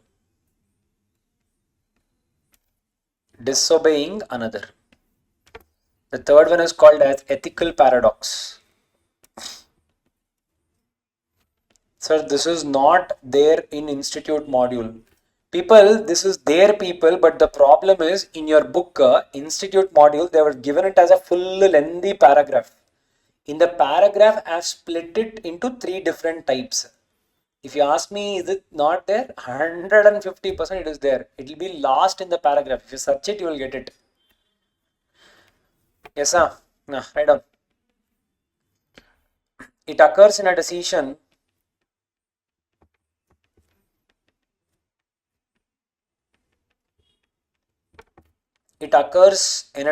making problem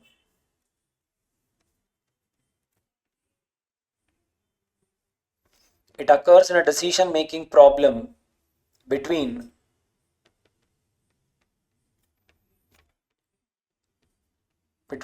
two moral imperatives, neither of which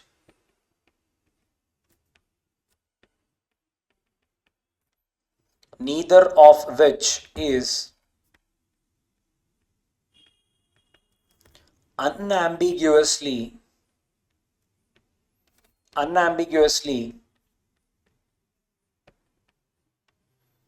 acceptable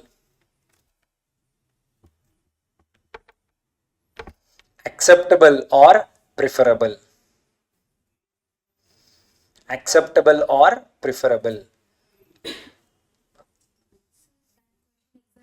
Regarding the CS also.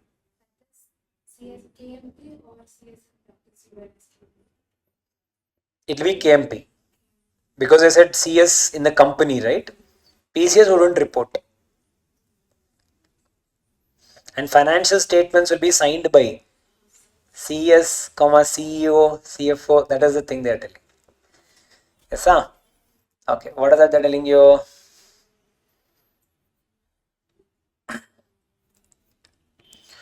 Okay, we saw the first one, ethical dilemma. We understood, correct? Huh? Tell me. Because it is between the key management persons and we are not studying about financial health. Who will find it? What are the ways they can find out that this person has done for the information? No, that okay, in that scenario you're telling. No, there they are telling you whatever is the financial data they are presenting, that is not true. Meaning the company made, I told you Satyam case. Company actually made 500 crores as revenue, but they're showing it as 2000 crores. Now this information you got to know. That's the scenario. No one has found it. You found it. In such case, what do you do? Probably authorities also will find someday. But today you got to know. In such case, what will you do? Yes, sir. What? Understood, huh? Yeah. In fact, there is one case law in which NCLT has scolded one company secretary.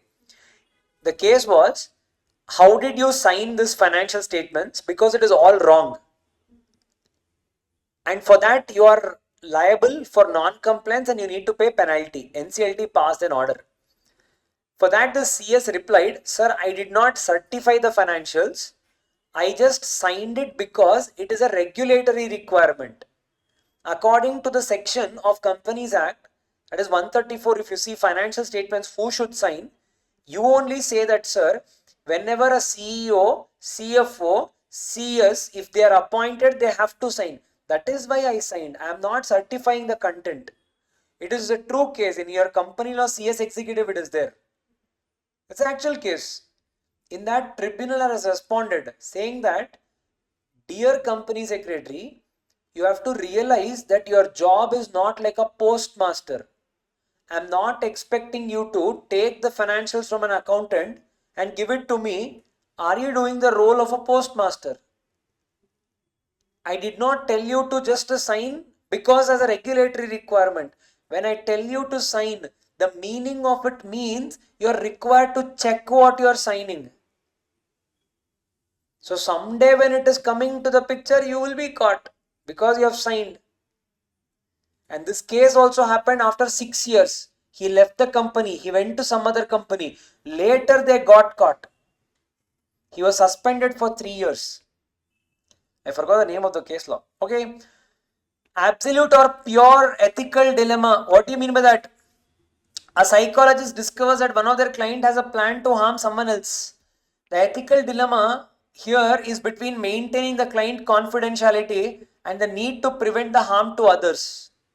What do you mean by that? Now see, what did we write? Absolute or pure ethical dilemma. It occurs when two ethical standards applied to a situation but are in conflict with each other. What do you mean by that, people? One, we should not let others suffer or any damage should happen. Second one, people, 100 times we have seen that confidentiality treatment should always be protected. Now what happened? Simple scenario they have given. Imagine you are a psychologist, you are a doctor. So people will come for counseling and all, right? I think you're able to understand what I'm telling. Nowadays it is all becoming more, no. I don't know what this whole thing is, but yes, it is all around. The therapy, it is called therapy only, no? Yeah, counseling and all of that. My generation was very simple. My mother opens her eye, all my therapies are sorted. Father opens means done.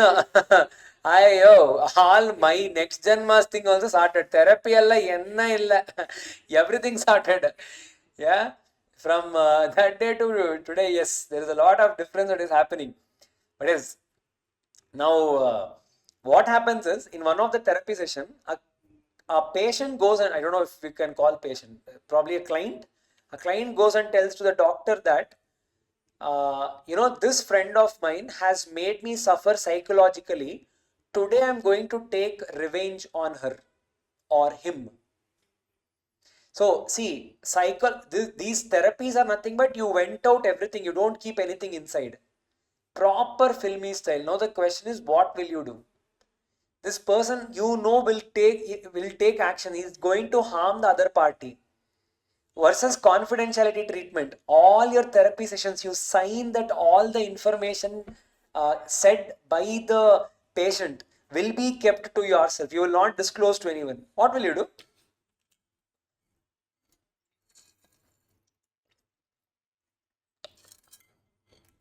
Man, I is thinking, which movie story is this? Somewhere I have seen Pakka.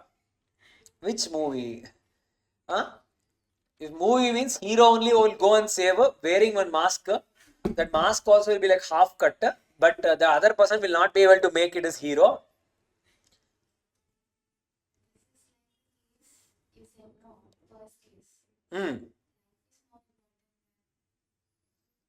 Confidentiality. So pure dilemma is nothing but, people, there are two rights. You have to choose one right.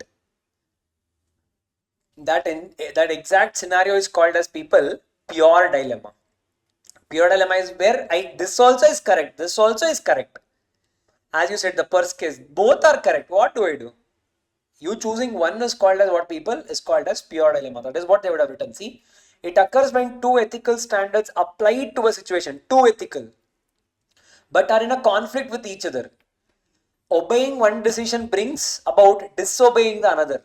But you taking a call there is called as what, people? It is called as ethical dilemma or absolute pure dilemma. Sir, now you guys can have a question. Isn't this similar to that previous CS thing, sir? That is, I got to know, the CFO told me not to disclose. No, it is not similar at all. That is, you're actually ruining even more people's life. because that can never be corrected. Inflation of financials, that too if it is not small, if it's a big inflation, even God cannot come and help your company. So that is a dilemma, alvela. It is a dilemma between fraud and right. Sir, illa, we didn't understand. Let us imagine you're going on a bike. Now again, you guys have to say truth. You're going on a bike. You're a student. Yes, sir, we are still students only. Okay. A police catches you. You're not wearing a helmet. What do you do? Actually, challan, if you pay as per the government regulation, you need to pay 500 rupees. First of all, have you ever been caught? You inexperienced fellows. Huh? Okay, I don't know online if you guys have anyone be caught. Okay, imagine you're caught. What will you do? Don't smile. Tell me what will you do? 500 is actual penalty. What will you do?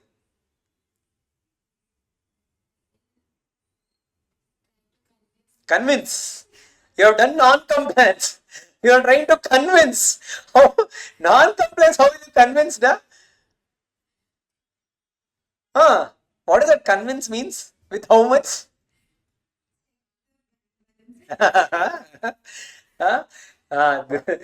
This is only called as people ethical dilemma. It's not a dilemma at all. It is one right versus wrong. You will choose wrong.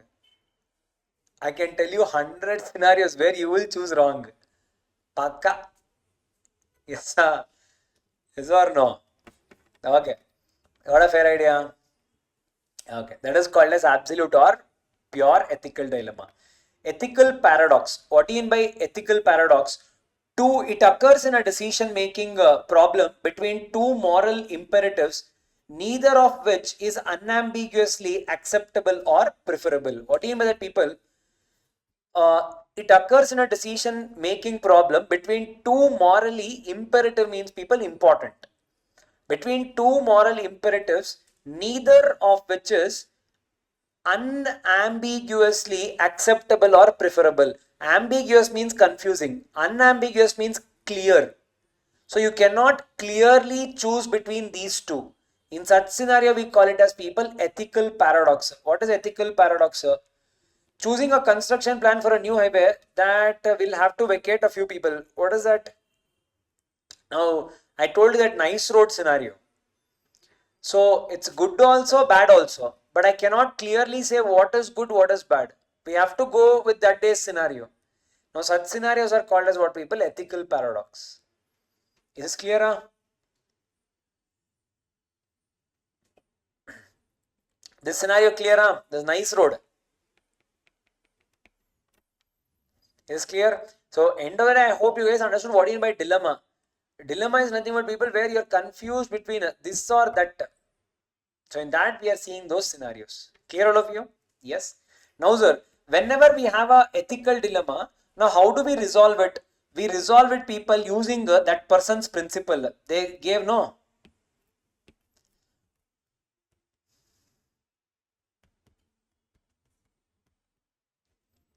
The Kidder's ethical dilemmas. Yeah. How do we try to convince using ethical dilemma? How to resolve ethical dilemma? Kidder has given, Anna Kidder has given 3 rules, it seems.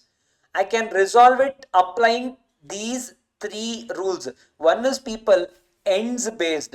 One is, people, rule based. One is, people, care based. What do you mean by ends based?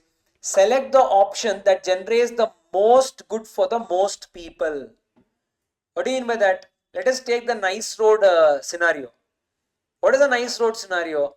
I know certain people are losing their land, ecological imbalance, versus what is the number of people that will be benefited.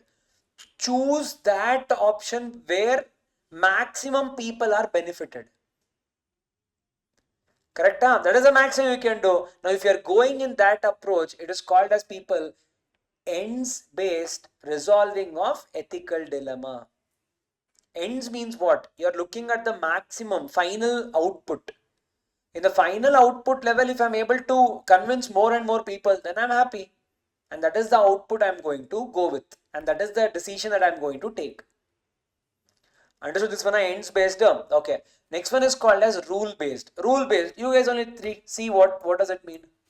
1 second. You guys see 1 second.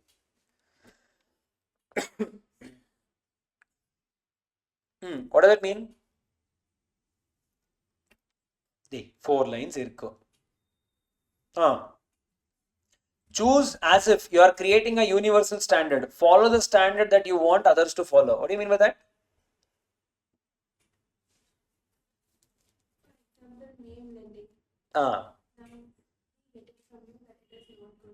Yes. Yes. Nice. Okay. Kavya gave a very good example. Okay. Now what is that? Whenever, let us imagine you are going to do something. Now if it is going to set a trend, then they are telling you always try to become the example in that particular thing and choose such decisions. That is called rule based. Example for this people, we have all our labor acts. Of course, now everything is changed. But before that, if I go and if I see labor acts, we have all the labor acts people in the year 1947 to 1950. Because we are believed to have been exploited by the Britishers and all other people, soon after independence, we just had legislations for the labours. That's why you have Factories Act, Industrial Dispute Act, Maternity Act, Prohibition of Child Labour. Everything will come between this 3 to 4 years. You'll not believe in Factories Act, there is a point that an employee, that is a labor, should not be allowed to work for more than 8 hours in a day. He cannot work in 2 continuous shifts. He should be given 1 day off in a week. I'm telling you, in 1950 it was given. But we started working from 1950 or even before that. So, I will leave it to your imagination how the work life of these people was before 1947. Yeah, I'll tell you, in Factories Act it is written that the washrooms and the toilets should be at least 50 meters away from drinking water facility. If it is written, then try to think the contrary. Then what was the scenario? Because people were made to drink the water from the toilets and that taps. So I'm saying that is how the legislations come. So the first company that went against the odds, even before the law came into picture, was Tata Steel.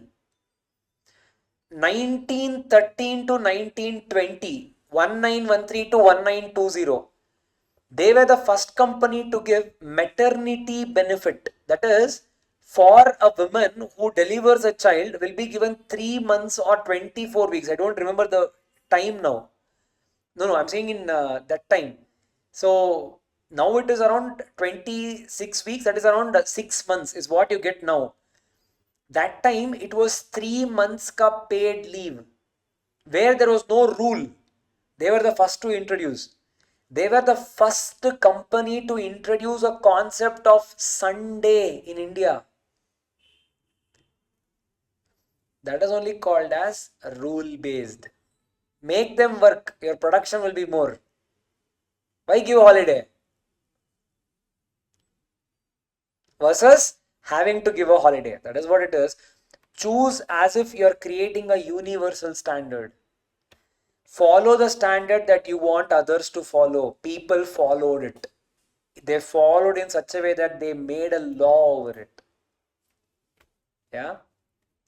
So that is the rule based. Understood this one? The third one is care based. What is care based? Care means what? Compassion. Care. I say no, I care you. Compassion. Empathy. What do you mean by empathy? Exactly is called care based. Let us imagine you are a manager now. You have a team of 5 employees. 4 people are working really hard, but one wants to work hard, but output is pathetic. They are not able to live to your expectation. And remember, it is not your company. You are also a manager. You need to report to your senior. Now this person is not doing a great job. Because of that, the pressure on these people is going more. Now you need to take a decision of what you want to do with this one employee. What will you do? Practically think and tell. You are working in a company, your senior questions you that from your team for this particular month, we should have achieved an output of 100 kgs. You guys have achieved only an output of 90 kgs. And even these 4 people are complaining the workload on us is growing up. Because now you know the team has to produce 100. When one employee is down, you will put the pressure on the other 4. Now you think and tell what will you do. Tell that word. What will you do? Come on, man. What will you do? You will demote him. You will remove him. Meaning, what will you do? Demote means you will put him. So, do you think other teams will be okay to take him?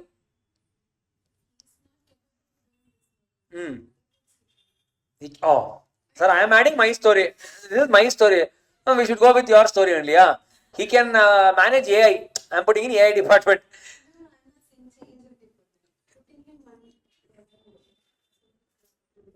Okay, let us imagine there are 5 teachers. The 4 teachers are doing a good job. One teacher is not doing a good job. What do you want me to do? I can tell you 100 scenarios. I'll make you tell that word. You don't worry. Tell me what do I do? Remove! Remove! Care, empathy, sympathy. When I ended it, you remove.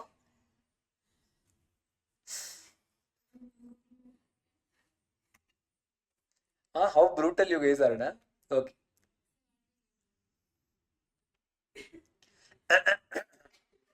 Okay. See, choose as if manage. You tell, sir, what you will do. You will ask only us. You tell.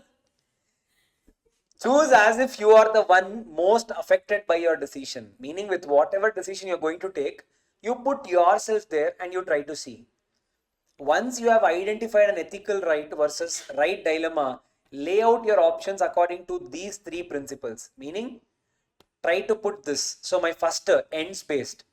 I want to keep this teacher, but if I keep this teacher, 200 lives are getting affected. I got my answer here. What? I should remove him because I have to keep the greater good in mind. That's why management is difficult. You cannot function with heart. You will come across scenarios. Of course, don't you think so? You will come across. You said, no, what you would have done? I have already done. You never know. Yeah. So it will happen, people. Yes. Okay. Next one. Now, for example, if you give a bad rating, then even I'll change myself. That is 100%. When that's the next thing. No, put yourself. If I am here, if I am not able to see a class which is not doing good in front of my eyes, then I will have to step down. As this person, whatever call I take the same call when someone else is doing it. As simple as that, right? Yes or no? But yes, you will hurt a person. The maturity is to understand I'm not hurting you, but I'm preventing from a greater damage. But yes, how can we achieve it? Can we have a training session? Yes, we can. We follow also.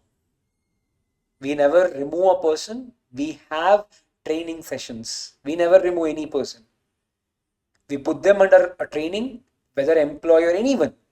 If it is not at all working out, then we will say, see, this is what it is. Now see, what do we do?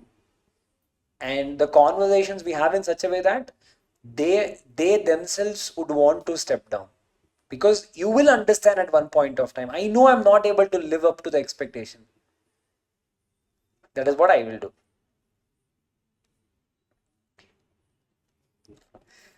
One approach will immediately present itself as the most right answer. So keep these 3. See, Kidarana, thank you for helping us.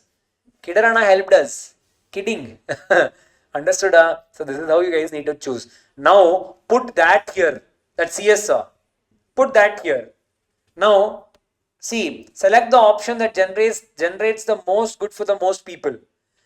Now selecting that option is people keeping my mouth shut. But it is an illusion because it is a tampering of financials. That means it's a fake financials. Even today, if I close my eyes, tomorrow they will fall. So the most people here is you are seeing 100 employees.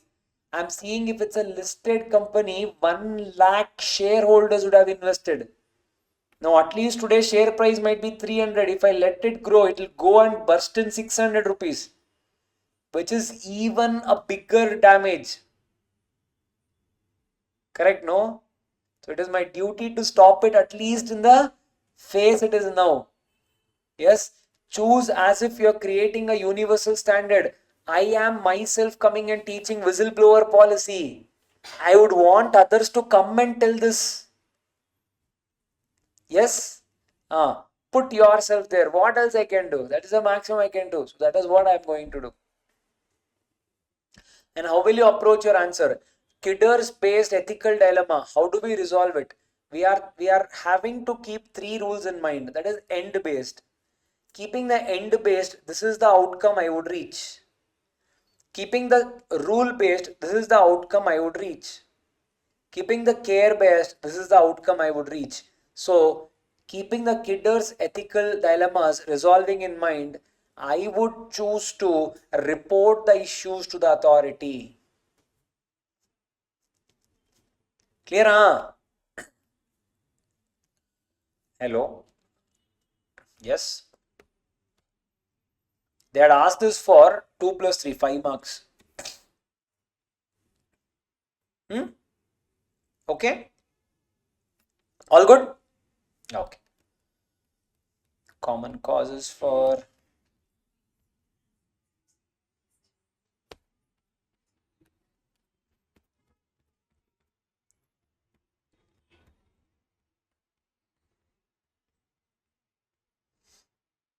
okay. Now people, next one, we have something called as ethical decision worksheet. What is ethical decision worksheet, people? Nothing but now whenever I want to take a decision, they're telling me put your decision into these 9 questions. You will get your answer, it seems. Put your question into these 9 boxes. You will get an answer, it seems. Now what is that? First is start. Coding. Next one, is there an ethical question? This is how my IT question was. Coding. Is there an ethical question? Answer is yes. That is why we are here. Understand the facts. Okay. Check other options available. Now this is the first option I got. Do I have second, third, fourth, fifth option available? Understand the consequence. If I take this decision, what is going to happen? Test your option. So based on that, I have selected what is the outcomes that can come out. Next one, explain your option. Go to people, speak to people, say that this is what is the action I'm thinking to take. Next one is take the action, meaning implement it, reflect on outcome. You were already prepared, then go ahead. I've put this in a example based scenario.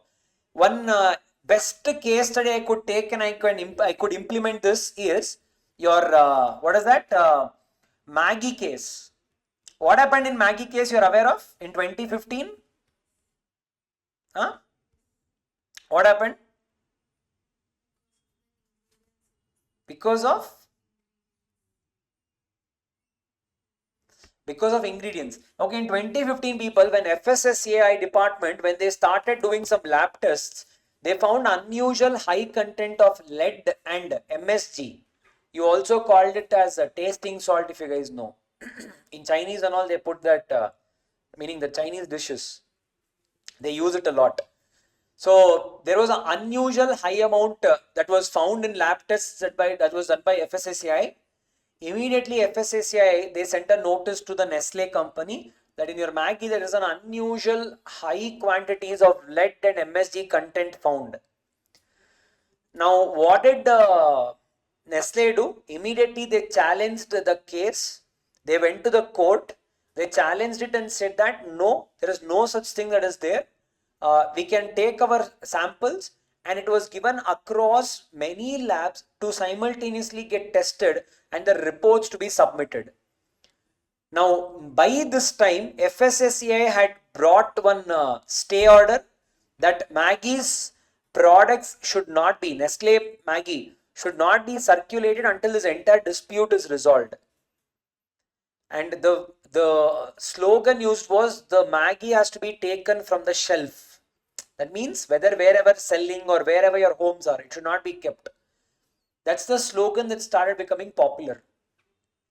Now, the Bombay High Court also, no, not Bombay High Court, I forgot which High Court. But yes, some High Court, they issued within the 3 months, 4 months, it's still a stay order. The court case went on, and meanwhile the tests and all started happening in multiple labs simultaneously. Ultimately, after some days, they got the result. Now, the results were submitted in the High Court. Surprisingly, the results were all normal. But India being India, no one knows this. Logically think if at all it is really true, then today Maggie cannot be seen in your eyes. It would have been a permanent prohibition that would have been issued. Why is Maggie right in front of you now? Because something of this sort has happened. Whether true or not, I don't know. Whether it is healthy, I don't know. I would prefer don't eat. Isam, okay. You eat? So not every day, but 2 times, 3 times, or 7 times in a week. You guys also eat, huh? Eat. So what in hostel?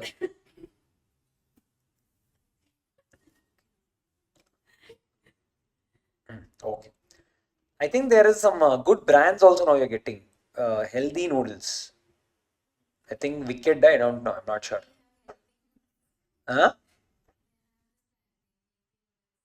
Where?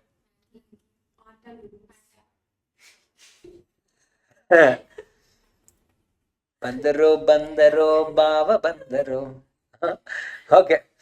Now, what did Maggie do? Why did the entire thing come here? There's an ethical decision that they need to take. So there is a batch of complete Maggie products being blamed. Now the worth of this complete batch was 500 crores. Now what do we do? High Court gave a clean chit. Nestle decided to call off all the Maggie that was sent to every shop, every supermarket, hypermarket, everything. They got it to a ground. The entire Maggie stock was burnt. Worth of 500 crore. Was it a court's order? Answer is no. Now, this is a decision that Nestle had to take, keeping the ethical dilemma in mind. What is ethical dilemma? Macha, you're a business. Macha, and the court has not even passed an order to do this. But they kept the reputation in mind. They thought if this act is done, people would, see us in a different way. And Maggie lost the market of 100% in 2015. And I'm telling you what is the impact. In 2022, Maggie launched a survey which said Maggie is now successfully conquered 60% of its previous market. 2022 took them 7 years to go to their previous best. 60% of it was met in 2022. But now Kavya and Mehna would have made it 100%, I'm sure. Today or tomorrow it will touch 100%. I know.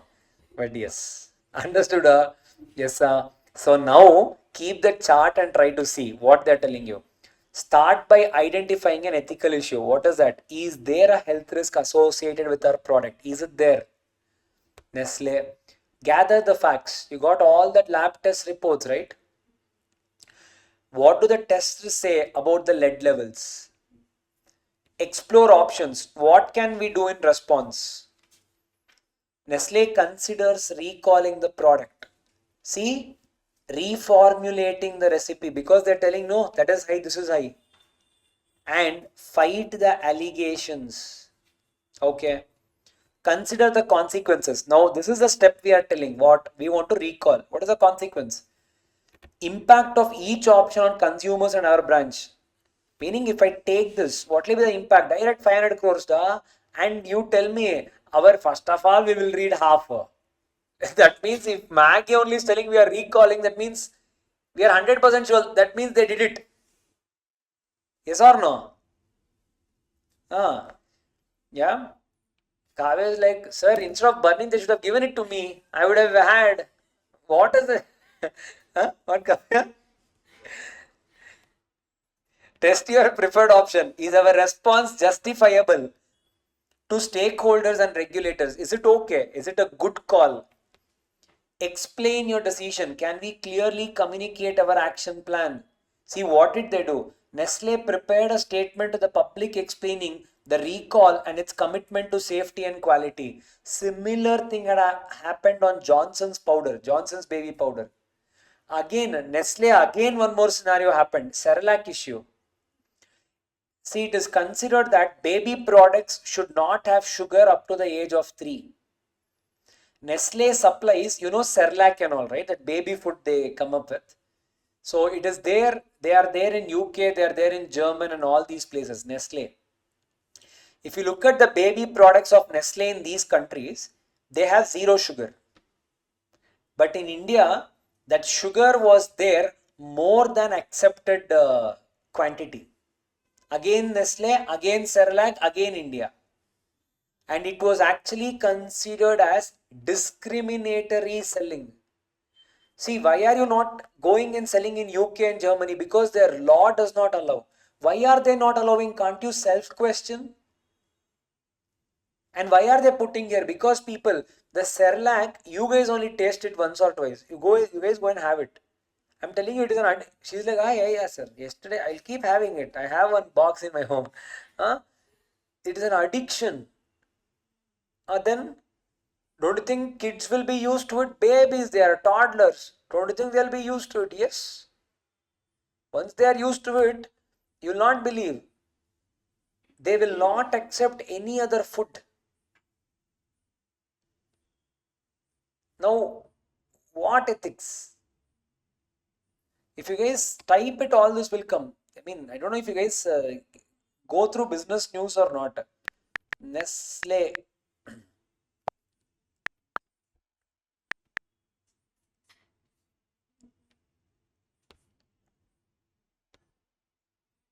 See here, Nestle, correct?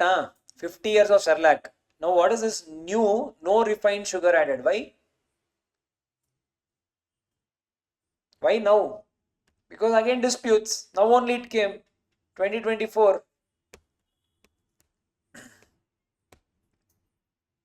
Getting the point, Depends on what it is and who is having it. No. That's why it's different.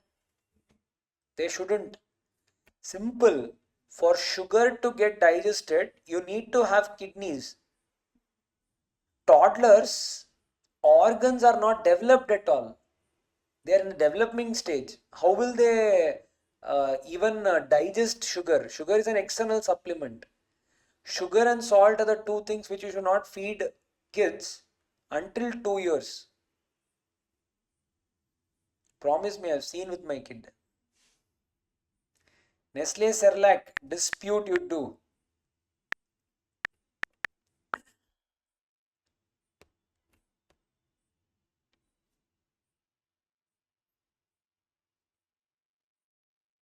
After backlash, Nestle to launch.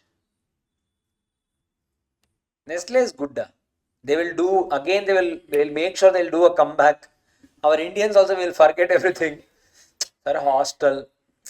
Somewhere here and there we'll eat one. It's okay. And one kidney doesn't function means what? We have one more. God has prepared us for two. Correct. I mean, I understand.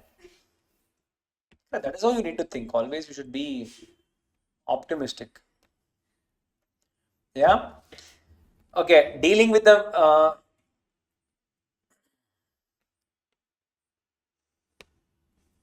where did that go?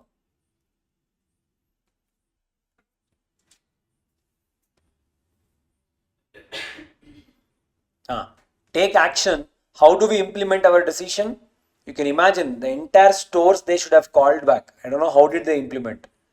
The transport, the cost. Reflect on the outcome. How effectiveness was your decision? Was it right to prepare a report? Keep this in mind so that you guys can actually make a proper thing.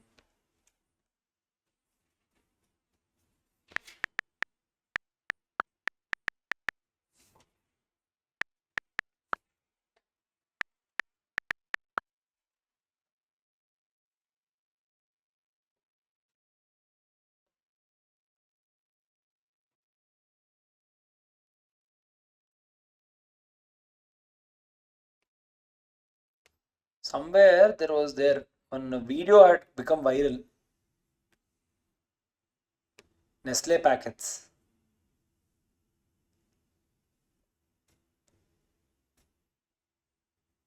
Kavya like, "Sir, one packet they could have given me. Huh?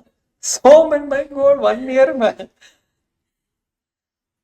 Tell me, you both tell me, if you guys would have been there, here and there you would have gone and you would have definitely would have got, no? Man, huh? Pakka one bag you would have taken, filled one bag at least. Huh? Okay. Understood this chart, huh? Yes, huh? Okay, if you want, you guys go for a 10 minutes break and come back. We'll again resume. Go for a 10 minutes break, come back.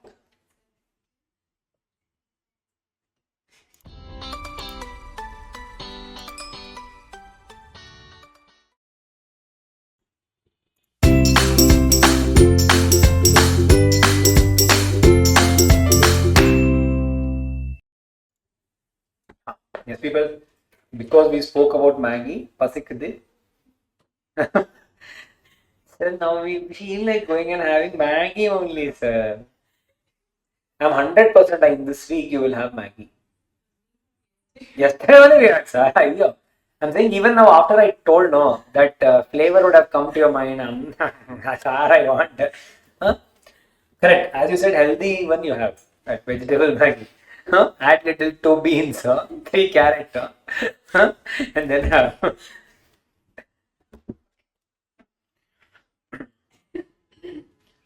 But atta is full atta, huh? And that you guys know. And still you're saying we are having healthy. Okay. See, one thing, I do not want to, this might be a controversy thing. Okay, which one the atta Maggie it is? I'm not against it. I'm just telling it is for generally in first thing I tell you, there is something called as a logic of in advertising. There is something called as green advertising. You know what do you mean by that? Your mind is such that if it is green, you think it is healthy. It's a part of marketing course. You're getting it? Because of green, you feel it is healthy. Generally, I'm not saying that I'm against and all and all. That is fine.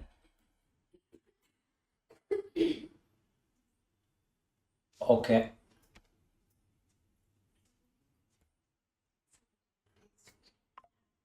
We'll not be able to see anything.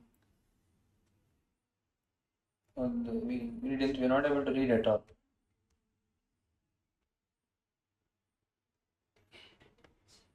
Okay. This is the ingredients itself. Okay. Wheat flour. Happy for you. It's 84% atta, so it's actually good. I was like, I told you. I told you it is good. You are the one who came and said it's not good. Okay, I'm sorry, my mistake. Palm oil. Okay, sir. One good, one not good. Ethical dilemma. Good is major thing is 84.2. We got our answer. Okay. Iodized salt. Salt. Okay. Wheat gluten. Try to search. Gluten, I think, is something like maida. I'm not sure, but you guys search. I'm not sure.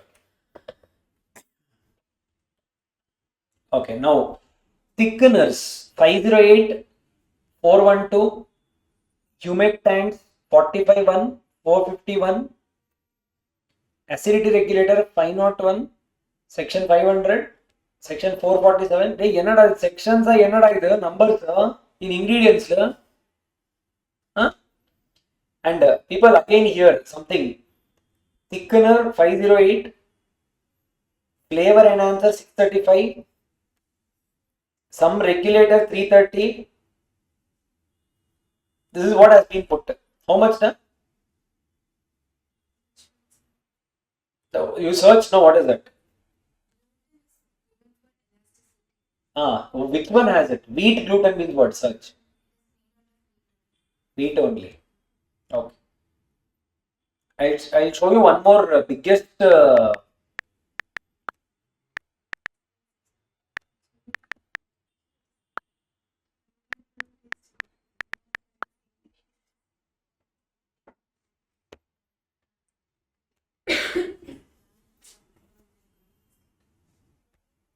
she's like, sir, this you show, I don't have it. Okay. Refined wheat flour. Refined wheat flour is okay. First test passed. Refined palm oil. Palm oil. High on fat. Low in cost. That's why palm oil. Best alternative for palm oil is butter. Cost. Ethical dilemma. Yes, output will be same. In fact, it will be little better. Butter will be better, but cost will be bitter. Yeah, palm oil, sugar, and what biscuit we are seeing, people? Good day. Good day, what people?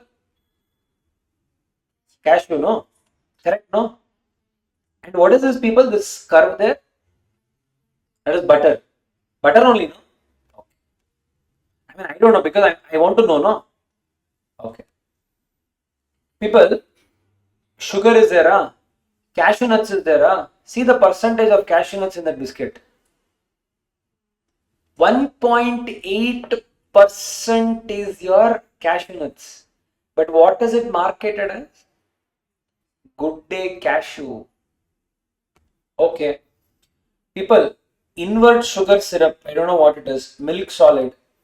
Butter, how much, people? 0.6%.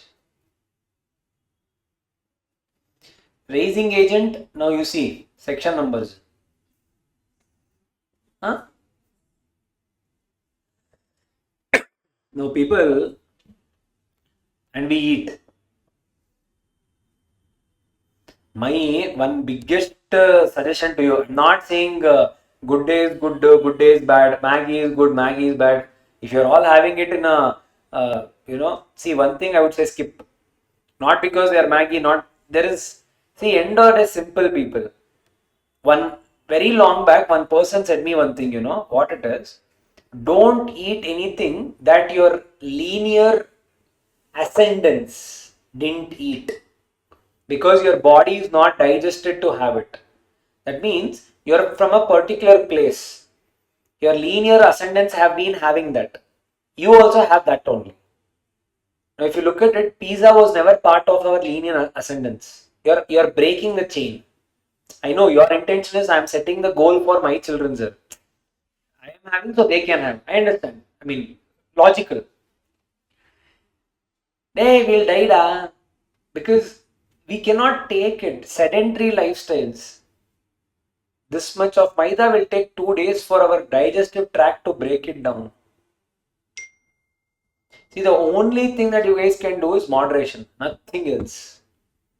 But moderation is not like, sir, we only eat once in a month, sir. Okay, but other days you're having something else also, no? So what is the nth thing, sir? Nth thing is simple, people. Say no to packaged products wherever possible. Go to hotel, eat one dosa, it's okay. Once they have cooked it, they're done. I'm not saying that is good. Now, I also come and I have food. You also have seen. But I don't know if you guys remember what I took. That's all. Dependency irku. Only thing I can rely upon. I eat only and only normal idli. If it's a hotel. Sir, will I not have a cheat day? I'll definitely have a cheat day.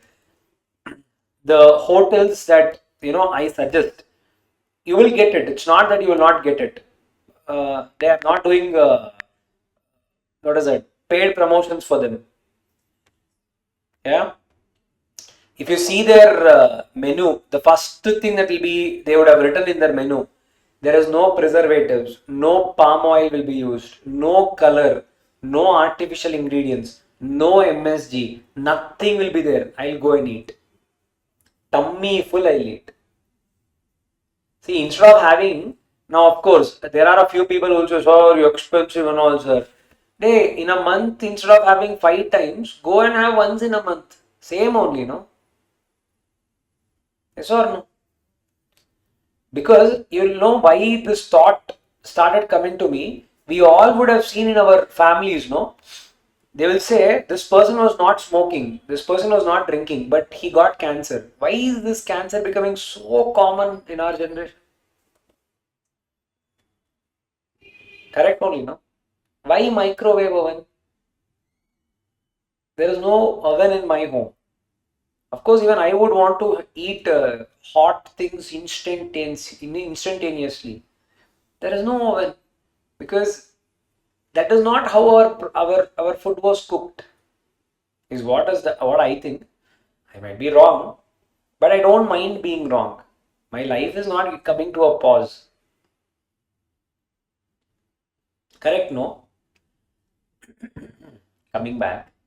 Common causes of common causes of loss of ethics and values. They are telling you what is the scenario where we will compromise on the word ethics. Sir, until when we can stretch and when we will break. Unclear policies in some cases. Company itself has not defined it. For example, we do not know whether can we accept a gift or not in a government office. Sir, few call it gift, few call it bribe. Why? Unclear policies. If it is clearly written, we will follow it as it is. If there is a clear policy, then it is easy to implement ethics. Correct? No? Okay. Second one, conflict between organizational and individual goal. Try to see the example. The company wants to have a higher sales target. Now, what is the approach of the employee will be? I'll share you one example. There's a bank called as Wells Fargo. In this bank, it's a US bank. I think in the year 2015, there was a huge mess up that happened. In fact, it went to a scenario where the CEO of Wells Fargo had to resign. What happened? See, the top authority has made it clear what we want to reach this stage. We want to be the number one bank. What is the only way to do that? Make sure your revenues are always growing. How will it grow? The banks has to give more and more loans. That's how they can earn more and more interest. Hello, Mehna ma'am. Ma'am, do you want loan? We are calling from HDICIC Axis Bank. Please, you want loan? Array, I don't want your Mehna says. Again, Mehna ma'am, you want loan? I don't want. Ma'am, you want loan? You don't want. Now, what will the bank do? The bank, in the case of Wells Fargo, they took it as an approval and they issued the credit card in the name of that person even without the person being aware of it. And the employees showed in their target one credit card issued in my name. One employee started doing it. Why? He's not able to take the pressure from the senior management. Your targets for the month is not met. You have not issued enough credit cards. How many days will the employee take? He took it and ultimately one day he broke the rule. What is that? Call, keep it, immediately issue it. In the call records, show it as as if the customer approved it. Who will go and check? And you'll not believe, Wells Fargo fired 5,000 employees for doing it, and it went to a stage where the CEO of the company had to resign. That is what is called conflict between organizational and individual goals. I do not want to do it. You made me do it. This is called as Wells Fargo scandal. Understood? Hello. Next one, cultural value and background. What are these people?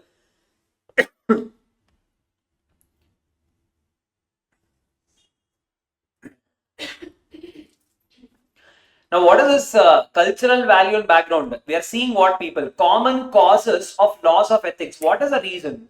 Cultural value and background is people is nothing but my background. How did I grow up? What is my values? Correct? No? That is only nothing to but it is nothing but an individualistic behavior. That is what we all started with, nothing called as values. Now, this is my values. If I am compromising, I am compromising. Next one, situation when a decision is taken by a manager. What is this? The situation when a decision is taken by a manager. Meaning people, I'm not asking, now you take mine. I told you, right, with 4 employees, I'm able to give this output. With 5 employees, I'm able to get similar, more or less the same output. Now that senior management will call and ask me, sir, why is this output still the same? Can't you increase it? Can't you increase it? Can't you increase it? Now people, I will forget ethics. What will I do? I will try to replace people with systems, maybe, because I can achieve higher output. I'll say remove people, implement machineries. Maybe possible. Now imagine we might have an entire team working on editing. Today's date, don't you guys think so? It takes 2 minutes to change the software, give an output. I want this edited video. I want an edited video. Can't we do it? Arivu runs on automation. I'm saying Arivu runs on automation. So, if a manager is taking decision without being concerned about the employees, that's again the loss of ethical dilemmas, ethical stands. That is what they're telling you. Each company's culture is different, but some companies stress profits and results above all. In these environments, management may turn blind to ethical breaches if a worker produces results. Given the firm's mentality, the end justifies the means. What do you mean by end justifies the means? The end justifies the means means what? I'll explain both. Situation when a decision is taken by manager and pressure from management. Both are same.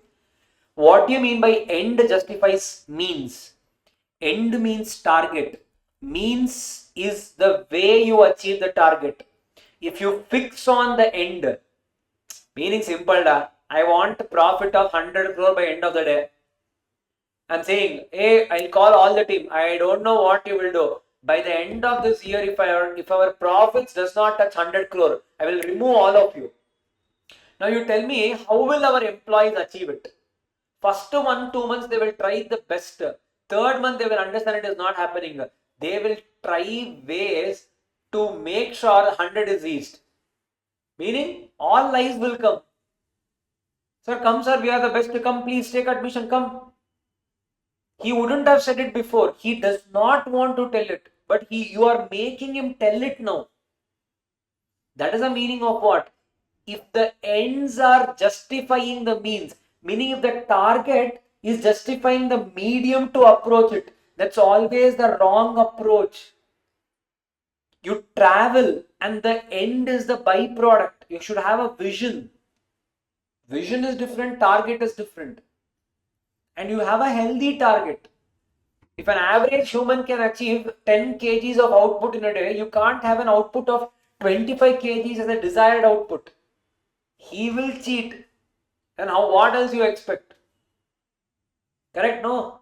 They will lose ethics. That is what is called pressure from management. Yeah, this one will come here. What? The Wells Fargo scandal. Ambition and discrimination. What is ambition and discrimination? Ambition is nothing but people are more getting into what? Ambition is nothing but recognition. Hey, I want to be recognized this year. Yeah, I'll tell you the best example is the movie industry only. Today, whether the movie collects so much of money or not, I am not sure. One day movie is released, they give a collection of 150 crore, 180 crore, 350 crore. I don't know if the movies are actually collecting so much of money or not. Yeah, showing wrong results. Why? Because just to achieve it, I want to get rewarded, recognized. That's my ambition. Now, how we might forget? Correct? No? Yes. Individual workers may, under financial pressure or simply hunger for recognition, if they can't get rewards, they seek through accepted channels. They may be desperate enough to do something unethical, such as falsifying numbers, taking credit for another person's work to get ahead. Oh, why? Just in hunger, I want to be recognized. One of the reasons. Dynamic and different human nature. Meaning simple. What is ethical for one is not ethical for another. Human are different. Negotiation skills. What does negotiation skills mean, people? Yeah, same thing again. Pressure from the top management. The way I go and approach will be different. What do you mean by that? Now, for example, people, let us imagine I'm going and entering into a merger with another company. Now, my top management has told me that at any cost, you should not lose this deal. Now, what will I go and present in the board when I'm going and presenting it in the other company? What and all I will tell? I will tell we are the number one in India. I will tell last year we did this much. Is it true? Answer is no. Why? The only reason is what? Negotiation. Meaning what? If you have put a pressure on me, the way I negotiate will definitely be different. I will tell lies. What I negotiate will definitely be not rude. It will not be true. It will be on lies. Correct only no? Yes. Last one, conflicting values. What is conflicting values between two or more people in an organization? One manager may value product quality over quantity. Sir, what do you mean by that? Cookies can be cooked even using butter. This is quality. Cookies can be cooked even using palm oil. This is cost. One manager wants this. One manager wants this. You will go with what is best for the company.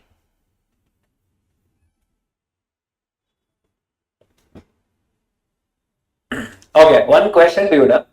Take one biscuit from the packet, keep it outside. How many days it will be there?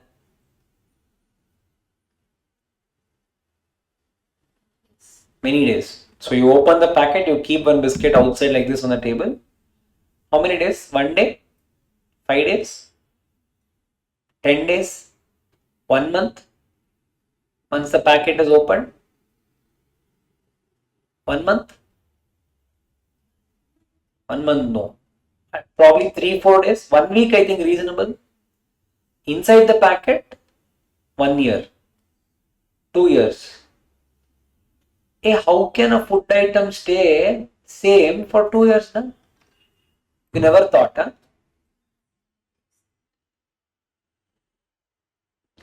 Sir, it's good, sir. You will not get you, sir. You go simply. Simply wait. You will tell something and all. You will come and talk. Okay. While another may be value for thriftiness. What is thriftiness? Saving more money.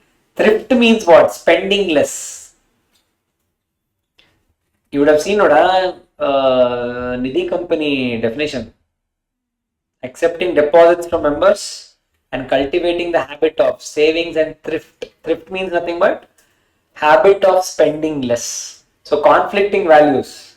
If one person is giving quality, then people, I think cashews should at least be 20%, not 1.8%. People, I will not even show people. If I show you, I don't know if This video might become controversy. I don't know. Huh?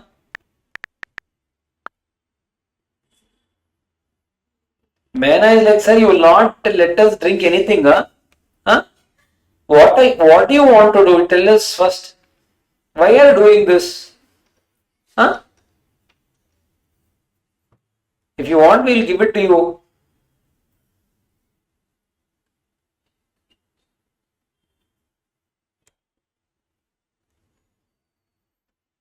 Okay, now it has gone up, but still good. Okay, Masa, what and all is there? Water, mango pulp, 19.5%, sugar, acidity regulator, antioxidant, preservative, color, color, yellow. Hey, Katrina Kaif, she like that, she did not. Mango flavor, mango allava, flavor, natural, nature identical, and artificial flavoring substances. That is good, I think. What? Huh? I don't know, people, if you guys can tell anything you guys are drinking. Anything is there? Huh? Minute Maid is good. Huh? Okay. So, according to Kavya and Mena, according to Kavya and Mena, Minute Maid is, because it is pulpy, it will be good. Okay, even I have not seen. Let us see. I might be wrong, no? See, I am not trying to tell they are good, they are bad. Sir, orange one, sir. This one I will not drink. You open orange, is what she is telling. Okay.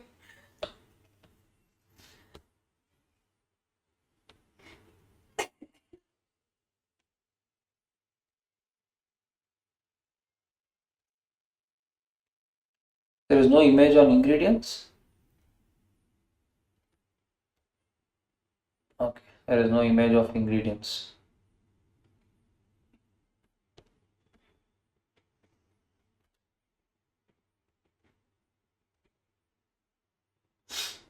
Okay. Water. And I don't know if you guys know it. The ingredients will always be arranged in the order of whatever is the highest to the lowest. So water is the highest, that's why water comes first. Second is what, people? Okay. Third, people? Oh, 10% is parvai. 10. Sir, I thought I was drinking only orange, sir. Huh? Seed contains permitted synthetic food colors and added orange flavors.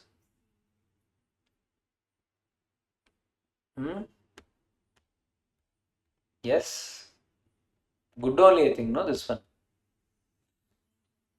Compared to others, it is good, I think. They are making a little more. They are not good.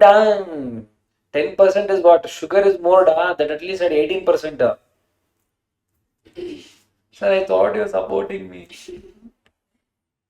How innocent you are. Okay, the last two things. The last two concepts, people. OECD principles on corporate governance. What do you mean by OECD, people? OECD is nothing but intergovernmental treaties. Meaning, all the governments have come together. They have signed a treaty that let us start focusing on these things in all our countries. And how do we achieve it? That is what they are calling it as Organization for Economic Cooperation and Development. Like you guys will have TRIPS agreement, Paris agreement and all, no? In a similar way, even this is there.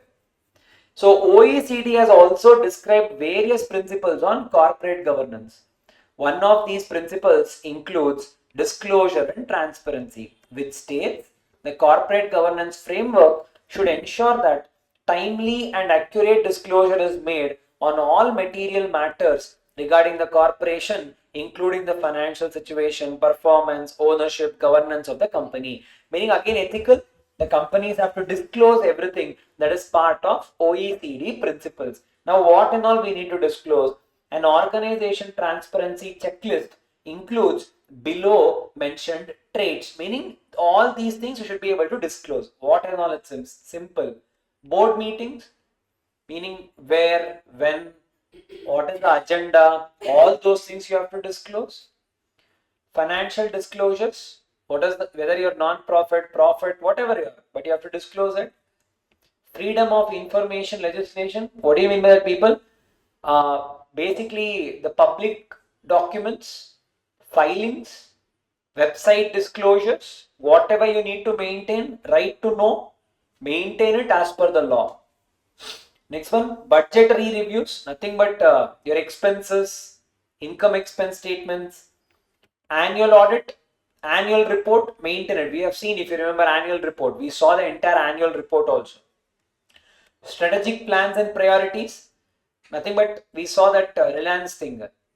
Risk assessment, opportunities, board of directors and names of the key staff, as well as their contact information should all be posted on the company's website. They will not give their personal number, they would have given office number only. Straight talking leadership, don't beat around and talk. Open culture and operations, nothing but whistleblower. If there is anything you want to share, you can come and share. Such things has to be there. Disclosed partnerships, whatever are the partnerships we have, it should be clearly visible on the website. Frank open communication, including the good and bad, should be inculcated in the organization. Core values and code conduct. Code of conduct, core values is nothing but, people, you keep all these things in mind. That is, I told you, remember, ethics cannot be implemented if you do not have a strong code of conduct within the company. You should clearly say what is acceptable, what is not acceptable. Correct, no? Okay. The last one, sir. The last four. Strategy for overcoming from the evils. Evils means what, people? We will be having so many things, that ethical issues. You will say that I will end up into unethical things. How do we overcome this? There are four things you need to keep in mind, items. Thus, it is necessary that any attempt to address ethical issues is to be handled by human beings and not machines. The human traits and characteristics shape human behavior, and a few probable solutions are explained below. What is it, people? First one is, people, satisfaction. What is that? You always have to develop being happy with what you have. Ambition, I told you, no, I want more and more, I want more and more. Where do you draw a line? Applies to the managers, apply to the top management. If your profit percentage is 20%, if you're happy with it, if your organization is being able to take care of it, why try to push it to 40%? Because with your thing comes pressure. Again, I told you, right, the other day, at Arivu, the recorded video, that price is 1250 for the last 6 years. I think at least for the next 1-2 years also it will be the same.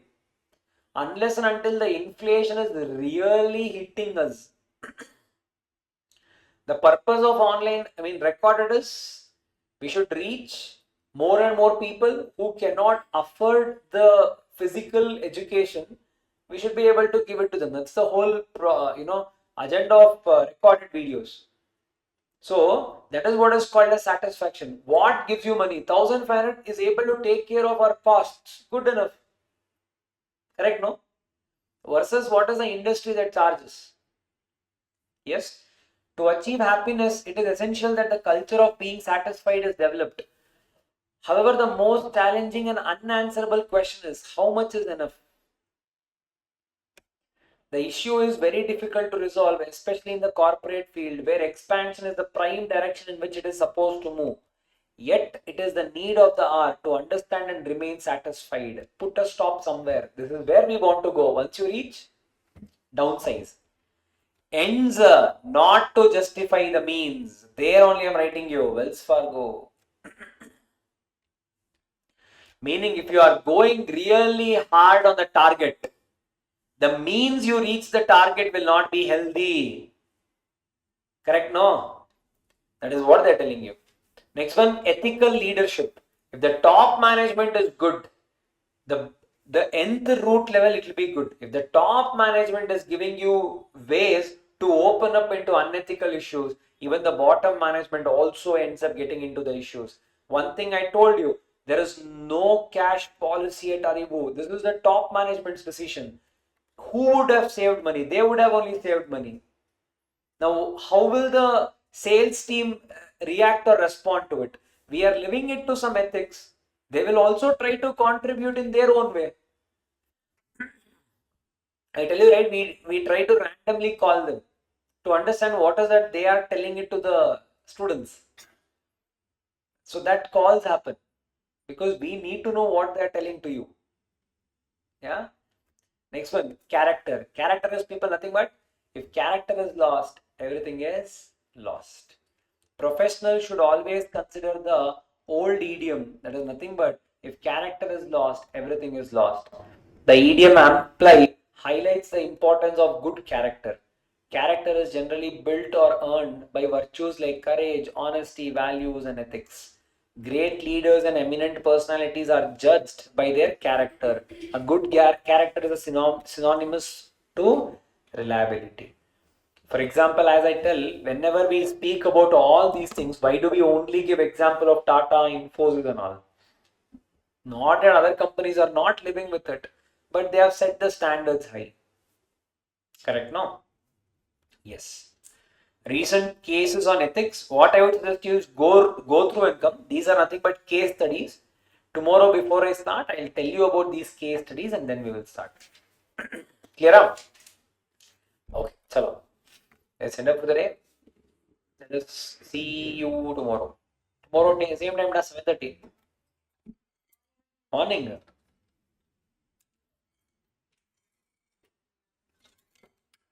Because there is some class unavailability. Because of that, it is 7:30 only. Today it was available, so we did it at this time.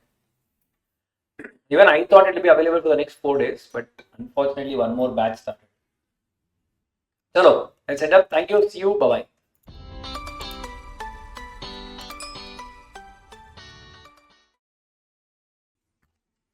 Fair enough.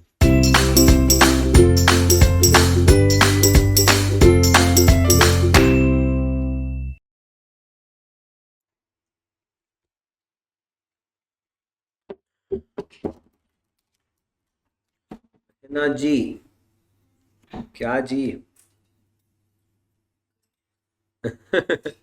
Good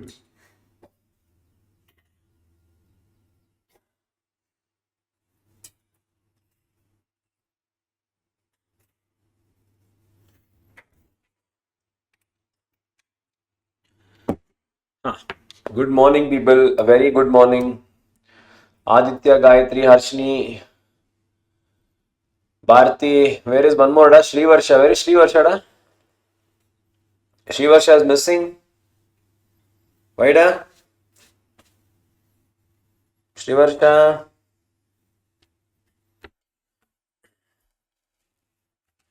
Good morning. Very good morning. Yes.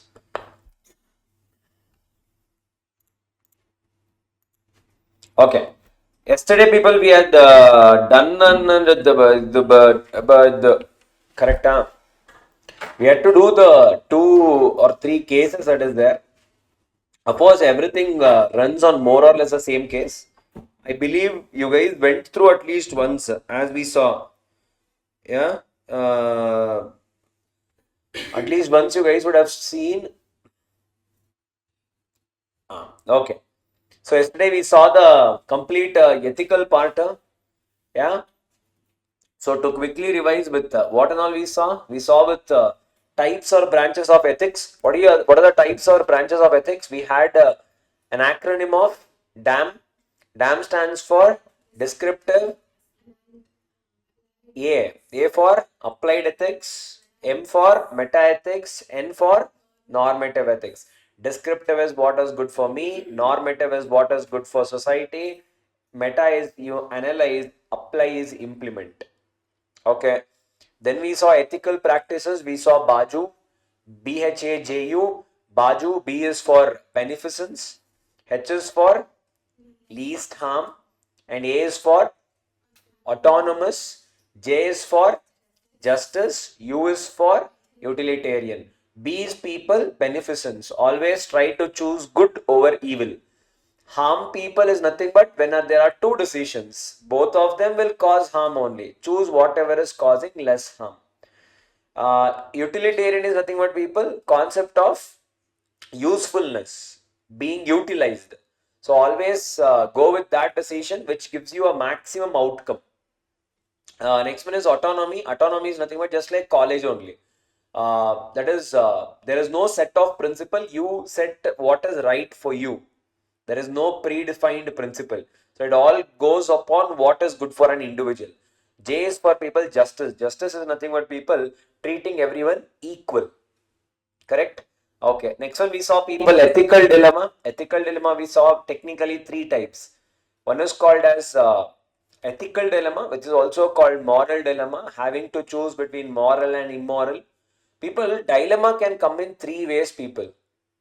One is having to choose between two, having to choose between two morally good ideas. This is also good, this is also good. This is also ethically right, this is also ethically right. That is one. Next one, people, is there is two morally not right decisions. This is also wrong, this is also wrong. Example of that is least harm. Both of it is not right. You have to take that is which is causing least harm. The third one is people, one is right, one is wrong. That is the decision we saw. Right, wrong is on the book, it is easy to write. But when you put yourself in the shoes, it is difficult to implement. That is right versus wrong. Correct? If you guys remember, that is what we were seeing. Correct. That only we saw under pure ethical dilemma, absolute dilemma. Both are two different. One is opposite to another. If I do this, this will go. In such case, you need to choose one. So, what is the outcome, people? That is only called as how to resolve ethical dilemma. Three rules are there. One is called ends based. What do you mean ends based? Based upon? Ends based means what? You need to do or you need to choose a decision which is giving you the best benefit, which results the maximum benefit for the most people. Choose that one. Next one is called rule based. What do you mean by rule based? Rule based means, people, nothing but you want to become the next Talabadi. So set a standard so that people can follow. So I used to remember like this: rule means Tata, Tata, Tata, because I want to become the next Tata, like that. So you need to set a standard. The third one is called, people, care. Care means only, see, care, compassion, empathy. Empathy means what, people? Put you there, put yourself in their shoes. That is called, what, people? Care based. And okay, and we saw many things also. We saw, what else we saw? You eyes chat was an answer for what? You eyes chat was an answer for what? So I'll tell you one thing. In this particular chapter, you will remember synonyms. You will not know. I told you yesterday only. Baju you will remember. Baju is for what you cannot remember. Unless and until you try to remember the complete context, you need to. Huh? Code of conduct? Code of conduct was ice chat? Illa.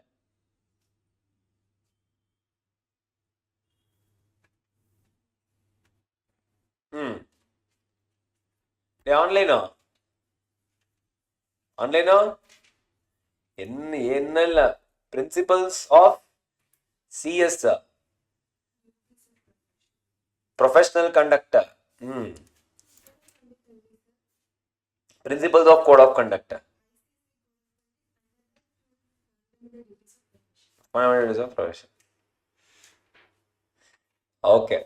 Yes, so try to remember that. Yeah, you need to remember for which topic, what is the acronym. If not, that will also become a bouncer only. Yeah. Yes. Man, I said, which chapter? Huh? I remember someday. We discuss, sir. I am sure.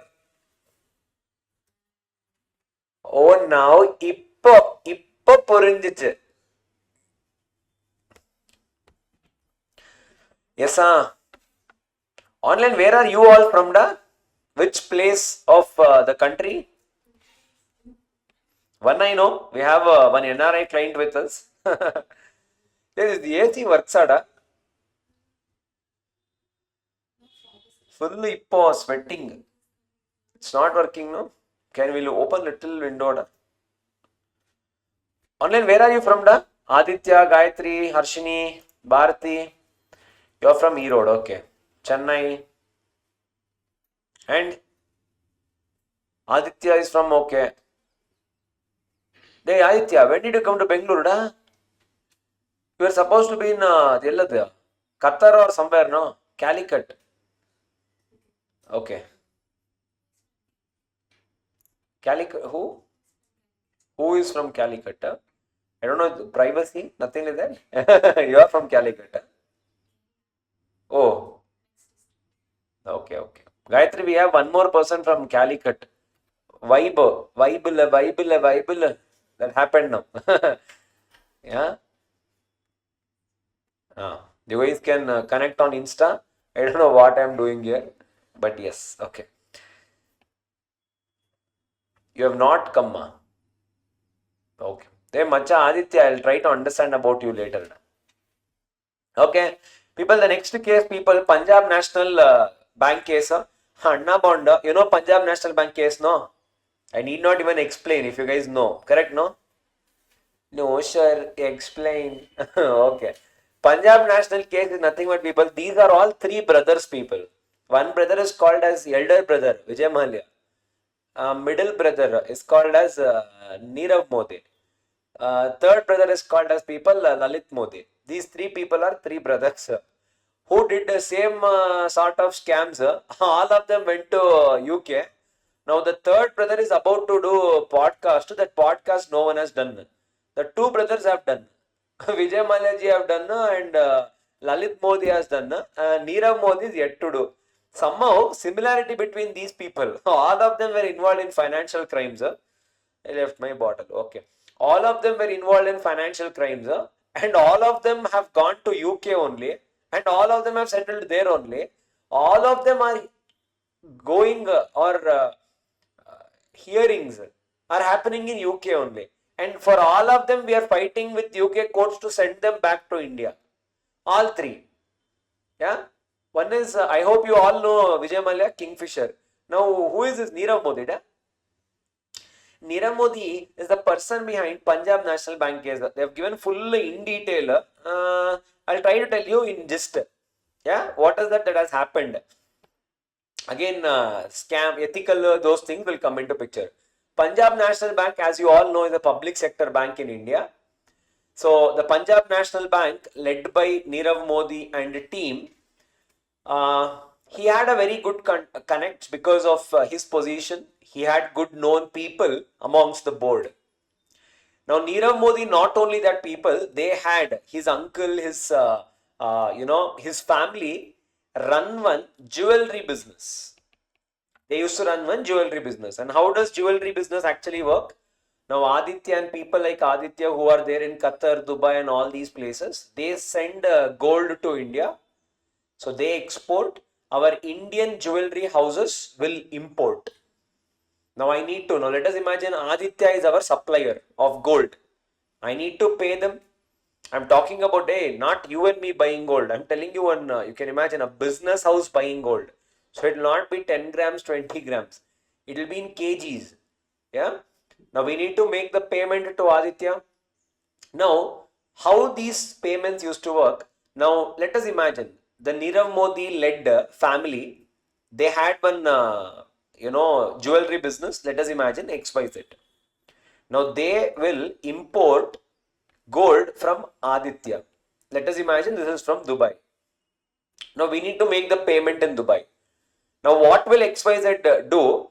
XYZ company will go to a bank or a financial institution in Dubai and they will try to take credit, loan. These are called as international credits.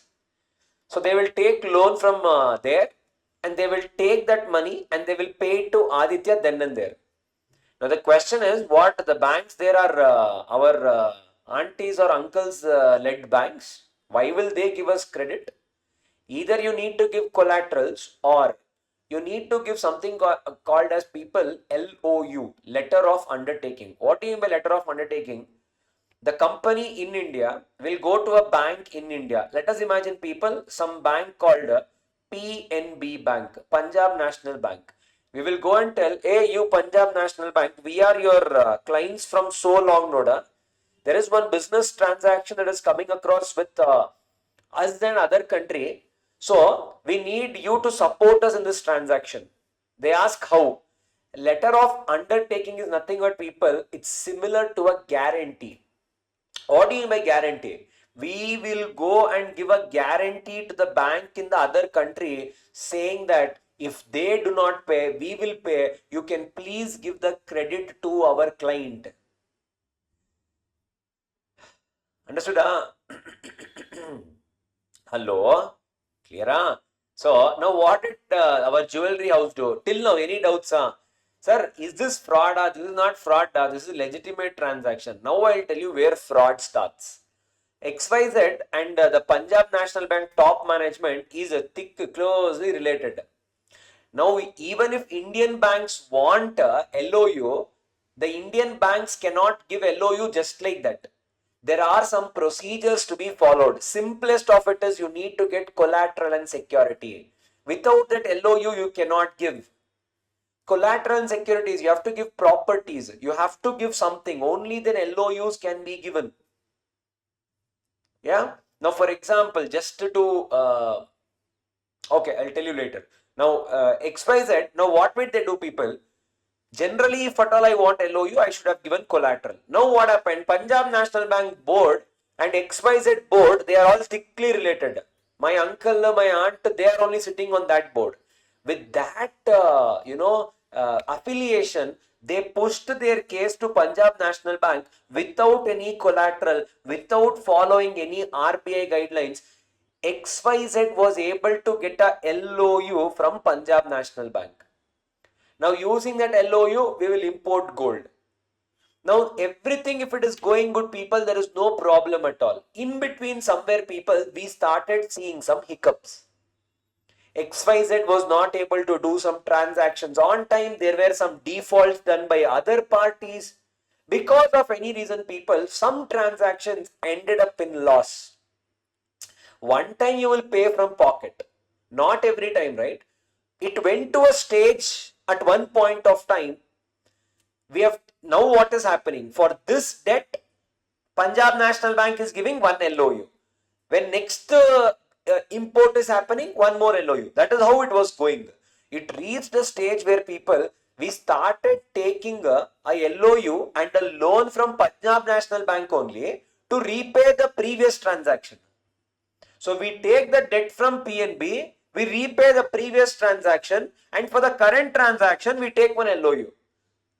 So if you look at it, Punjab National Bank only started operating the entire functionality of this XYZ Limited. They don't have any money of their own.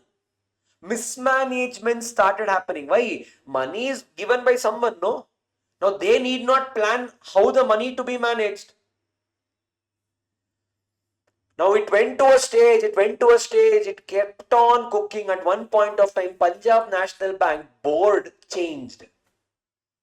Again, similar. Now if you guys have seen Lucky Bhaskar, one file came. They said approve. Previous management is approving. It is part and parcel of their life. They will just approve, you also approve. Now that board denied approving this. They said you do not know the consequences of what you are doing. The complete company might come to a risk. That board still denied signing. Ethical dilemma. Your CS case, whatever we saw, complete company would have fallen.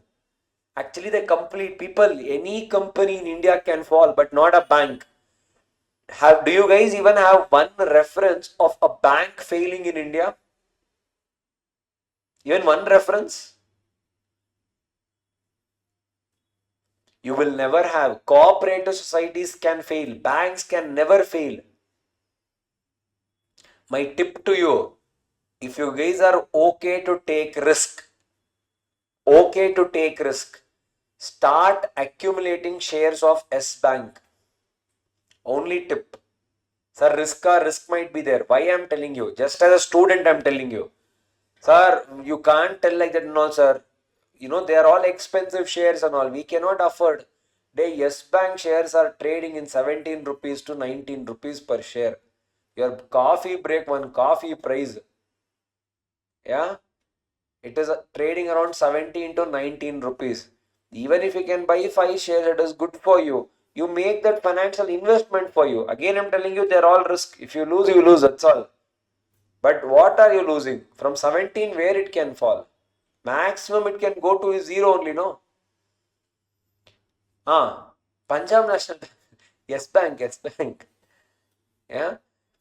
Why? Now you guys can say, sir, there is so many things going on in Yes Bank. No, sir. People in India, RBI will not allow a bank to fail. Impossible. Why? I'll tell you. If a bank fails, people, next day, all the banks will fail. One bank fails, every bank will fail. You know why? That is what cooperative societies and cooperative banks, yes, that is allowed. I mean, what you are saying is true. Kavya said, sir, we hear so many news that they have shut down, they have run all that is cooperative societies or cooperative banks, credit cooperative societies, they, yes, possible. Whatever are the national banks I'm talking about, public sector banks, they can never fail. Axis, ICICI, HDFC, HSBC. People, let us imagine if one bank fails. Simple, da. Let us imagine in some state, let us take in the state of Karnataka only, COVID came. What will other states do? Da? You will start taking precautionary measures accordingly. Yeah? People, same thing. Da. In one bank, something happened. The panic will spread. Already people, this generation, now people like me, I don't keep my money in my bank at all. Yeah, I don't know if next generation will keep it or not also. Yeah, I only don't keep. You forget about you guys. I don't know. I mean, I'm just saying. Yeah, which you should never do. You should always plan. Tell few more shares. Yeah. So see, fundamentally good stocks like that you guys can invest. ITC. Should I come and tell you specially that ITC is a good stock? What man? Tell me products of ITC. Many are there. I'll not tell you everything, sir. But many are there. People, right from your doorstep to now you sitting in the class, you would have seen at least 5 products of ITC. I'll give you an example. At least one of you would be carrying a classmate book, ITC product.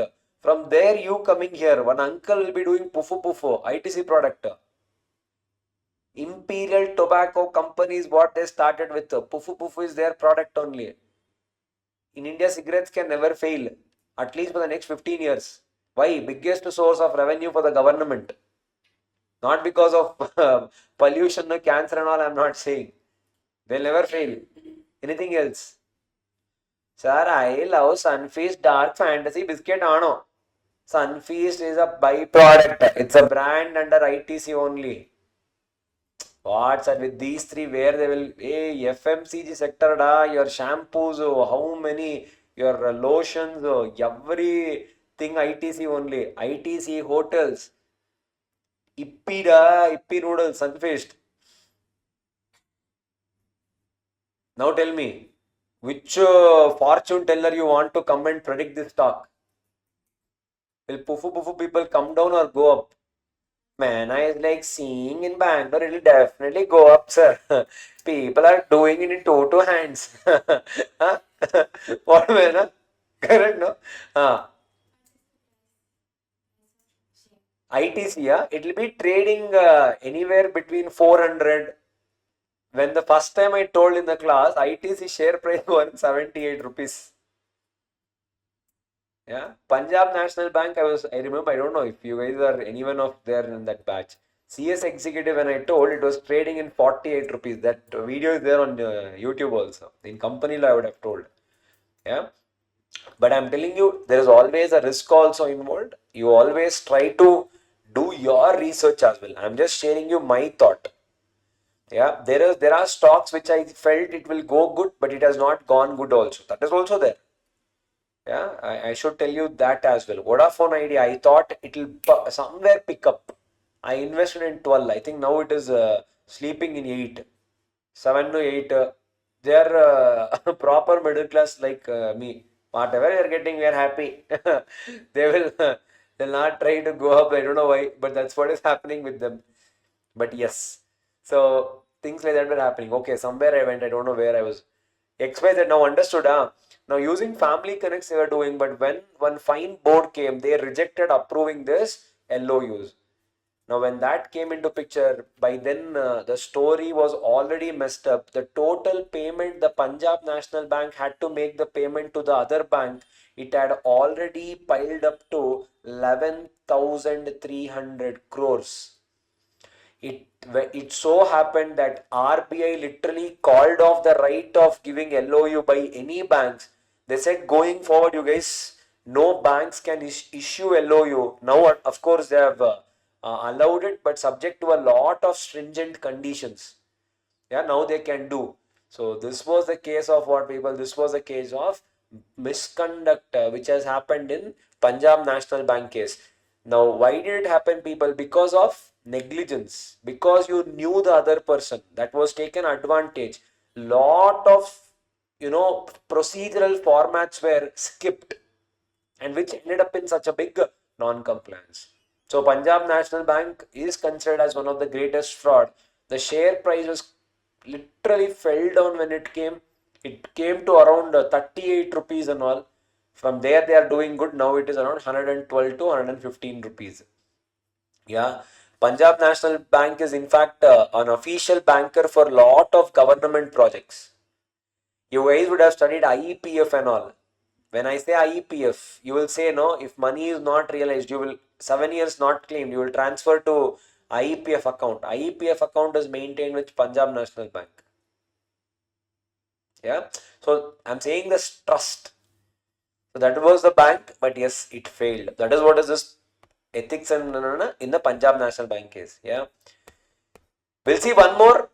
Yes, bank. You guys try to go to the other one. You try to read. You see if you guys are able to understand something. But I'll take one more case also in our class only. There is something called as people S Bank crisis. What is S Bank crisis? A bank which started really, really good, which was started by a promoter, founder called as Rana Kapoor. What happened in Yes Bank crisis is a proper example of people. What is that? Ends justify the means. We saw that scenario, no? Exactly was the case. They wanted to become the number one bank. They wanted to become the number one bank. Now, in order to achieve that, what they ended up doing, people, was what costed them a fortune. If you ask me, did S Bank did any fraud? Answer is no. But S Bank trembled even more than Punjab National Bank. What exactly happened with S Bank? I'll tell you one stats that happened also. Now, if you look at it,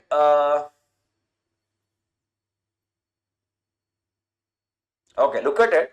The bank's loan book on March 31st, 2014 was rupees 55,633 crores. What do you mean by that? In the year 2014, the total loans the bank has given people is around 55,000 crore. Versus what is the total deposits the bank has made? The total deposits is people 74,000 crore. Meaning FDs, RDs, using that money only. No, the banks will give loans. The loans given is 55,000 crore. Everything is going good, not a big issue. Since then, the loan book has grown to nearly 4 times as much as 2.25 trillion in September 30, 2019. Now what happened? The bank wanted to become number one. So what will happen? Pressure will start from the top management. Why? When will the bank grow? When the revenues grow. How will the revenues grow? More and more people should take loan. How will more and more people take loan? I'll tell you. Now, for example, someone will call me, sir, do you want loan? I will say no. He will call me again. He will call me again. Finally, people will say, okay, give it to me. But what is the rate of interest? He says 10.2. I say, if 10.2, I don't want. He'll say, sir, you come, sir, I'll see what best I can do. He'll say, sir, I can try to give it to you around 9.8. Okay, I say, okay, how is it possible? He says, this is this, I'll manage, sir, we'll give it. Okay. Now he'll say, sir, I need some collateral. I'll say, I don't have anything, I have this. Sir, we will try, sir, we will try to manage this way, we'll try to manage this way, I'll make sure you will get loan. Why? Because this agent is having a pressure. Pressure of what? One is target. Second one is incentive. Without that, he cannot go home peacefully. He will bend the laws as much as possible to make sure he is getting the financial commitment. Now, who made this? The management made this. Why? You are making sure end of the day you are only checking on targets. How people are meeting targets, are you checking? Answer is no. Now what happened with Yes Bank? Yes Bank was pushing people in their team so much to meet the targets. The loans literally grew from 55,000 crore to 2.25 trillion in the next 5 years. What about deposits? Deposits growth failed to keep up the pace and increased at less than 3 times to rupees 2.1 trillion. Are you guys able to understand something? Deposits are more, loans are less. You can manage it somehow. Versus 2.25 trillion is the loan. The total deposit you have is 2.1 trillion. Hey, macha, logically think. In my pocket, 100 rupees is there. I have given loan 80. We are good. In my pocket, 100 is there. Loan we have given 200. That means, macha, 100, where are you getting it from? Matlab. There is something you guys have done. Pakka. I get in the point because somehow the balance sheet is not matching. Now what happened, people? Okay, still now, let us imagine some risk is taken, you guys are doing good, okay, all good. Now where the problem came, people, there is some concept called as NPA. Non-performing assets. Loan were given, people. Yes Bank was their fortune or their karma, their fate, we don't know. One point of time they were a huge lenders for around 3 to 4 companies. Those 3 to 4 companies trembled big time. In that, one of the company was Reliance, which was led not by Mukesh Ambani, which was led by Anil Ambani, which was also going into losses. Next one was people DHFL. Next one was people Kingfisher. In all these cases, Yes Bank was a major lender. They were not able to recover back the money because these loans became non-performing assets. It reached until a final stage, people, that deposits are there, loans became non-performing assets. Now when people come and ask back for money, from where will you pay? Remember, people, I had taken 100 rupees from people. I have given people 200. In that, 150 rupees failed, but I need to pay 100. But I only have 50 rupees left. How will I pay? There is a bank in US that failed overnight. That bank is called as Silicon Valley Bank, which failed just like this. In the wink of an eye, it's just in a blink of an eye, the bank faded away. It ended up in insolvency, in fact. Because of this only, not fraud, liquidation issue, liquidity issue. Currently, you don't have money. If you see 2000 crores someday or other, I will be able to recover. 2 trillion, I will be able to recover. But when? That we don't know, no? So, for example, I'll ask you, does any of you have 10 rupees? You have 10 rupees? 10 rupees? No. Okay, 50 rupees. No. Correct, huh? Now I'll tell you to scan. You will be able to scan. This exactly is called as liquidity issues. Currently you don't have, but you can manage it. Same happened with Silicon Valley Bank. See, if everyone are asking money today, let us imagine you have 2.1 crore people asking for money. You have given loan 2.25 crore. That means here I need to pay 100 rupees. There I have 125 rupees. If I get everything, I can repay. But will you get it back everything today only? Let us imagine if depositors try to come and ask you, say, sir, please give us some time, because people, CRR, SLR, how much they will maintain? They would have maintained some 10,000 crore.